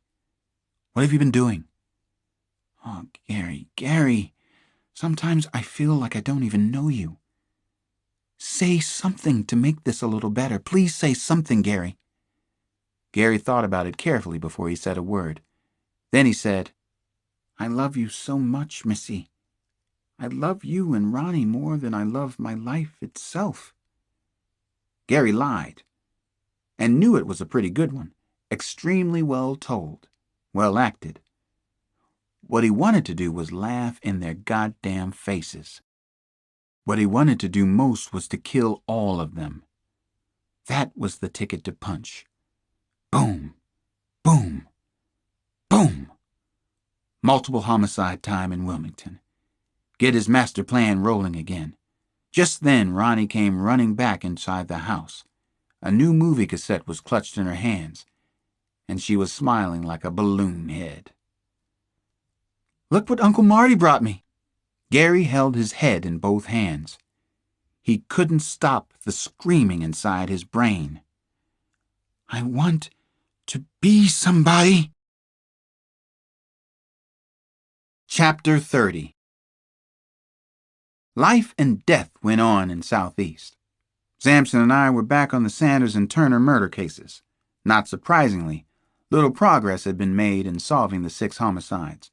Not surprisingly, nobody cared. On Sunday, January 10th, I knew it was time for a day of rest, my first day off duty since the kidnapping had occurred. I started off in the morning feeling a touch sorry for myself, hanging in bed until around 10 and nursing a bad head, the result of carousing with Samson the night before. Most everything running through my head was non-productive. I was missing Maria like the plague for one thing, remembering how fine it had been when the two of us slept in late on Sunday morning. I was still angry about how I'd been made a scapegoat down south.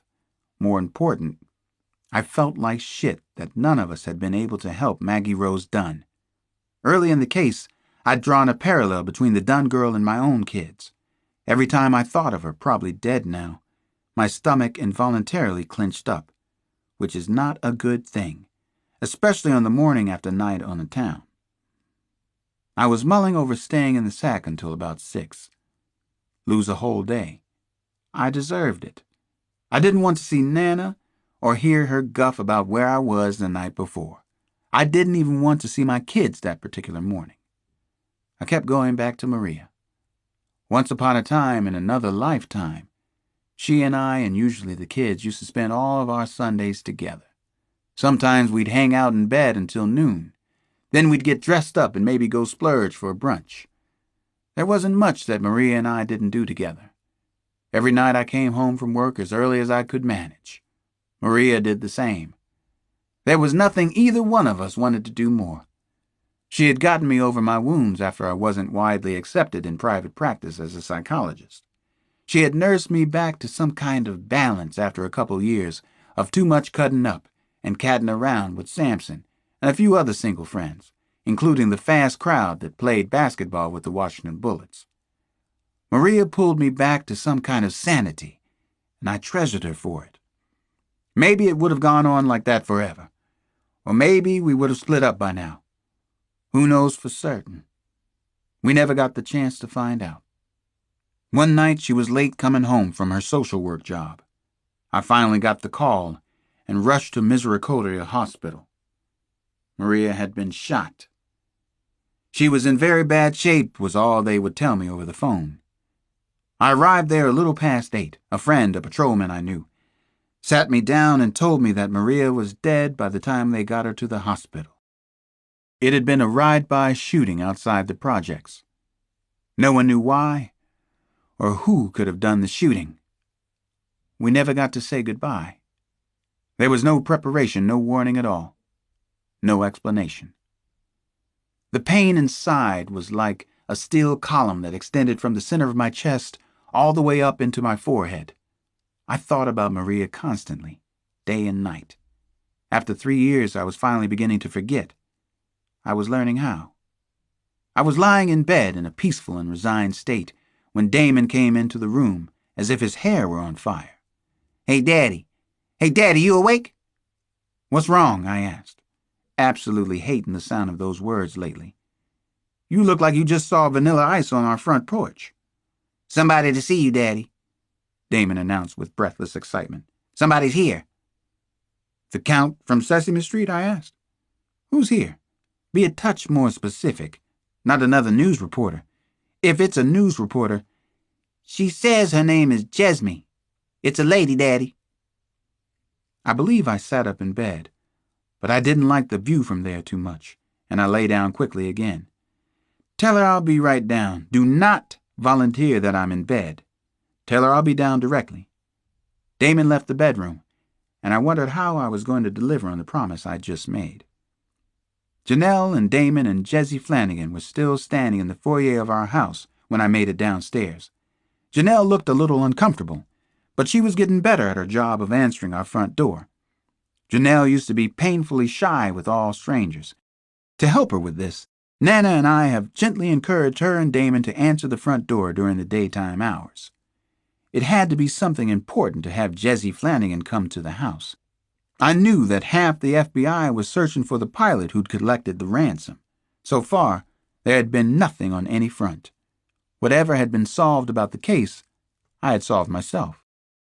Jessie Flanagan was dressed in loose black trousers, with a simple white blouse and scuffed tennis sneakers. I remembered her casual look from Miami. It almost made me forget what a big deal she was over at the Secret Service. "Something's happened," I said, wincing. Pain shot across my skull, then down across my face. The sound of my own voice was too much to bear. "No, Alex, we haven't heard any more about Maggie Rose," she said. "A few more sightings, that's all." Sightings were what the Federal Bureau called eyewitness accounts from people claiming to have seen Maggie Rose or Gary Sanji. So far, the sightings ranged from an empty lot a few streets from Washington Day School to California, to the children's unit at Bellevue Hospital in New York City, to South Africa, not to mention a space probe landing near Sedona, Arizona. No day went by without more sightings being reported somewhere. Big country. Lots of kooks on the loose. "I didn't mean to intrude on you guys," she finally said and smiled. "It's just that I've been feeling bad about what's happened, Alex. The stories about you are crap. They're also untrue. I wanted to tell you how I felt, so here I am." "Well, thanks for saying it," I said to Jessie. It was one of the only nice things that had happened to me in the past week. It touched me in an odd way. "You did everything you could in Florida. I'm not just saying that to make you feel better." I tried to focus my eyes. Things were still a bit blurry. "I wouldn't call it one of my better work experiences. On the other hand, I didn't think I deserved front-page coverage for my performance." "You didn't? Somebody nailed you. Somebody set you up with the press. It's a lot of bull." "It's bullshit," Damon blurted. "Right, Big Daddy?" "This is Jessie," I said to the kids. We worked together sometimes.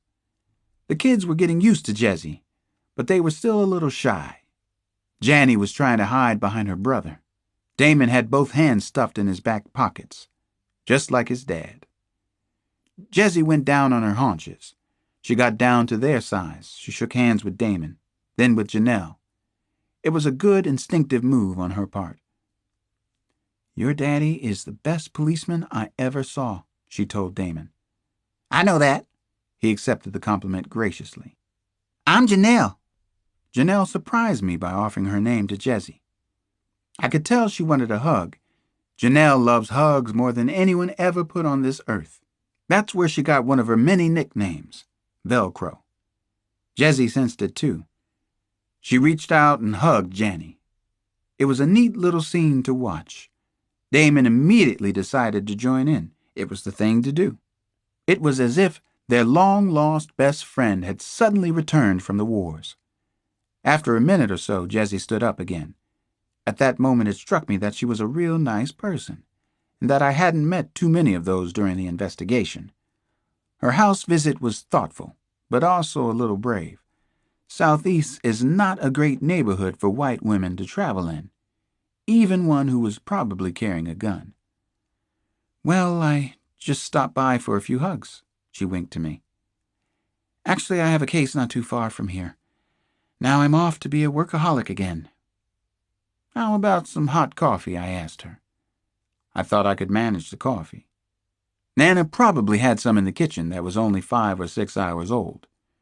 She squinted to look at me and started to smile again. "Two nice kids, nice Sunday morning at home with them. You're not such a tough guy after all." "No, I'm a tough guy too," I said. "I just happen to be a tough guy who finds his way home by Sunday morning." "Okay, Alex." She kept her smile turned on.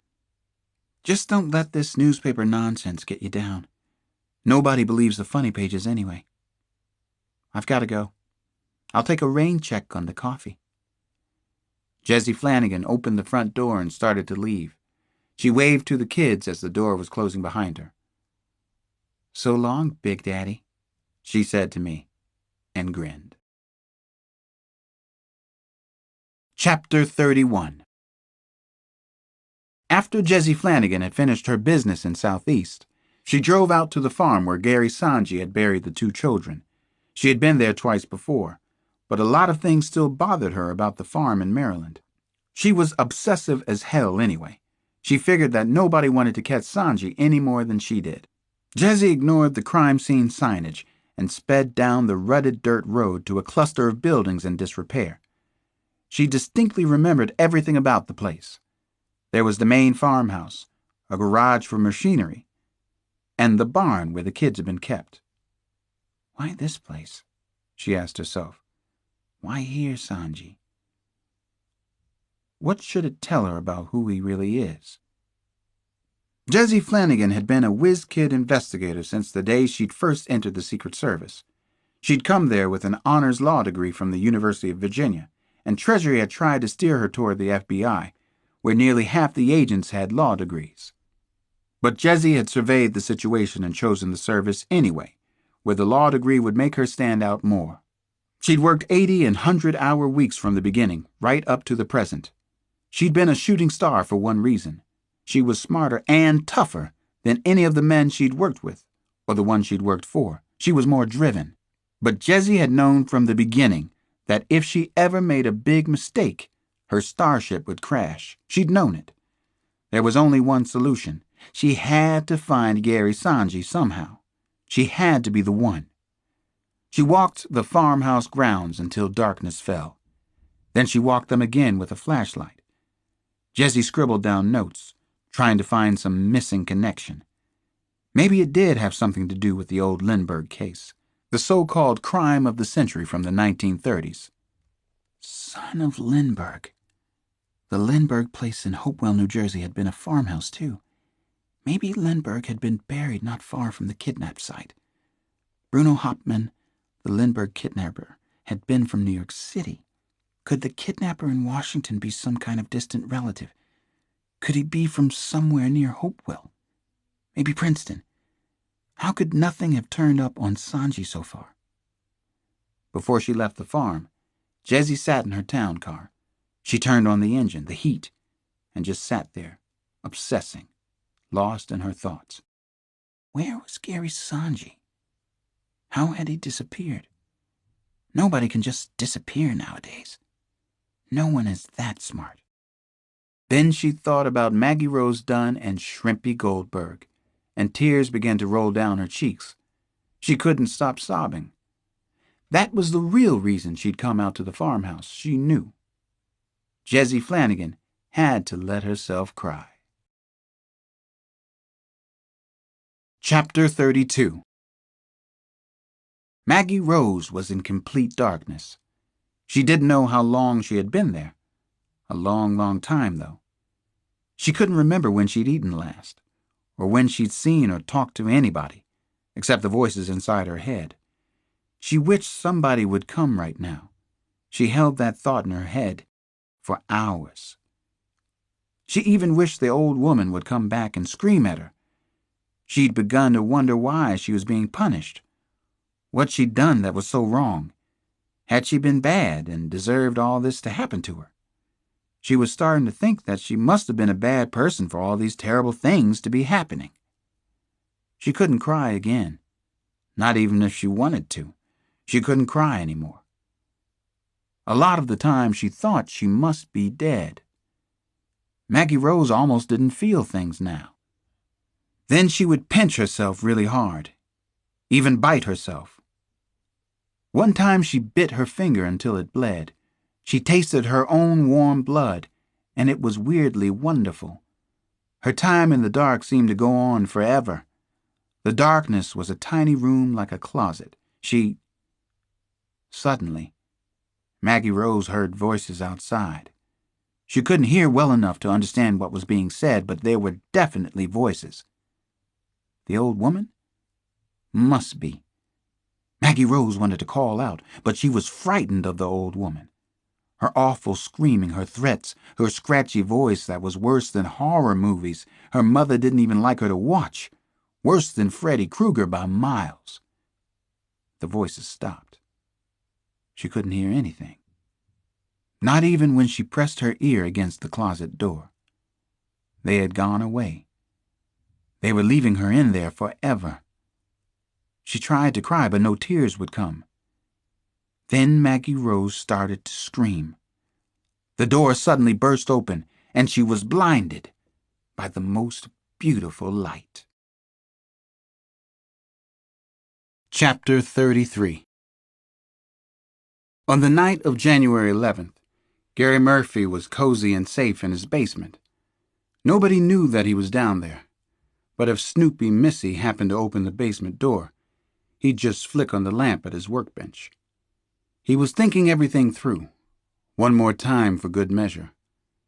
He was becoming nicely obsessed with murdering Missy and Ronnie, but he thought that he wouldn't do it just yet. Still, the fantasy was rich. To murder your own family had a certain homespun style to it. It wasn't very imaginative, but the effect would be neat. The icy chill racing through the serene, dippity-doo suburban community. All the other families doing the most ironic thing, locking their doors, locking themselves in together. Around midnight, he realized that his little family had gone to bed without him. No one had even bothered to call down to him. They didn't care. A hollow roar was starting inside his head. He needed about a half-dozen newprints to stop the white noise for a while. Maybe he would torch the perfect little house on Central Avenue. Torching houses was good for the soul. He'd done it before. He'd do it again. God, his whole skull ached as if somebody'd been hitting it with a ball-peen hammer. Was something physically the matter with him? Was it possible he was going mad this time? He tried to think about the lone eagle, Charles Lindbergh. That didn't work either. In his mind, he revisited the farmhouse in Hopewell Junction. No good. That mind trip was getting old, too. He was world famous himself, for Christ's sakes. He was famous now. Everybody in the world knew about him. He was a media star all over planet Dearth. He finally left the cellar, and then the house in Wilmington. It was just past 5:30 in the morning. As he walked outside to the car, he felt like an animal, suddenly on the loose. He drove back to D.C. There was more work to do there. He didn't want his public to be disappointed, did he? He thought he had a treat for everyone now. Don't get comfortable with me. Around 11 that morning, Tuesday, Gary Murphy lightly tapped the front doorbell of a well-kept brick townhouse on the edge of Capitol Hill. Bing bong, went a polite door chime inside. The sheer danger of the situation, of his being in Washington again, gave him a nice chill. This was a lot better than being in hiding. He felt alive again. He could breathe. He had his own space. Vivian Kim kept the lock chain on, but she opened the door about a foot. She'd seen the familiar uniform of Washington's Pepco Public Utilities Service through the peephole. Pretty lady, Gary remembered from the Washington Day School.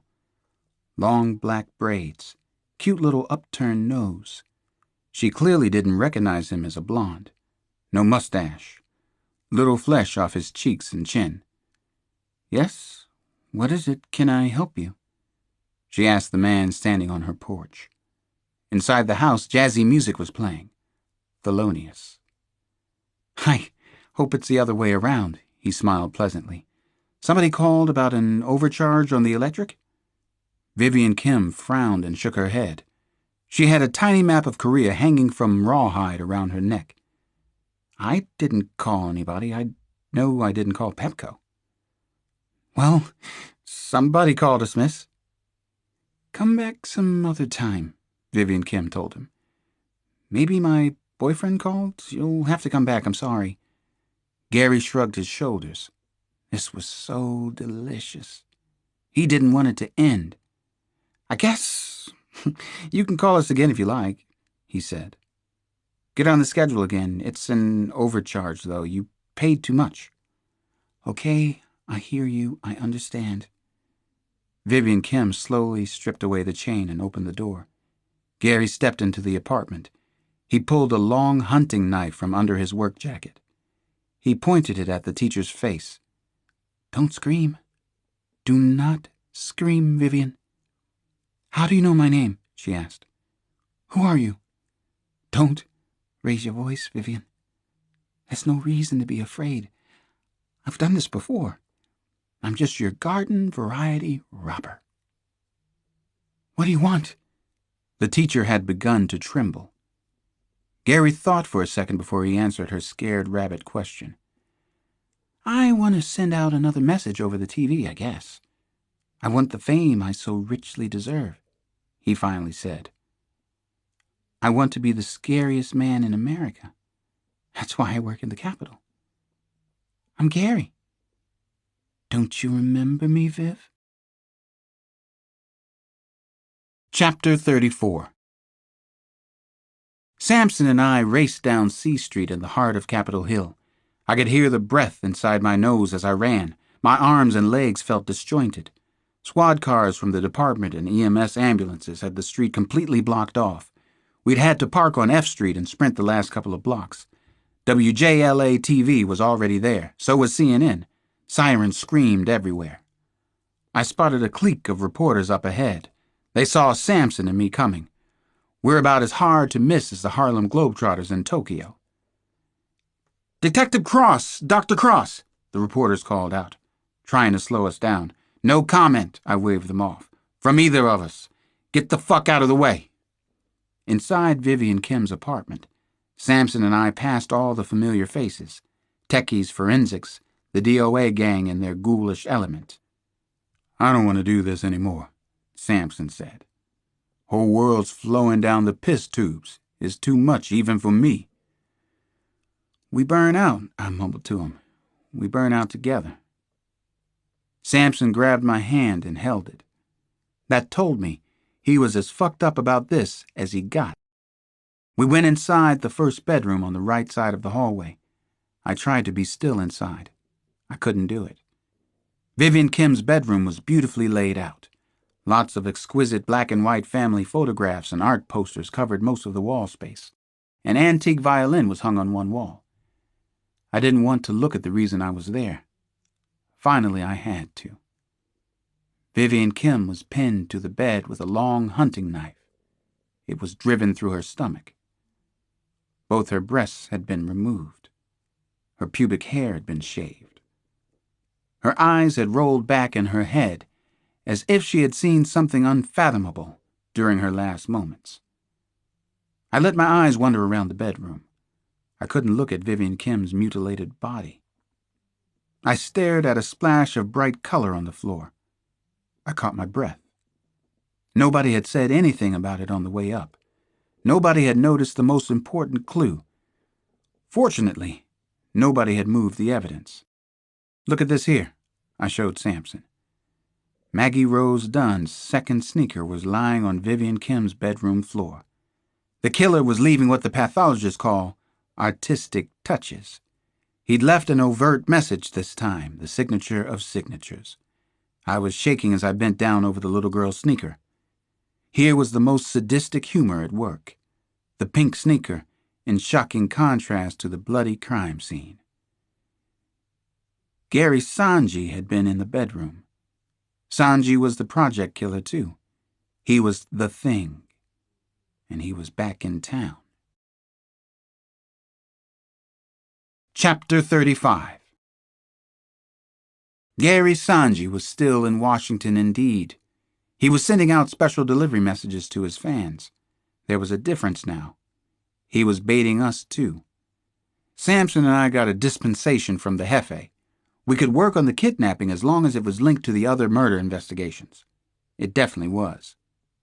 "This is our day off, so we must be having fun," Samson said to me as we walked the streets of Southeast. It was the 13th of January. Bitter cold. Folks had fires blazing in the garbage cans on almost every street corner. One of the brothers had FUCU2 raise a cut on the back of his head. My sentiments exactly. "Mayor Monroe doesn't call anymore, doesn't write," I said to Samson. I watched my breath launch clouds in the freezing air. "See, there is a silver lining," he said into the wind. "He'll come around when we catch the thing. He'll be there to take all the bows for us." We walked along, goofing on the situation and on each other. Samson rapped lyrics from pop songs, something he does a lot. That morning, it was "Now That We've Found Love," Heavy D and the Boys. Rev me up, you're my little buttercup," Samson kept saying, as if the lyrics made sense out of everything. We were canvassing Vivian Kim's neighborhood, which was on the edge of Southeast. Canvassing a neighborhood is mind-numbing work, even for the young and uninitiated. Did you see anyone or anything unusual yesterday? We asked anybody dumb enough to open their doors for us. Did you notice any strangers, strange cars, anything that sticks out in your mind? Let us decide whether it's important.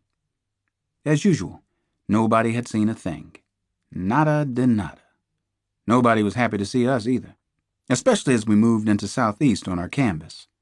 To top it off, the temperature was about 3 degrees with the wind chill. It was sleeting. The streets and sidewalks were covered with icy slush. A couple of times we joined the street people warming themselves over their garbage can fires. "You motherfucking cops always cold, even in the summer," one of the young fucks said to us. Both Samson and I laughed. We finally trudged back toward our car around 6. We were beaten up. We'd blown a long day. Nothing good had come of it. Gary Sanji had disappeared into thin air again. I felt as if I were in a horror movie. "Want to go out a few extra blocks?" I asked Samson. I was feeling desperate enough to try the slot machines in Atlantic City. Sanji was playing with us. Maybe he was watching us. Maybe the fucker was invisible. Samson shook his head. "No ma, sugar. I want to drink at least a case of brew. Then I just might do some serious drinking." He wiped slush off his sunglasses, then put them on again. It's weird how well I know his every move. He's been dusting his glasses like that since he was 12. Through rain or sleet or snow. "Let's do the extra blocks," I said. "For Miss Vivian. Least we can do." I knew you were going to say that. We filed into the apartment of a Miss Quilly McBride at around 6:20 that night. Quilly and her friend Mrs. Scott were seated at the kitchen table. Mrs. Scott had something to tell us that she thought might help. We were there to listen to anything she had to say. If you ever go through D.C.'s Southeast or the north section of Philadelphia or Harlem in New York, on a Sunday morning, you'll see ladies like Mrs. McBride and her friend, Willie Mae Randall Scott. These ladies wear blousy shirts and faded gabardine skirts. Their usual accoutrements include feathered hats and thick-heeled lace-up shoes that bunch their feet like sausage links. They're coming or going from various churches. In the case of Willie Mae, who is a Jehovah's Witness, they distribute the Watchtower magazine. "I believe I could help y'all," Mrs. Scott said to us in a soft, sincere voice. She was probably 80 years old, but very focused and clear in her delivery. "We'd appreciate that," I said. The 4 of us sat around the kitchen table. A plate of oatmeal cookies had been set out for the occasion of anyone's visit. A triptych with photos of the 2 murdered Kennedys and Martin Luther King was prominent on a kitchen wall. "I heard about the murder of the teacher," Mrs. Scott said for Samson's and my benefit. "And, well, I saw a man driving around the neighborhood a month or so before the Turner murders. He was a white man. I'm fortunate to still have a very good memory. I try to keep it that way by concentrating on whatever passes before these eyes. 10 years from today, I will be able to recall this interview on a moment-to-moment basis, detectives." Her friend, Mrs. McBride, had pulled her chair beside Mrs. Scott. She didn't speak at first, though she did take Mrs. Scott's bulging arm in her hand. "It's true, she will," Quilly McBride said. "1 week before the Turner murders, the same white man came through the neighborhood again," Mrs. Scott continued. "This second time, he was going door to door. He was a salesman." Samson and I looked at each other. "What kind of salesman?" Samson asked her. Mrs. Scott allowed her eyes to drift over Samson's face before she answered the question. I figured she was concentrating, making sure she remembered everything about him. "He was selling heating systems for the winter. I went over by his car and looked inside. A sales book of some sort was on the front seat. His company is called Atlantic Heating, out of Wilmington, Delaware." Mrs. Scott looked from face to face, either to make sure that she was being clear or that we were getting all of what she had just said. "Yesterday, I saw the same car drive through the neighborhood. I saw the car the morning the woman on C Street was killed. I said to my friend here, This can't all be a coincidence, can it? Now, I don't know if he's the one you're looking for, but I think you should talk to him." Samson looked at me. Then the two of us did a rare thing of late. We broke into smiles. Even the ladies decided to join in. We had something. We had a break, finally. The first of the case. "We're going to talk to the traveling salesman," I said to Mrs. Scott and Quilly McBride. "We're going to Wilmington, Delaware." Chapter 36. Gary Murphy got home a little past 5 on the following afternoon, January 14th. He'd gone into the office, just outside Wilmington. Only a few people had been there, and he'd planned to get some useless paperwork done. He had to make things look good for a little while longer. He'd ended up thinking about larger subjects, the master plan. Gary just couldn't get serious about the paper blizzard of bills and invoices littering his desk. He kept picking up crumpled customer bills, glancing at names, amounts, addresses. Who in their right fucking mind could care about all the invoices, he was thinking to himself. It was all so brutally small time, so dumb and petty, which is why the job and Delaware was such a good hiding spot for him. So he accomplished absolutely nothing at the office except blowing off a few hours. At least he'd picked up a present for Ronnie on the way home. He bought Ronnie a pink bike with training wheels and streamers. He added a Barbie dream house. Her birthday party was set for 6 o'clock. Missy met him at the front door with a hug and a kiss. Positive reinforcement was her strong suit. The party gave her something to think about. She'd been off his back for days. "Great day, honey. I kid you not. 3 home visits set up for next week. Count 'em. 3, Gary told her. What the hell? He could be charming when he wanted to be. Mr. Chips goes to Delaware. He followed Missy into the dining room, where she was setting out brightly colored plastic and paper for the party of parties. Missy had already hung a painted sheet on one wall, the kind they held up for football games at UD, University Dumb. This one said, "Go Ronnie, 7 or bust." "This is pure genius, son. You can make something out of nothing. This all looks fantastic," Gary said. "Things are sure looking up now." Actually, he was starting to get a little depressed. He felt out of it and wanted to take a nap. The idea of Ronnie's birthday party seemed exhausting suddenly. There sure hadn't been any parties when he was a kid. The neighbors started to arrive right at 6 o'clock. That was good, he thought. It meant the kids really wanted to come. They liked Ronnie. He could see it on all their little balloon head faces. Several of the parents stayed for the party. They were friends of his and Missy's. He dutifully played bartender while Missy started the kids on an assortment of games: Duck, Duck, Goose, musical chairs, Pin the Tail. Everybody was having a good time. He looked at Ronnie, and she was like a spinning top. Gary had a recurring fantasy. He murdered everyone attending a child's birthday party. A birthday party, or maybe a children's Easter egg hunt. That made him feel a little better. Chapter 37. The house was a 2-story white-painted brick on a wooded half-lot. It was already surrounded by cars, station wagons, jeeps, the family vehicles of suburbia. "This can't be his house," Samson said as we parked on a side street. "The thing doesn't live here. Jimmy Stewart does." We had found Gary Sanji, but it didn't feel right. The monster's house was a perfect suburban beauty, a gingerbread house on a well-maintained street in Wilmington, Delaware. It was a little less than 24 hours since we'd spoken to Mrs. Scott in D.C. In that time, we had tracked down Atlantic Heating in Wilmington. We had gathered the original hostage rescue team together. Lights were shining through most of the house windows. A Domino's delivery truck arrived at almost the same time that we did. A lanky blonde kid ran to the door with 4 big pizza boxes in his outstretched arms. The delivery kid got paid, then the truck was gone as quickly as it had come. The fact that it was a nice house in a nice neighborhood made me nervous, even more leery about the next few minutes. Sanji had always been 2 steps ahead of us, somehow. "Let's move," I said to Special Agent Scorse. "This is it, folks. The front gates of hell." 9 of us rushed the house: Scorse, Riley, Craig, and 2 others from the Bureau: Sampson, myself, Jeb Klepner, Jesse Flanagan. We were heavily armed and wore bulletproof vests. We wanted to end this right here, right now. I entered through the kitchen. Scorse and I came in together. Sampson was a step behind.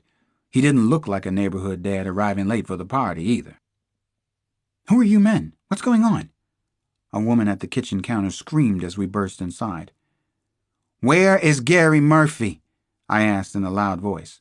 I flashed my ID at the same time. "I'm Alex Cross, police. We're here in connection with the Maggie Rose Dunn kidnapping." "Gary's in the dining room," a second woman standing over a blender said in a trembling voice. "Through here," she pointed. We ran down the connecting hallway. Family pictures were up on the walls. A pile of unopened presents lay on the floor. We had our revolvers drawn. It was a terrifying moment. The children we saw were afraid, so were their mothers and fathers. There were so many innocent people here. Just like Disney World, I was thinking. Just like the Washington Day School. Gary Sanji wasn't anywhere in the dining room, just more police, kids in birthday hats, pets, mothers and dads with their mouths open in disbelief. "I think Gary went upstairs," one of the fathers finally said. "What's going on here? What the hell is going on?" Craig and Riley were already crashing back down the stairs into the front hallway. "Not up there," Riley yelled. One of the kids said, "I think Mr. Murphy went down to the cellar. What'd he do?" We ran back to the kitchen and down to the cellar, Scorse, Riley, and myself. Sampson went back upstairs to double-check. No one was anywhere in the 2 small cellar rooms. There was a storm door to the outside. It was closed and locked from the outside. Sampson came down a moment later, 2 stairs at a clip. "I checked over the hole upstairs. He's not there." Gary Sanji had disappeared again. Chapter 38. "Okay, let's dial it up a notch. Let's do some serious rock and roll. Let's play for keeps now," Gary thought as he ran for it. He'd had escape plans in mind since he'd been 15 or 16 years old. He'd known the so-called authorities would come for him someday. Somehow, somewhere. He'd seen it all in his mind, in his elaborate daydreams. The only question was when. And maybe for what? For which of his crimes? Then they were there, on Central Avenue in Wilmington. The end of the celebrated manhunt. Or was it the beginning? Gary was like a programmed machine from the moment he spotted the police. He almost couldn't believe that what he'd fantasized so many times was actually happening. They were there, though. Special dreams do come true, if you're young at heart. He had calmly paid the pizza delivery boy. Then he went down the stairs and out through the cellar. He used a special half-hidden door and went into the garage. He relocked the door from the outside. Another side door led to a tiny alley into the Dwyer's yard. He relocked that door also. Jimmy Dwyer's snow boots were sitting on the porch steps. Snow was on the ground. He took his neighbor's boots.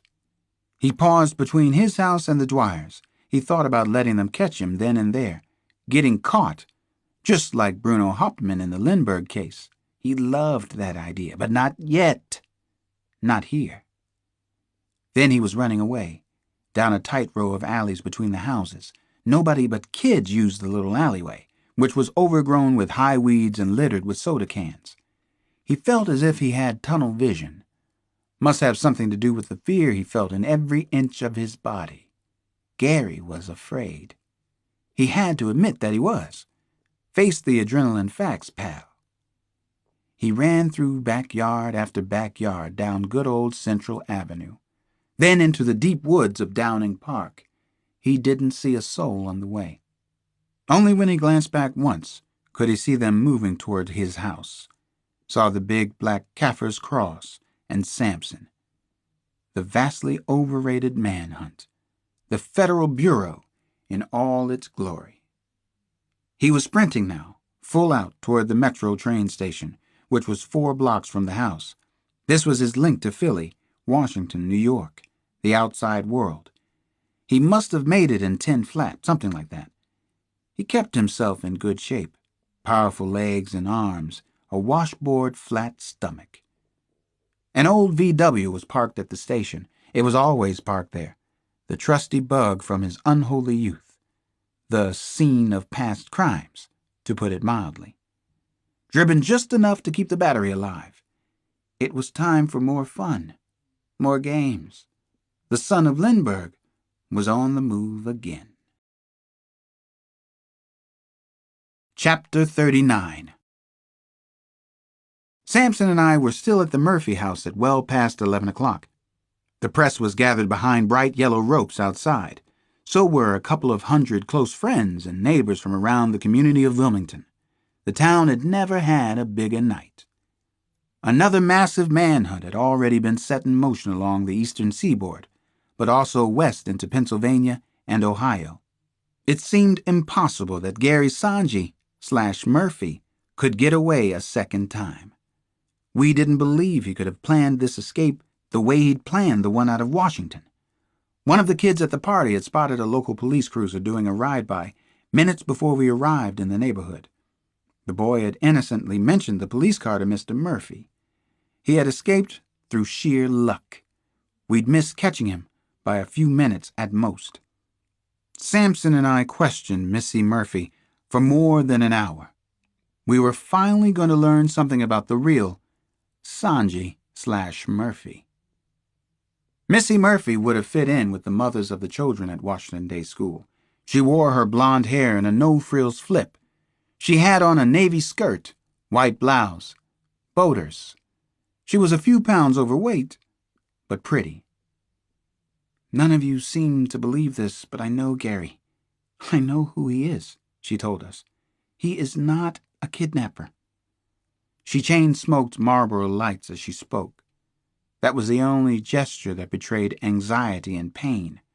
We talked with Mrs. Murphy in the kitchen. It was orderly and neat, even on party day. I noted Betty Crocker cookbooks stacked beside silver palette cookbooks and a copy of Meditations for Women Who Do Too Much. A snapshot of Gary Sanji/Murphy in a bathing suit was stuck up on the fridge. He looked like the all-American father. "Gary is not a violent person. He can't even bear to discipline Ronnie," Missy Murphy was saying to us. That interested me.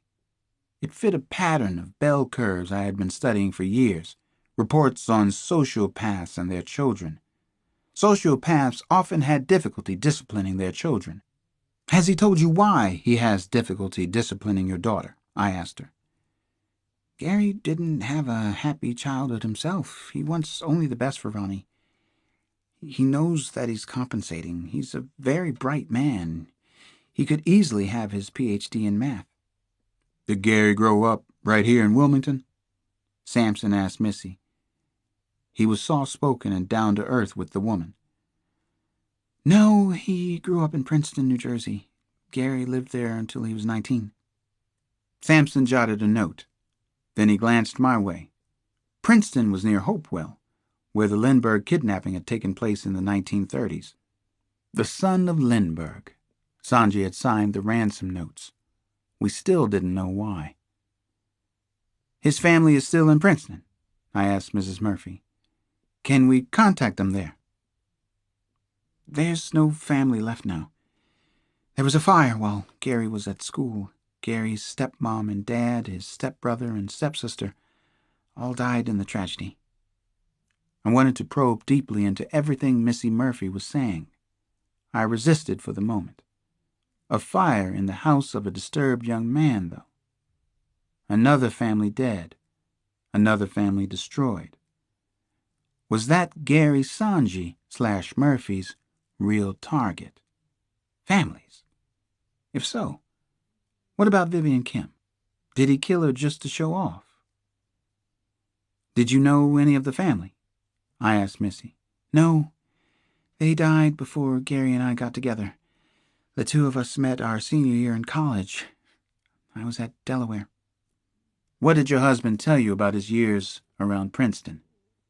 Not very much. He keeps a lot inside. The Murphys lived several miles from town, I know.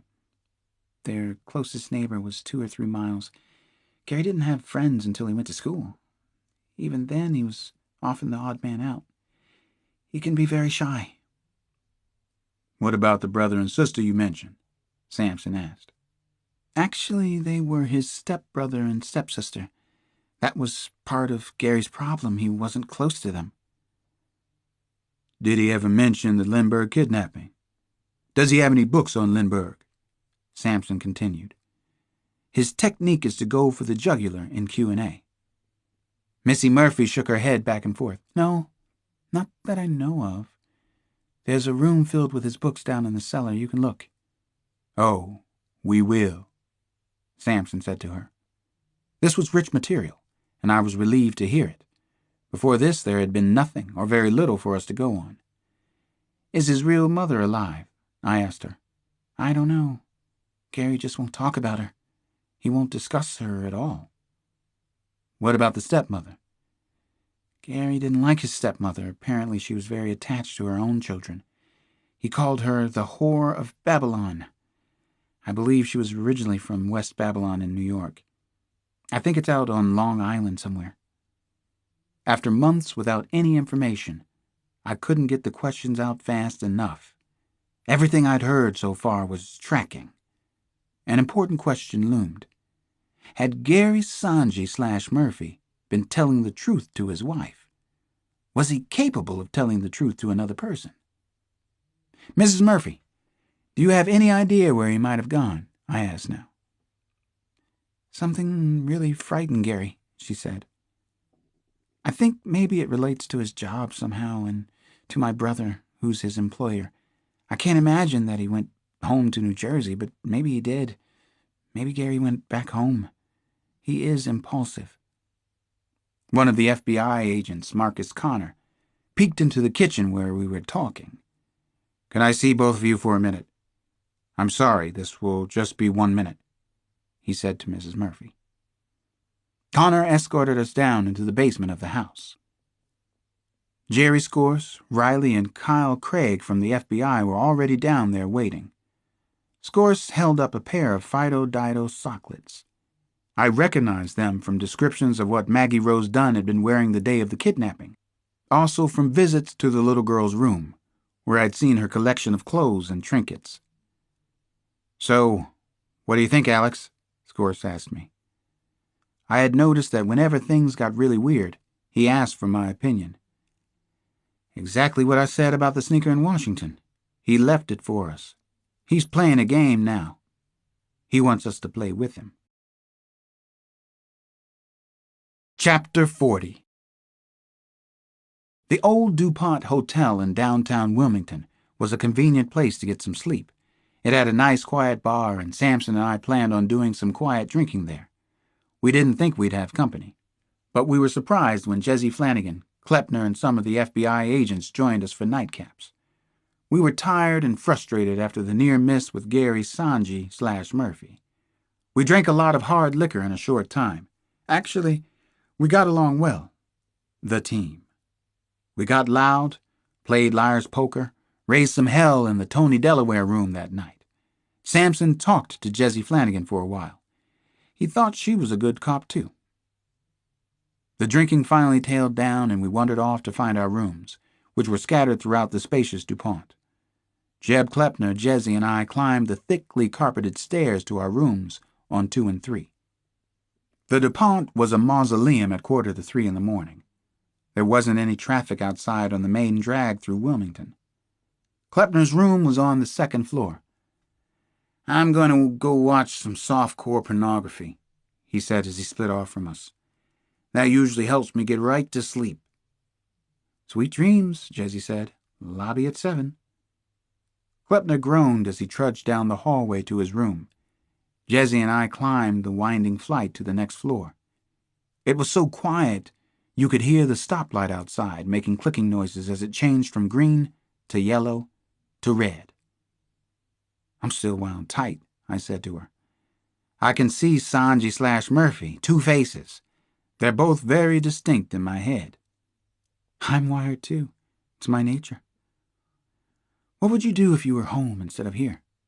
Jessie asked. I'd probably go play the piano out on our porch. Wake the neighborhood with a little blues. Jessie laughed out loud. We could go back down to the Delaware room. There was an old upright in there. Probably belonged to one of the DuPonts.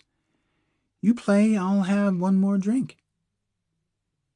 That bartender left about 10 seconds after we did.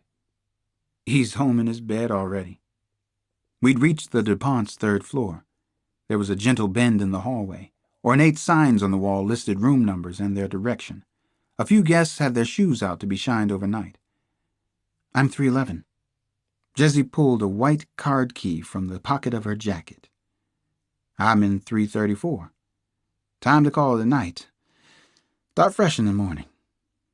Jessie smiled, and she looked into my eyes. For the first time that I could remember, neither of us had anything to say. I took her into my arms and held her gently. We kissed in the hallway. I hadn't kissed anyone like that in a while. I wasn't sure who started the kiss, actually. You're very beautiful, I whispered as our lips drew apart. The words just came out, not my best effort, but the truth.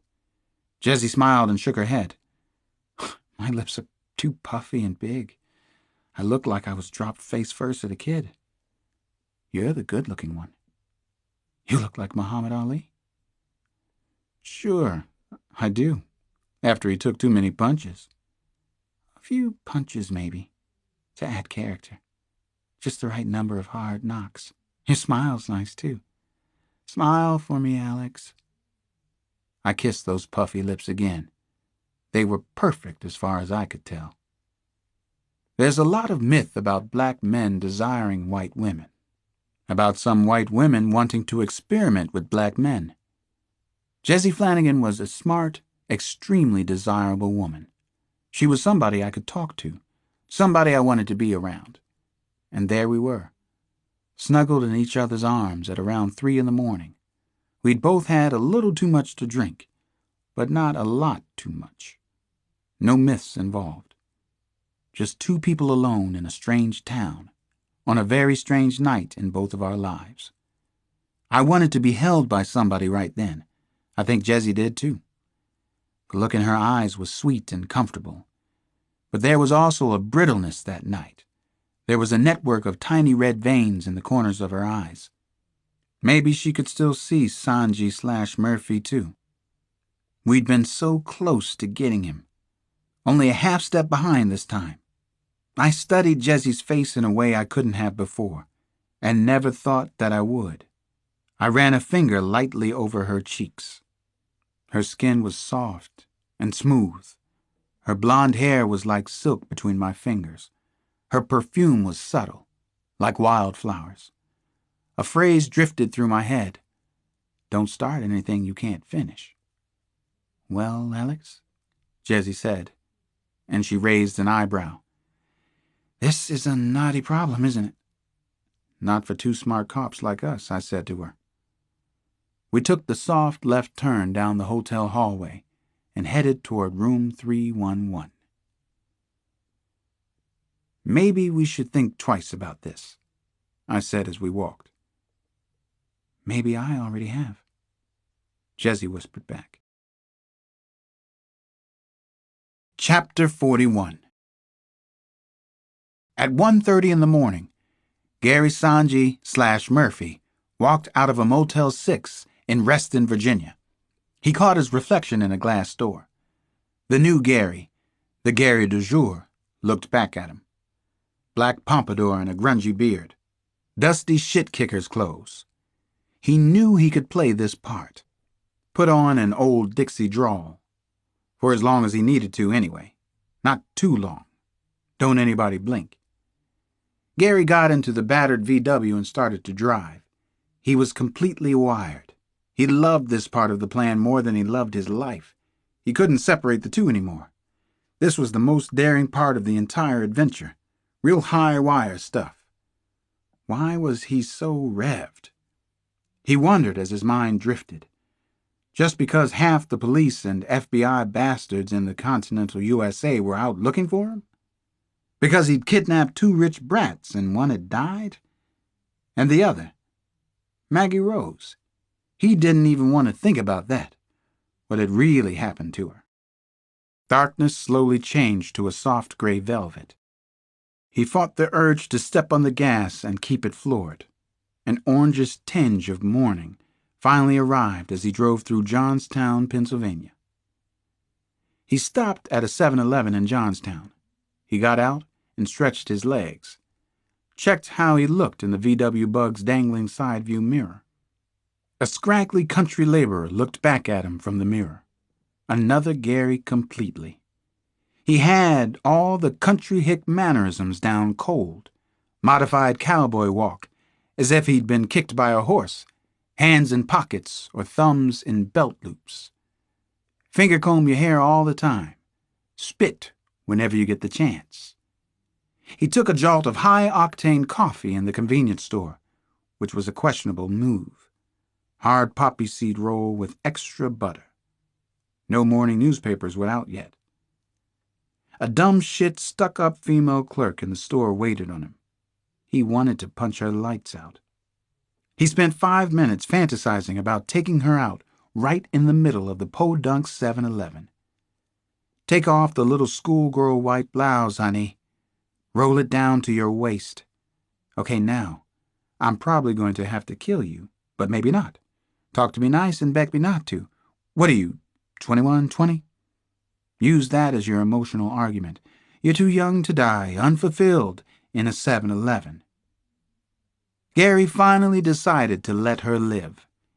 The amazing thing was that she had no idea how close she'd come to being killed. You have a nice day, come back soon, she said. You pray I don't.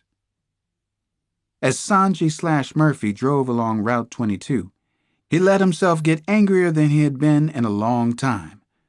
Enough of this sentimentality crap. No one was paying attention to him. Not the attention he deserved. Did the major fools and incompetents out there think they had any chance of stopping him? Of capturing him on their own? Of trying him on national TV? It was time to teach them a lesson. It was time for true greatness. Zig, when the world expects you to zag. Gary Sanji/Murphy pulled into a McDonald's in Wilkinsburg, Pennsylvania. Children of all ages loved McDonald's, right? Food, folks, and fun. He was still pretty much on schedule. The bad boy was dependable in that regard. You could set your watch by him.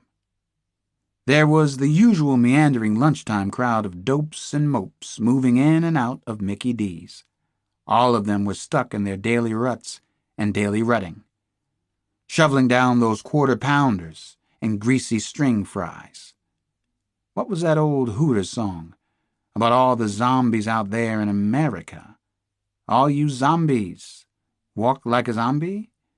Something about the millions of zombies out there. Gross understatement. Was he the only one living near his potential? Sanji/Murphy wondered. It sure as hell seemed that way. Nobody else was special the way he was. At least, he hadn't met any of the special ones. He turned into the McDonald's dining room. 100 trillion McBurgers served, and still counting. Women were there in droves. Women and all their precious children. The nest builders, the trivializers, the silly gooses with their silly, floppy breasties. Ronald McDonald was there, too, in the form of a 6-foot cutout, shilling stale cookies to the kiddies. What a day! Ronald McDonald meets Mr. Chips. Gary paid for 2 black coffees and turned to walk back through the crowd. He thought the top of his head was going to blow off. His face and neck were flushed. He was hyperventilating. His throat was dry, and he was perspiring too much. You all right, sir? The girl behind the register asked. He didn't even consider answering her. You talking to me? Robert De Niro, right? He was another De Niro, no doubt about that. Only he was an even better actor, more range. De Niro never took chances the way he did. De Niro, Hoffman, Pacino, none of them took chances and really stretched themselves, not in his opinion. So many thoughts and perceptions were crashing on him, deflecting off his brain. He had the impression that he was floating through a sea of light particles, photons, and neutrons. If these people could spend only 10 seconds inside his brain, they wouldn't believe it. He purposely bumped into people as he walked away from the McDonald's counter. "Well, excuse me," he said after a jarring hip check. "Hey, watch it. Come on, mister," somebody said to him. "Watch it yourself, you jerk-off." Sanji/Murphy stopped and addressed the balding shit-kicker he'd bumped. "What'd I have to do to get a little respect? Shoot you in the right eyeball?" He downed both coffees as he continued through the restaurant. Through the restaurant. Through any people in his way. Through the cheesy Formica tables. Through the walls, if he really wanted to. Gary Sanji/Murphy pulled a snub-nosed revolver from under his windbreaker. This was it. The beginning of America's wake-up call. A special performance for all the kiddies and mommies. They were all watching him now. Guns, they understood. "Wake the fuck up!" he shouted inside the McDonald's dining room. "Hot coffee coming through, you all! Wake up and smell it!" "That man has a gun," said one of the rocket scientists eating a dripping Big Mac. Amazing that he could see through the greasy fog rising from his food. Gary faced the room with the revolver drawn. "No one leaves this room!" he bellowed. "You awake now? Are you people awake?" Gary Sanji/Murphy called out. "I think so. I think you're all with the program now. I'm in charge. So everybody stop, look, and listen." Gary fired a round into the face of a burger-chomping patron. The man clutched his forehead and wheeled heavily off his chair onto the floor. Now that got everybody's attention. Real gun, real bullets, real life. A black woman screamed, and she tried to run by Sanji. He leveled her with a gun butt to the head. It was a really cool move, he thought. Good Steven Seagal shit. "I am Gary Sanji. I am himself. Is that a mind-blower or what? You're in the presence of the world-famous kidnapper. This is like a free-for-nothing demonstration, so watch closely. You might learn something. Gary Sanji has been places. He's seen things you'll never see in your life. Trust me on that one." He sipped the last of his McCoffee, and over the rim of his cup watched the fast food fans quiver. "This," he finally said in a thoughtful manner, "is what they call a dangerous hostage situation. Ronald McDonald's has been kidnapped, folks. You're now officially part of history." Chapter 42. State Troopers Mick Fesco and Bobby Hatfield were about to enter the McDonald's when gunshots sounded from the dining room. Gunshots? At lunchtime in McDonald's? What the hell was going on? Fesco was tall, a hulk, 44 years old. Hatfield was nearly 20 years younger. He'd been a state trooper for only about a year. The two troopers shared a similar sense of black humor, in spite of their age difference. They had already become tight friends. "Holy shit," Hatfield whispered when the fireworks started inside McDonald's. He went into a firing crouch he hadn't learned that long ago, and had never used off the target range. "Listen to me, Bobby," Fesco said to him. "Don't worry, I'm listening. You head toward that exit over there." Fesco pointed to an exit up near the cash registers. "I'll go around the left side. You wait for me to make a move. Do nothing until I go at him. Then, if you have a clear shot, go for it. Don't think about it, just pull the trigger, Bobby." Bobby Hatfield nodded. "I got you." Then the two split up. Officer Mick Fesco couldn't get his breath as he ran around the far side of the McDonald's. He stayed close to the brick wall, brushing his back against it. He'd been telling himself for months to get his ass back in shape. He was puffing already. He felt a little dizzy. That he didn't need. Dizziness and playing high noon with a creep was a real bad combination. Mick Fesco got up close to the door. He could hear the nutcase shouting inside. There was something funny, though. As if the creep were operating by remote. His movements were very staccato. His voice was high-pitched, like a young boy's. "I'm Gary Sanji. You all got that? I'm the man himself. You folks have found me, so to speak. You're all big heroes." Was it possible? Fesco wondered as he listened near the door. The kidnapper Sanji here in Wilkinsburg. Whoever it was, he definitely had a gun. One person had been shot. A man was spread-eagled on the floor. He wasn't moving. Fesco heard another shot. Piercing screams of terror echoed from inside the packed McDonald's restaurant. "You have to do something," a man in a light green Dolphins parka yelled at the state trooper. "You're telling me," Officer Mick Fesco muttered to himself. People were always real brave with cops' lives. "You first, officer. You're the one getting $2,500 a month for this." Mick Fesco tried to control his breathing. When he succeeded, he moved up to the glass doorway. He said a silent prayer and spun through the glass door. He saw the gunman immediately, a white guy, already turned toward him. As if he'd been expecting him. As if he'd planned on this. "Boom!" Gary Sanji yelled. At the same time, he pulled the trigger. Chapter 43. None of us had more than a couple of hours of sleep, some less than that. We were groggy and out of it as we cruised down U.S. Highway 22. Gary Sanji/Murphy had been sighted several times in the area south of us. He had become the boogeyman for half the people in America. I knew that he relished the role.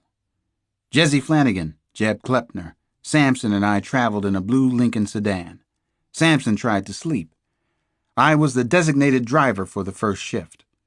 We were passing through Murraysville, Pennsylvania, when an emergency call came over the radio at 10 past noon. "All units, we have a multiple shooting," the dispatcher said with a flurry of radio static. "A man claiming to be Gary Sanji has shot at least 2 people inside a McDonald's in Wilkinsburg. He has at least 60 hostages trapped inside the restaurant at this time." Less than 30 minutes later, we arrived at the scene in Wilkinsburg, Pennsylvania. Sampson shook his head in disgust and amazement. "Does this asshole know how to throw a party or what?" "Is he trying to kill himself? Is this suicide time?" Jesse Flanagan wanted to know. "I'm not surprised by anything he does, but McDonald's fits. Look at all the children. It's like the school, like Disney World," I said to them. Across the street from the restaurant, on the roof of a Kmart, I could see police or army snipers. They had high-powered rifles aimed in the direction of the golden arches on the front window. "It seems just like the McDonald's massacre a few years back, the one in Southern California," I said to Sampson and Jesse. "Don't say that," Jesse whispered. "Not even as a joke. I'm saying it, and it isn't any joke." We started to hurry toward the McDonald's. After all this, we didn't want Sanji shot dead. We were being filmed. Television vans were double-parked everywhere, affiliates from all 3 networks. They were shooting film of everything that moved or talked. The whole mess was as bad a deal as I'd seen. It certainly reminded me of the McDonald's shootings in California. A man named James Huberty had killed 21 people there. Was that what Sanji/Murphy wanted us to think? An FBI section chief came running up to us. It was Kyle Craig, who had been at the Murphy house in Wilmington. "We don't know if it's him for sure," he said. "This guy's dressed like a farmer, dark hair, beard, claims to be Sanji, but it could be some other nut." "Let me get a look," I said to Craig. "He asked for me down in Florida. He knows I'm a psychologist. Maybe I can talk to him now." Before Craig could answer, I had moved past him toward the restaurant. I inched my way up beside a trooper, and a couple of local cops crouched near the side entrance. I flashed my badge case at them, said I was from Washington. No sound was coming from inside the McDonald's. I had to talk him back to earth. No suicide. No big flame out at Mickey D's. Is he making any sense? I asked the trooper. Is he coherent? The trooper was young and his eyes were glazed. He shot my partner. I think my partner's dead, the trooper said. Dear God in this world. We'll get in there and help your partner, I told the trooper. Is the man with the gun making sense when he talks? Is he coherent? He's talking about being the kidnapper from D.C. You can follow what he says. He's bragging about it. Says he wants to be somebody important. The gunman had control of the 60 or more people inside the McDonald's. It was silent in there. Was it Sanji/Murphy? It sure fit. The kids and their mothers. The hostage situation. I remembered all the pictures on his bathroom wall. He wanted to be the picture other lonely boys hung up. Sanji, I called out. Are you Gary Sanji? Who the hell are you? A shout came right back from inside. Who wants to know? I'm Detective Alex Cross, from Washington. I have a feeling you know all about the latest hostage rescue decision. We won't negotiate with you, so you know what happens from here on. I know all the rules, Detective Cross. It's all public information, isn't it? The rules don't always apply. Gary Sanji shouted back. Not to me, they don't. Never have. They do here, I said firmly. You can bet your life on it. Are you willing to bet all these lives, Detective? I know another rule. Women and children go first. You follow me? Women and children have a special place with me. I didn't like the sound of his voice. I didn't like what he was saying. I needed Sanji to understand that under no circumstances was he getting away. There would be no negotiations. If he started shooting again, we would take him down. I remembered other siege situations like this that I'd been involved in. Sanji was more complicated, smarter. He sounded as if he had nothing to lose. I don't want anyone else hurt. I don't want you hurt, I told him in a clear, strong voice. I was beginning to sweat. I could feel it inside my jacket, all over my body. That's very touching. I am moved by what you just said. My heart just skipped a beat. Really, he said. Our talk had sure become conversational in a hurry. You know what I mean, Gary. I softened my voice. I spoke as if he were a frightened, anxious patient. Certainly I do, Alex. There are a lot of people out here with guns. No one can control them if this escalates. I can't. Even you can't. There could be an accident. That we don't want. It was silent inside again. The thought pounding in my head was that if Sanji was suicidal, he'd end it here. He'd have his final shootout right now, his final blaze of celebrity. We'd never know what had set him off. We would never know what had happened to Maggie Rose Dunn. Hello, Detective Cross. Suddenly he was in the doorway, about 5 feet away from me. He was right there. A gunshot rang from one of the rooftops. Sanji spun and grabbed his shoulder. He'd been hit by one of the snipers. I leaped forward and grabbed Sanji in both arms. My right shoulder crunched into his chest. Lawrence Taylor never made a surer tackle. We fell hard to the concrete. I didn't want anyone shooting him dead now. I had to talk to him. We had to find out about Maggie Rose. As I held him on the ground, he twisted around and stared into my face. Blood from his shoulder was smeared over both of us. Thank you for saving my life, he said. Someday, I'll kill you for it, Detective Cross. Part 3. The Last Southern Gentleman. Chapter 44. "My name is Bobby," she had been taught to say. Always her new name, never the old one. Never, ever Maggie Rose. She was locked inside a dark van or a covered truck. She wasn't sure which. She had no idea where she was now, how far or how close to her home. She didn't know how long it had been since she'd been taken away from her school. Her thinking was clearer now, almost back to normal. Someone had brought her clothes, which had to mean she wasn't going to be hurt right away. Otherwise, why would they bother with the clothes? The van or truck was filthy dirty. It had no rug or covering on the floor. It smelled like onions. Food must have been kept there. Where did they grow onions? Maggie Rose tried to remember. New Jersey and upstate New York. She thought there was also the smell of potatoes, maybe turnips or sweet potatoes. When she put it all together, when she focused her mind, Maggie Rose thought she was probably being held somewhere down south. What else did she know? What else could she figure out? She wasn't being drugged anymore, not since the beginning. She didn't think Mr. Sanji had been around for a few days. The scary old lady hadn't been there either. They seldom talked to her. When she was spoken to, they called her Bobby. Why Bobby? She was being so good about everything, but sometimes she needed to cry, like now.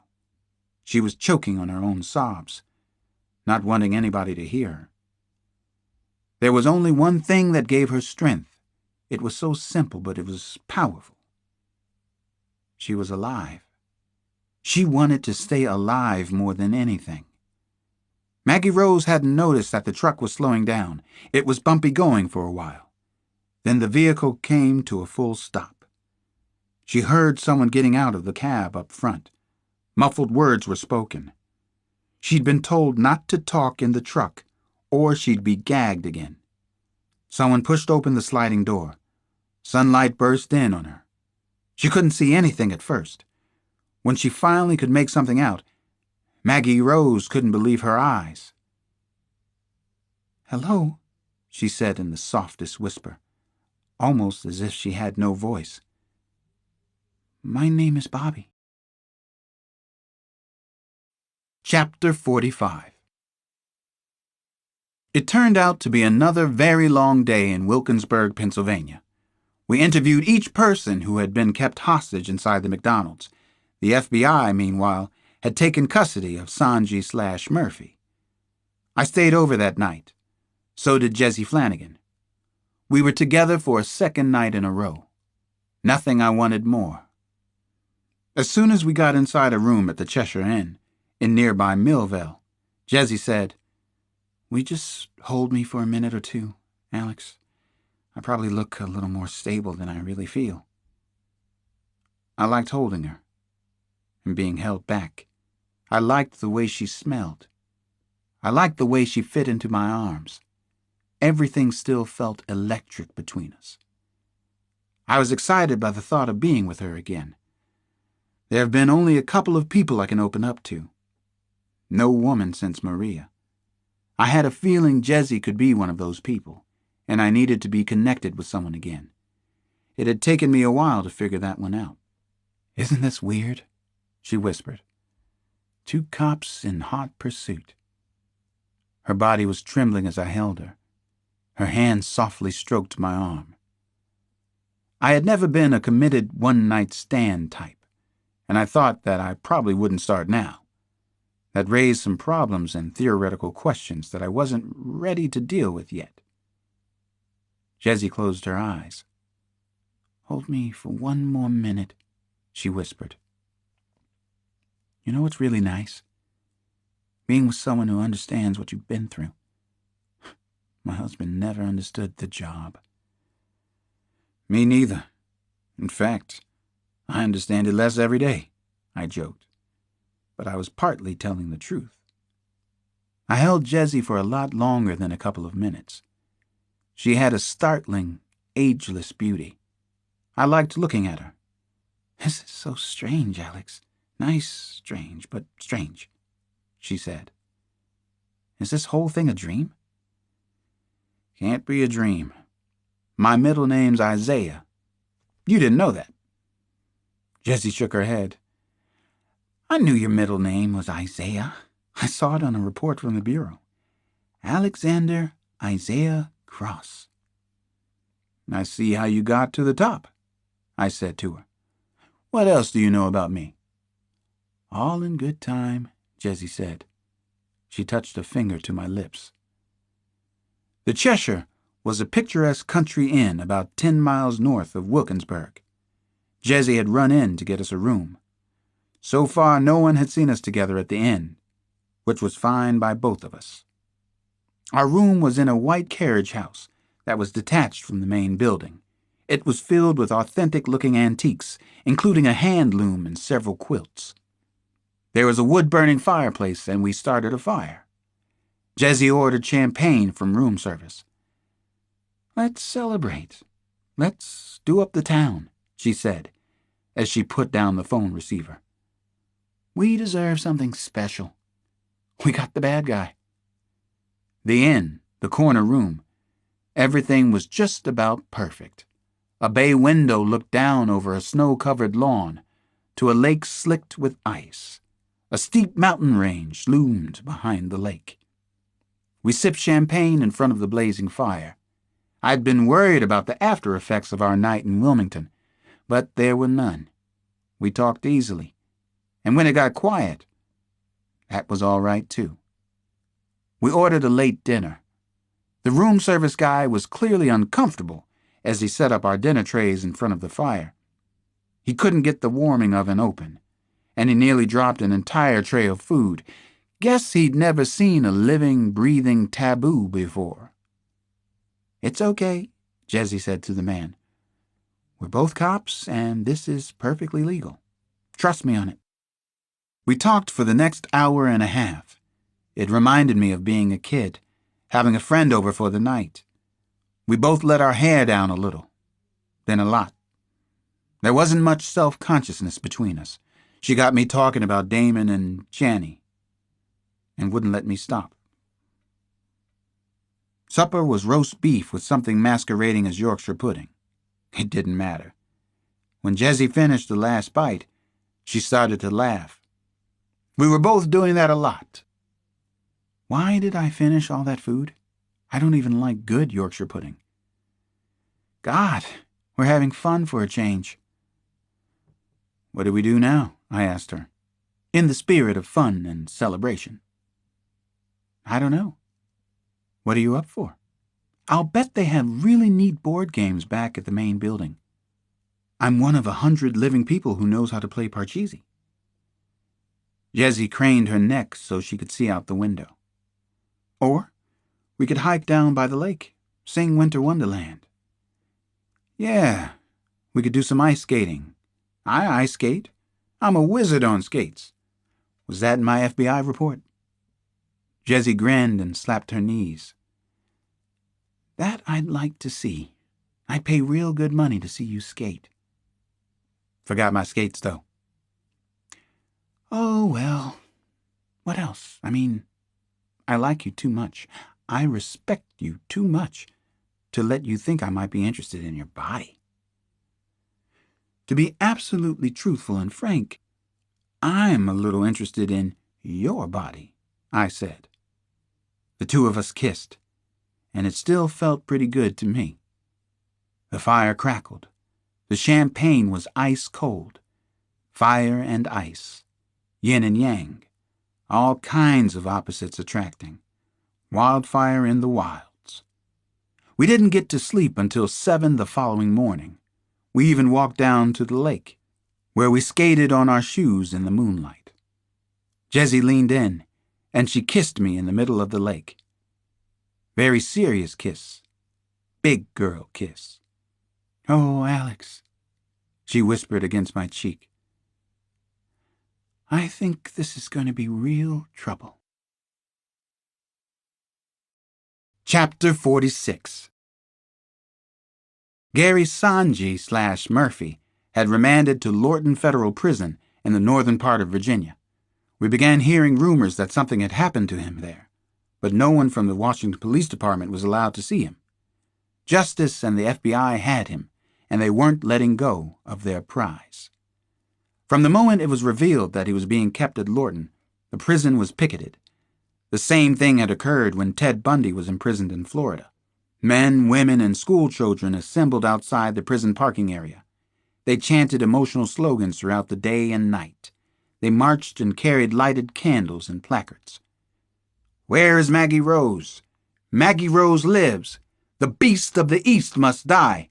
Give the beast the chair or life." A week and a half after the capture, I went in to see Sanji/Murphy.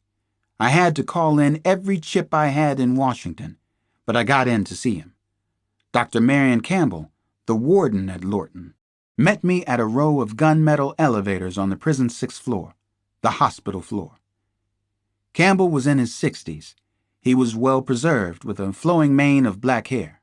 He looked very Reagan-esque. "You're Detective Cross." He extended his hand and smiled politely. "Yes, I'm also a forensic psychologist," I explained. Dr. Campbell seemed genuinely surprised by that information. Evidently, no one had told him. "Well, you certainly have some pull to get in to talk with him. It's gotten rather complicated. Visiting rights with him are a precious commodity. I've been involved with this since he took the 2 kids in Washington. I was there when he was caught." "Well, I'm not sure if we're talking about the same man now," Dr. Campbell said. He didn't explain. "Is it Dr. Cross?" he asked. "Dr. Cross, Detective Cross, Alex, you pick." "Please come with me, Doctor. You're going to find this most interesting." Because of the gunshot wound Sanji got at McDonald's, he was being kept in a private room in the prison hospital. Dr. Campbell led me down a wide corridor inside the hospital. Prisoners occupied every available room. Lorton's a very popular place, long lines at the door. Most of the men were black. They ranged in age from as young as 19 to their mid-50s. They all tried to look defiant and tough, but that is a pose that doesn't work well in a federal prison. "I'm afraid I've become a little protective of him," Campbell said as we walked. "You'll see why in a moment. Everybody wants to, needs to see him. I've received calls from all over the world. An author from Japan had to see him, a doctor from Frankfurt, another from London.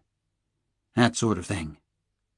"I get the feeling there's something you're not telling me about him, Doctor," I finally said to Campbell. "What is it?" "I want you to draw your own conclusions, Dr. Cross. He's right here in this section near the main ward. I would very much like your opinion." We stopped at a bolted steel door in the hospital corridor. A guard let us through. Beyond the door were a few more hospital rooms, but rooms for maximum security. A light burned brightly inside the first room. It wasn't Sanji's. He was in a darker room on the left. The regular prison visiting area had been ruled out because it offered too much exposure. 2 guards with shotguns sat outside the room. "Has there been any violence?" I asked. "No, none at all. I'll leave you 2 to talk. I don't think you have to be concerned about any violence. You'll see for yourself." Gary Sanji/Murphy watched us from his cot. His arm was in a sling. Otherwise, he looked the same as the last time I'd seen him. I stood inside the hospital room. When Dr. Campbell walked away, Sanji studied me. There was no sign of recognition from this man who'd threatened to kill me when we'd last met. My first professional impression was that he seemed afraid to be left alone with me. His body language was tentative, very different from the man I'd wrestled to the ground at the McDonald's in Wilkinsburg. "Who are you? What do you want with me?" he finally said. His voice quivered slightly. "I'm Alex Cross. We've met." He looked confused. The expression on his face was very believable, too. He shook his head and closed his eyes. It was an incredibly baffling and disconcerting moment for me. "I'm sorry, I don't remember you," he said then. It seemed an apology. "There have been so many people in this nightmare. I forget some of you. "Hello, Detective Cross. Please pull up a chair. As you can see, I've had plenty of visitors." "You asked for me during the negotiations in Florida. I'm with the Washington police." As soon as I said that, he started to smile. He looked off to the side and shook his head. I wasn't in on the joke yet. I told him I wasn't. "I've never been to Florida in my life," he said. "Not once." Gary Sanji/Murphy stood up from his cot. He was wearing loose-fitting hospital whites. His arm seemed to be giving him some pain. He looked lonely and vulnerable. Something was very wrong here. What in the hell was going on? Why hadn't I been told before I came? Evidently, Dr. Campbell wanted me to draw my own conclusions. Sanji/Murphy sat down in the other chair. He stared at me with a baleful look. He didn't look like a killer. He didn't look like a kidnapper. A teacher. A Mr. Chips. A lost little boy. All of those seemed closer to the mark. "I've never spoken to you in my life," he said to me. "I've never heard of Alex Cross. I didn't kidnap any children." "Do you know Kafka?" he asked. "Some. What's your point?" "I feel like Gregor Samsa in Metamorphosis. I'm trapped in a nightmare. None of this makes any sense to me. I didn't kidnap anyone's children. Someone has to believe me. Someone has to. I'm Gary Murphy. I never harmed anyone in my entire life." If I followed him, what he was telling me was that he was a multiple personality. Truly Gary Sanji/Murphy. "But do you believe him, Alex? Jesus Christ, man, that's the $64 question." Scorse, Craig, and Riley from the Bureau, Klepner and Jesse Flanagan from the Secret Service, and Sampson and I were in a crammed conference room at FBI headquarters downtown. It was Old Home Week for the hostage rescue team. The question had come from Jerry Scorse. Not surprisingly, he didn't believe Sanji/Murphy. He didn't buy the multiple personality bit. What does he really gain from telling a lot of outrageous lies? I asked everyone to consider. He says he didn't kidnap the children. He says he didn't shoot anyone at the McDonald's. I looked from face to face around the conference table. He claims to be this pleasant enough nobody from Delaware named Gary Murphy. Temp insanity plea. Riley offered the obvious. He goes to some cushy asylum in Maryland or Virginia, out in 7 to 10 years maybe. You can bet he knows that, Alex. Is he clever enough, a good enough actor to pull it off? So far, I've spoken to him only once, less than an hour with him. I'll say this. He's very convincing as Gary Murphy. I think he's legitimately VFC. "What the hell is VFC?" Scorse asked. "I don't know VFC. You've lost me." "It's a common enough psych term," I told him. "All of us shrinks talk about VFC when we get together." Very fucking crazy, Jerry. Everybody around the table laughed, except Scorse. Sampson had nicknamed him the funeral director, Digger Scorse. He was dedicated and professional, but usually not a lot of laughs. "Very fucking funny, Alex," Scorse finally said. "That's VFF. "Can you get in to see him again?" Jessie asked me. She was as professional as Scorse, but a lot nicer to be around. "Yeah, I can. He wants to see me.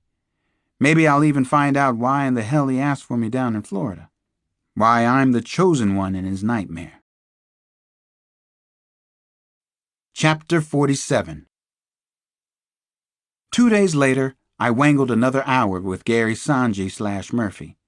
I'd been up the previous 2 nights rereading multiple personality cases. My dining room looked like a carol at a psych library.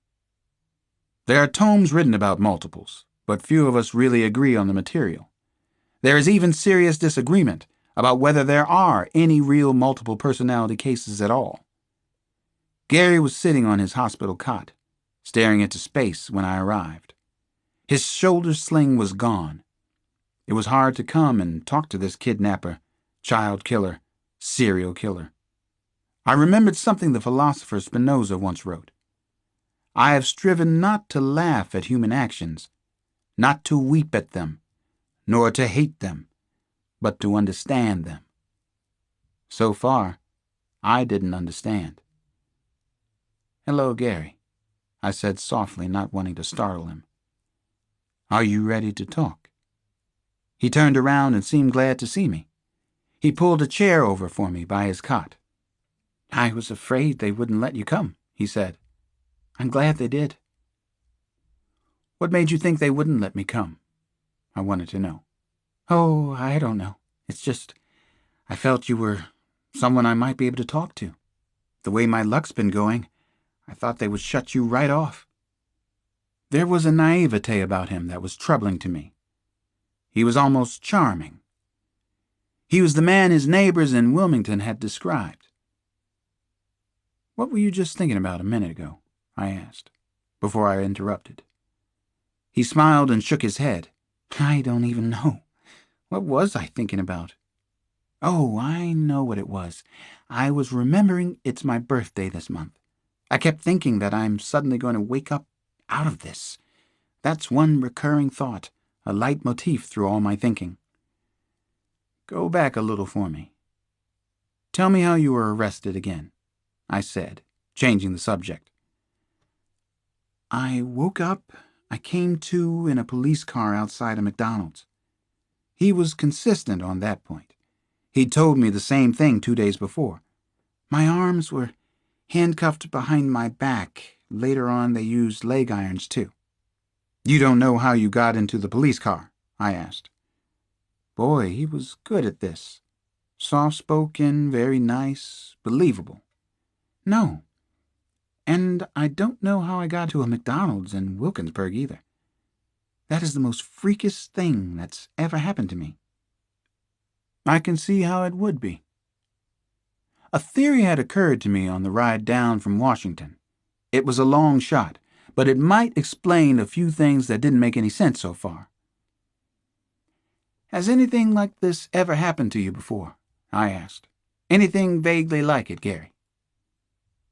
"No. I've never been in any trouble. Never been arrested. You can check that, can't you?" "Of course you can." "I mean, have you ever woken up in a strange place before? No idea how you got there?" Gary gave me a strange look, his head cocked slightly. "Why would you ask that?"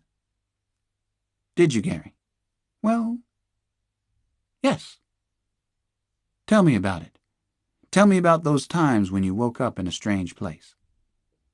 He had a habit of pulling on his shirt, between the second and third buttons. He would pull the fabric away from his chest. I wondered if he had a fear of not being able to breathe, and where it might have come from if he did.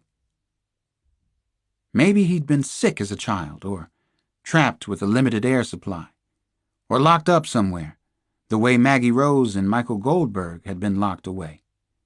"For the past year or so, maybe more than that, I've suffered from insomnia. I told that to one of the doctors who came to see me," he said. There was nothing about insomnia in any of the prison workups. I wondered if he'd told any of the doctors, or simply imagined that he had. There was stuff about an uneven Wechsler profile, indicative of impulsivity. There was a verbal IQ and a performance IQ, both through the roof. There was a Rorschach profile that reflected severe emotional stress. There was a positive response to the TAT card number 14, the so-called suicide card, but not a word about insomnia. "Tell me about it, please. It could help me to understand." We'd already talked about the fact that I was a psychologist, besides being a really crackerjack detective. He was comfortable with my credentials, so far anyway. Did that have anything to do with his asking for me down in Florida? He looked into my eyes. "Will you really try to help me? Not trap me, Doctor. Help me?" I told him that I'd try. I'd listen to what he had to say. I'd keep an open mind. He said that was all he could ask for. "I haven't been able to sleep for a while. This goes back for as long as I can remember, he went on. It was becoming a jumble. Being awake, dreams I had trouble sorting out one from the other. I woke up in that police car in Pennsylvania. I have no idea how I got there. That's really how it happened. Do you believe me? Somebody has to believe me. I'm listening to you, Gary. When you've finished, I'll tell you what I think. I promise. For the moment, I have to hear everything you remember.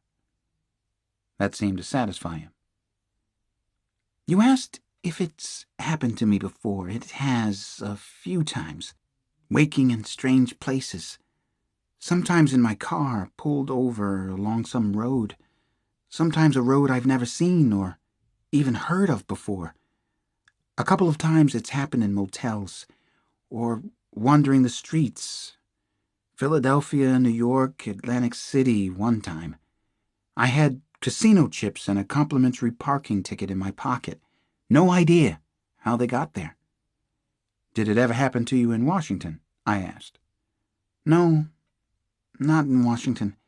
I haven't been in Washington since I was a kid, actually. Lately I've found I can come to in a conscious state, completely conscious. I might be eating a meal, for example, but I have no idea how I got in the restaurant. Did you see anybody about this? Did you try to get help? A doctor? He shut his eyes, which were clear chestnut brown, his most striking feature. A smile came across his face as he opened his eyes again. We don't have money to spend on psychiatrists. We're barely scraping by. That's why I've been so depressed. We're in the hole over 30 grand. My family is 30,000 in debt, and I'm here in prison. He stopped talking and looked at me again. He wasn't embarrassed about staring, trying to read my face. I was finding him cooperative, stable, and generally lucid. I also knew that anybody who worked with him might be the victim of manipulation by an extremely clever and gifted sociopath. He'd fooled a lot of people before me. He was obviously good at it. So far, I believe you, I finally said to him. What you're saying makes sense to me, Gary. I'd like to help you if I can. Tears suddenly welled in his eyes and rolled down his cheeks. He put his hands out to me. I reached out, and I held Gary Sanji/Murphy's hands. They were very cold. He seemed to be afraid. I'm innocent, he said to me. I know it sounds crazy, but I'm innocent. I didn't get home until late that night. A motorcycle eased up alongside the car as I was about to pull into my driveway. What the hell was this? Please follow me, sir, said the person atop the bike. The line was delivered in nearly perfect highway patrol style. Just fall in behind. It was Jessie. She started to laugh, and so did I. I knew she was trying to lure me back to the land of the living again. She told me I was working too hard on the case. She reminded me that it was solved. I continued into the driveway and got out of the old Porsche. I went around to where she had curbed her motorcycle. Quitting time, Alex, Jessie said. Can you do it? Is it okay for you to quit work at 11 o'clock? I went inside to check on the kids. They were sleeping, so I had no reason to resist Jessie's offer. I came back out and climbed on the bike.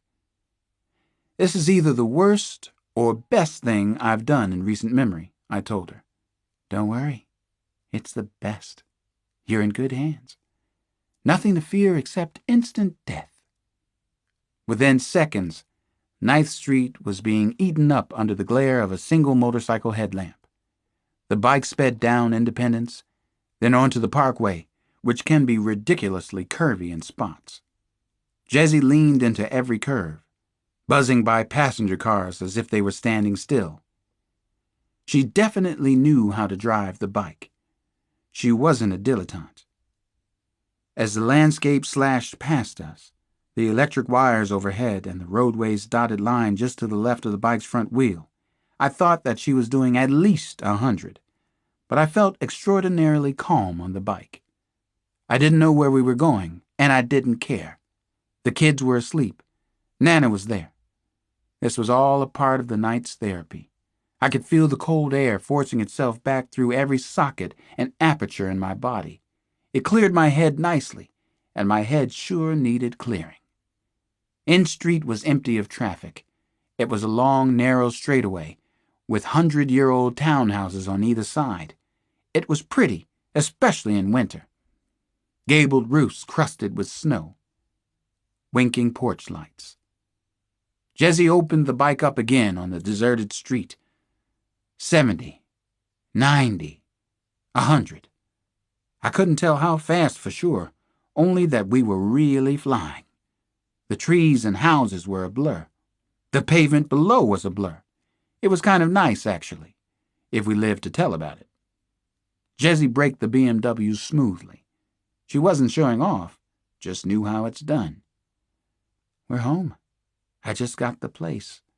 I'm getting my home act together, she said as she dismounted. You were pretty good. You only yelped that one time on the George Washington. I keep my yelps to myself. Exhilarated by the ride, we went inside. The apartment wasn't at all what I had expected. Jessie said she hadn't found time to fix the place up, but it was beautiful and tasteful. The overall style was sleek and modern, but not at all stark. There were lots of striking art photographs, mostly black and white. Jessie said she'd taken them all. Fresh flowers were in the living room and kitchen, books with bookmarks sticking out, The Prince of Tides, burn marks, Women in Power, Zen and the Art of Motorcycle Maintenance, a wine rack, Behringer, Rutherford, a hook on the wall for her cycle helmet. So, you're a homebody after all. I am like hell. Take it back, Alex. I'm a tough-as-they-come Secret Service woman. I took Jessie in my arms, and we kissed very gently in her living room. I was finding tenderness where I hadn't expected. I was discovering sensuality that surprised me. It was the whole package I'd been searching for, only with one little catch. I'm glad you brought me to your house, I said. I mean that, Jessie. I really am touched. Even if I practically had to kidnap you to get you over here. Fast motorcycle rides in the night, beautiful homey apartment, Annie Leibovitz quality photographs. What other secrets do you have? Jessie moved a finger gently down and around my jawline, exploring my face. I don't want to have any secrets. That's what I'd like. Okay? I said yes. That was exactly the way I wanted it, too. It was time to open up to someone again. It was way past time, probably for both of us. Maybe we hadn't looked it to the outside world, but we'd been lonely and inner-driven for too long. That was the simple truth we were helping each other to get in touch with. Early the next morning, we rode the bike back to my house in Washington. The wind was cold and rough on our faces. I held onto her chest as we floated through the dim gray light of early dawn. The few people who were up, driving or walking to work, stared at us. I probably would have stared too. What a damn fine and handsome couple we were. Jessie dropped me exactly where she'd picked me up. I leaned close against her and the warm, vibrating bike. I kissed her again.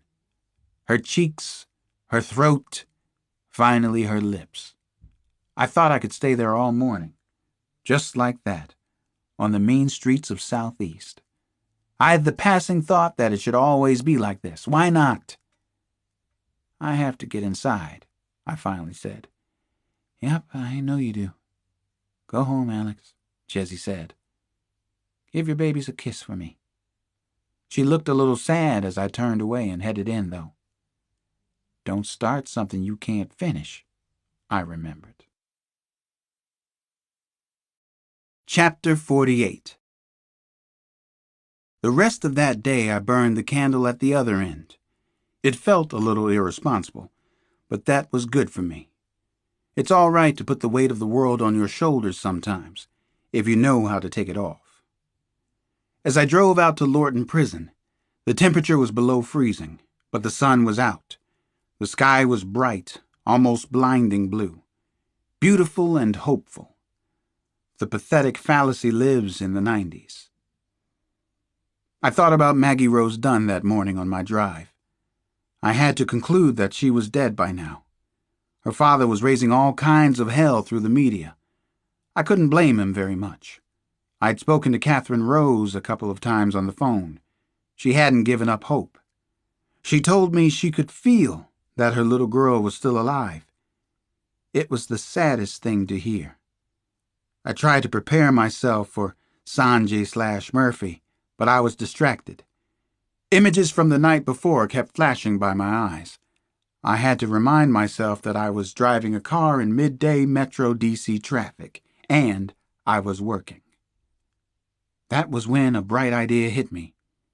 A testable theory about Gary Sanjay/Murphy that seemed to make some sense in psych terms. Having an interesting theory du jour helped my concentration at the prison. I was taken up to the 6th floor to see Sanjay. He was waiting for me. He looked as if he hadn't slept all night either. It was my turn to make something happen. I went at him for a full hour that afternoon, maybe even a little longer. I pushed hard, probably harder than with any of my patients. Gary, have you ever found receipts in your pockets? Hotels, restaurants, store purchases, but you have no memory of spending the money. How did you know that? His eyes lit up at my question. Something like relief washed over his face. I told them I wanted you to be my doctor. I don't want to see Dr. Walsh anymore. All he's good for is script for chloral hydrate. I'm not sure that's a good idea. I'm a psychologist, not a psychiatrist like Dr. Walsh. I'm also part of the team that helped arrest you. He shook his head. I know all that. You're also the only one who's listened before making final judgments. I know you hate me. The idea that I took those 2 children, the other things I'm supposed to have done, but you listen, at least. Walsh only pretends to listen. You need to continue seeing Dr. Walsh, I told him. That's fine. I guess I understand the politics here by now. Just please, don't leave me in this hellhole by myself. I won't. I'm with you all the way from here on. We'll continue to talk just like this. I asked Sanjay/Murphy to tell me about his childhood. I don't remember a whole lot about growing up. Is that very strange? He wanted to talk. It was in my hands, my judgment, to determine whether I was hearing the truth or a set of elaborately constructed lies. That's normal for some people, not remembering. Sometimes things come back when you talk about them, when you verbalize. I know the facts and statistics, okay. Birth date, February 24th, 1957. Birthplace, Princeton, New Jersey. Things like that. Sometimes I feel like I learned all that when I was growing up, though. I've had experiences where I cannot separate dreams from reality. I'm not sure which is which. I'm really not sure. Try to give me your first impressions, I told him. Not a lot of fun and laughs, he said. I've always had insomnia. I could never sleep more than an hour or 2 at a time.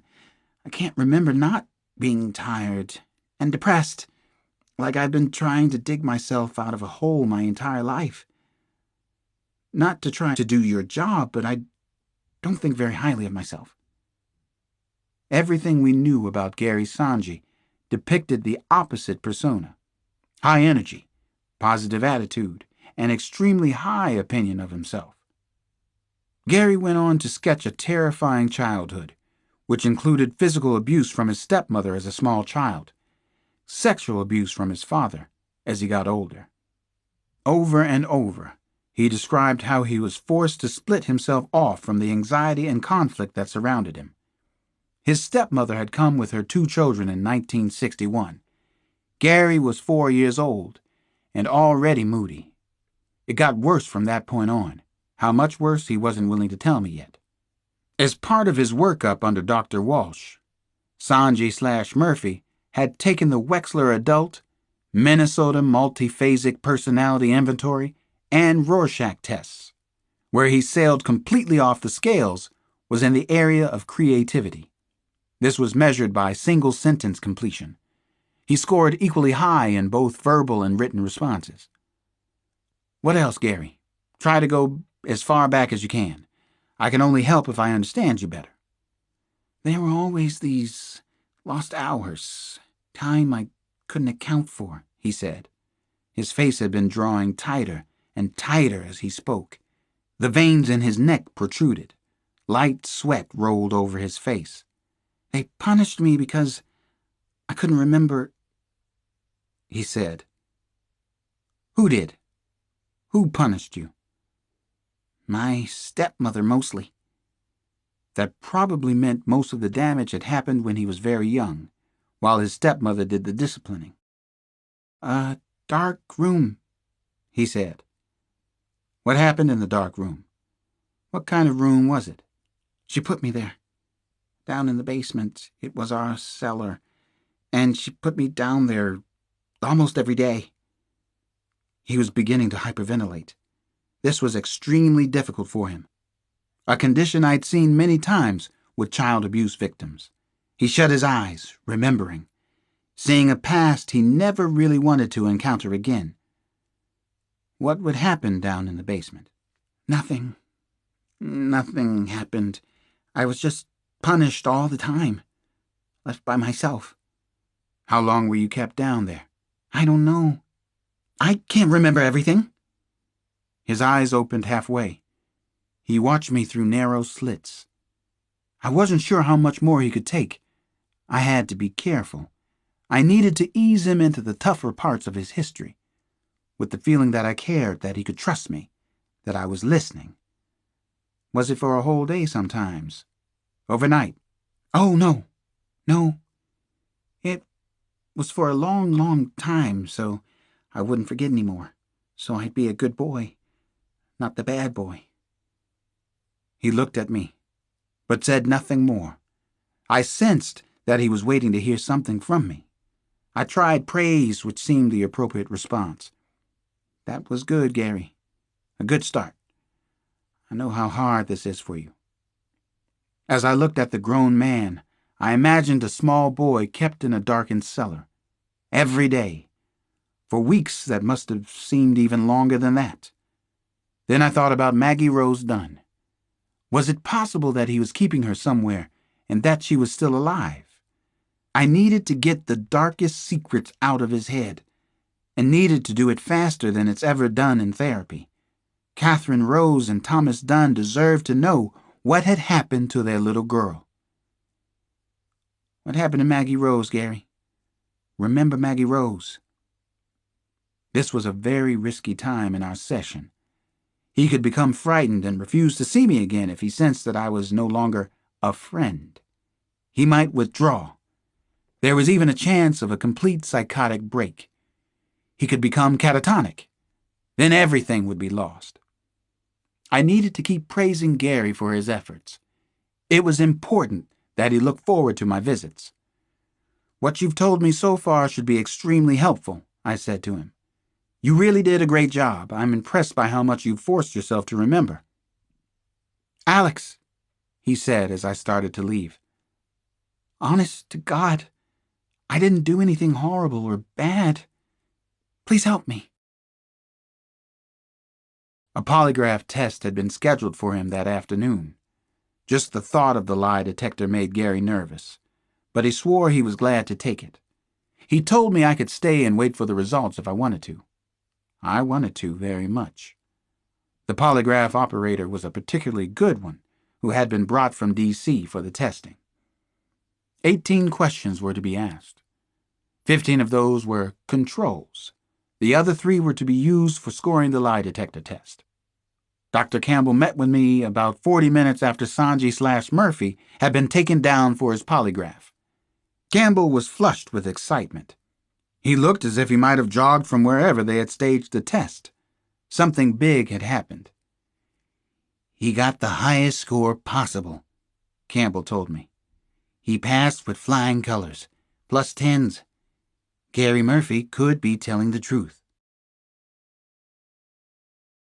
Chapter 49. Gary Murphy could be telling the truth. I held a command performance in the boardroom inside Lorton Prison the following afternoon. The important audience included Dr. Campbell from the prison, Federal District Attorney James Dowd, a representative from the Governor of Maryland's office, 2 more attorneys from the Attorney General's office in Washington, and Dr. James Walsh from the state's health board, as well as the prison's advisory staff. It had been an ordeal to get them together. Now that I had succeeded, I couldn't lose them. I wouldn't get another chance to ask for what I needed. I felt as if I were back taking my orals at Johns Hopkins. I was dancing fast on the high wire. I believed the entire Sanji/Murphy investigation was at stake, right here in this room. I want to try regressive hypnosis on him. There's no risk, but there's a chance for high reward, I announced to the group.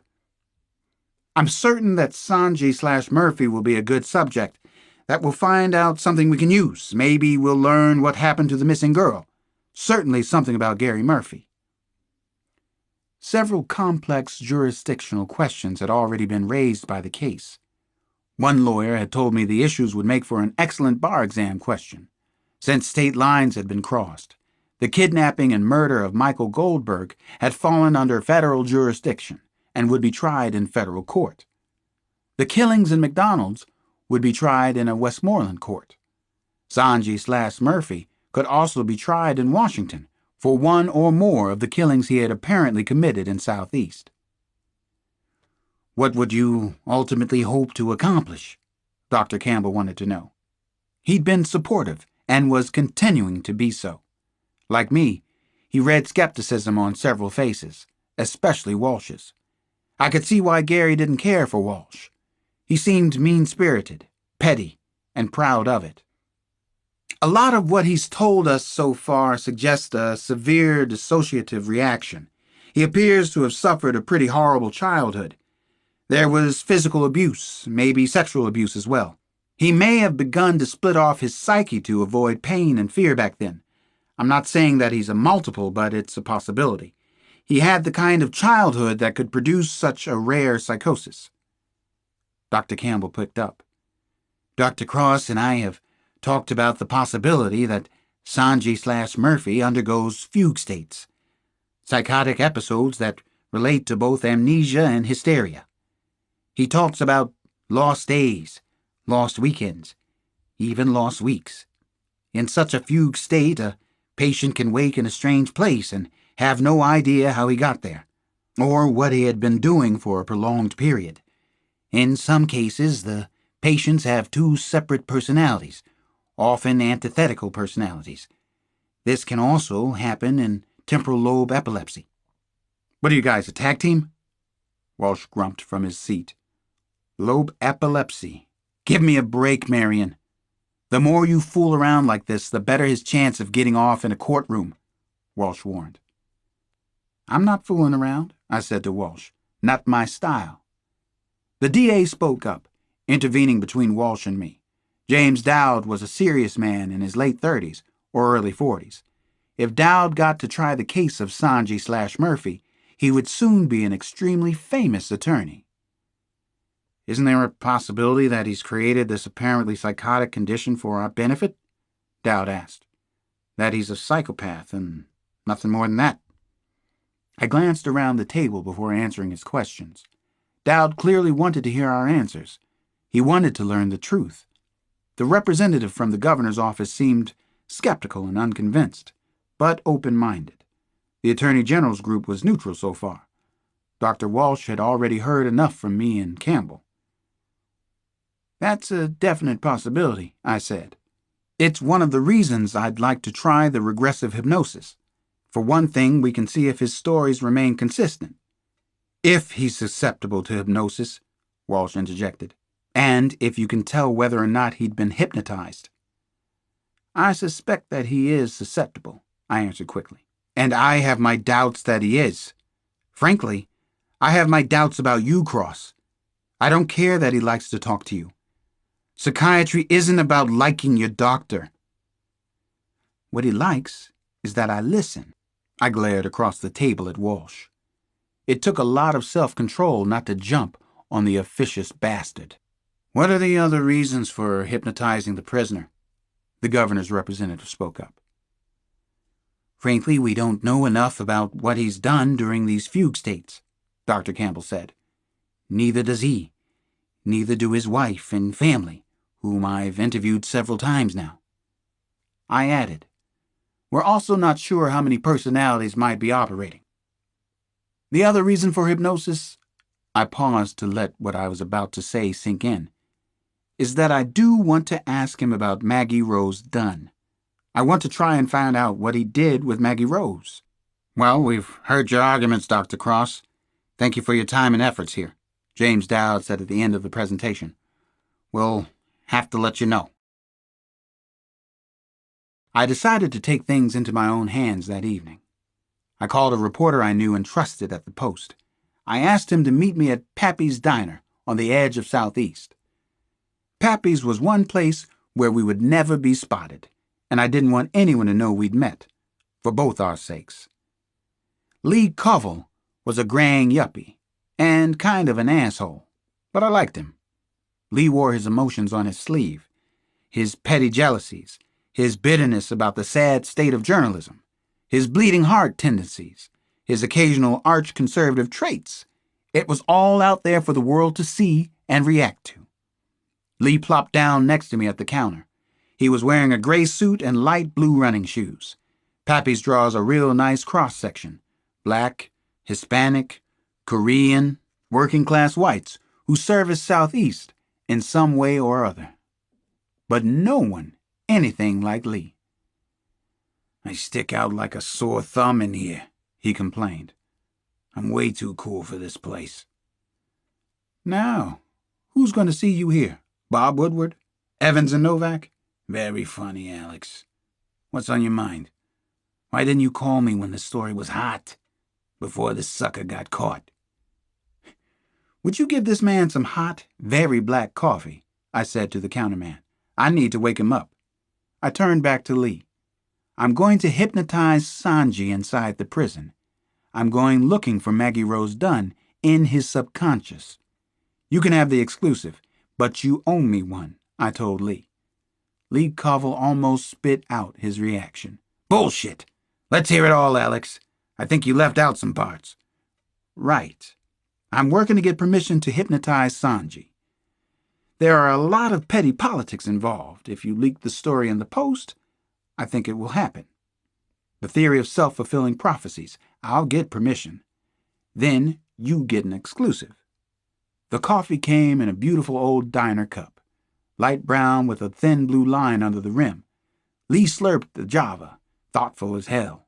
He seemed amused that I was trying to manipulate the established order in D.C. It appealed to his bleeding heart. And if you do hear something from Gary Sanji, I'll be the second to know. After yourself, Alex. You drive a hard bargain, but yeah, that'll be our deal. Think about it, Lee. It's for a worthy cause. Finding out about Maggie Rose, not to mention your career. I left Covell to finish his Pappy's coffee and began to shape his story. Apparently that's what he did. It appeared in the morning edition of the Post. Nana Mama is the first one up at our house every day. Probably she's the first one up in the entire universe. That's what Samson and I used to believe when we were 10 or 11. And she was the assistant principal of the Garfield North Junior High School. Whether I wake up at 7 or 6 or 5, I always come down to the kitchen to find a light blazing and Nana already eating breakfast or firing it up over her stove. Most mornings, it is the very same breakfast. A single poached egg, 1 corn muffin buttered, weak tea with cream, and double sugar. She will also have begun to make breakfast for the rest of us, and she recognizes the variety in our palates.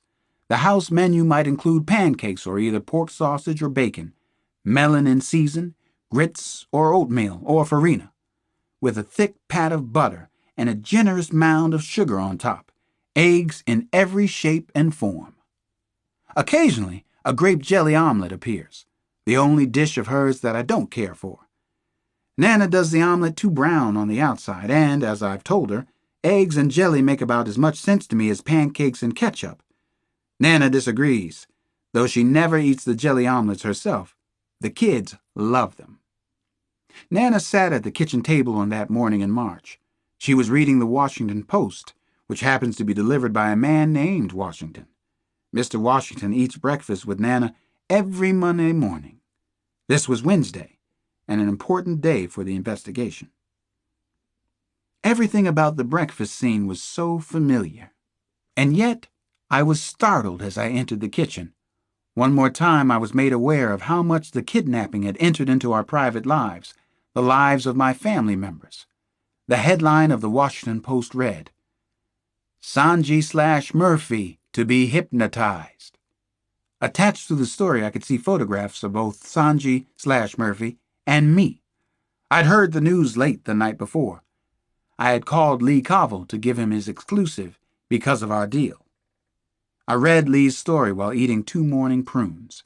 It said that certain unnamed sources were skeptical about the opinions of psychologists assigned to the kidnapper, that medical findings may have an effect on the trial, that, if proven insane, Sanji/Murphy could get a sentence as lenient as 3 years in an institution. Obviously, Lee had spoken to other sources after he talked to me. Why don't they just come out and say what they mean?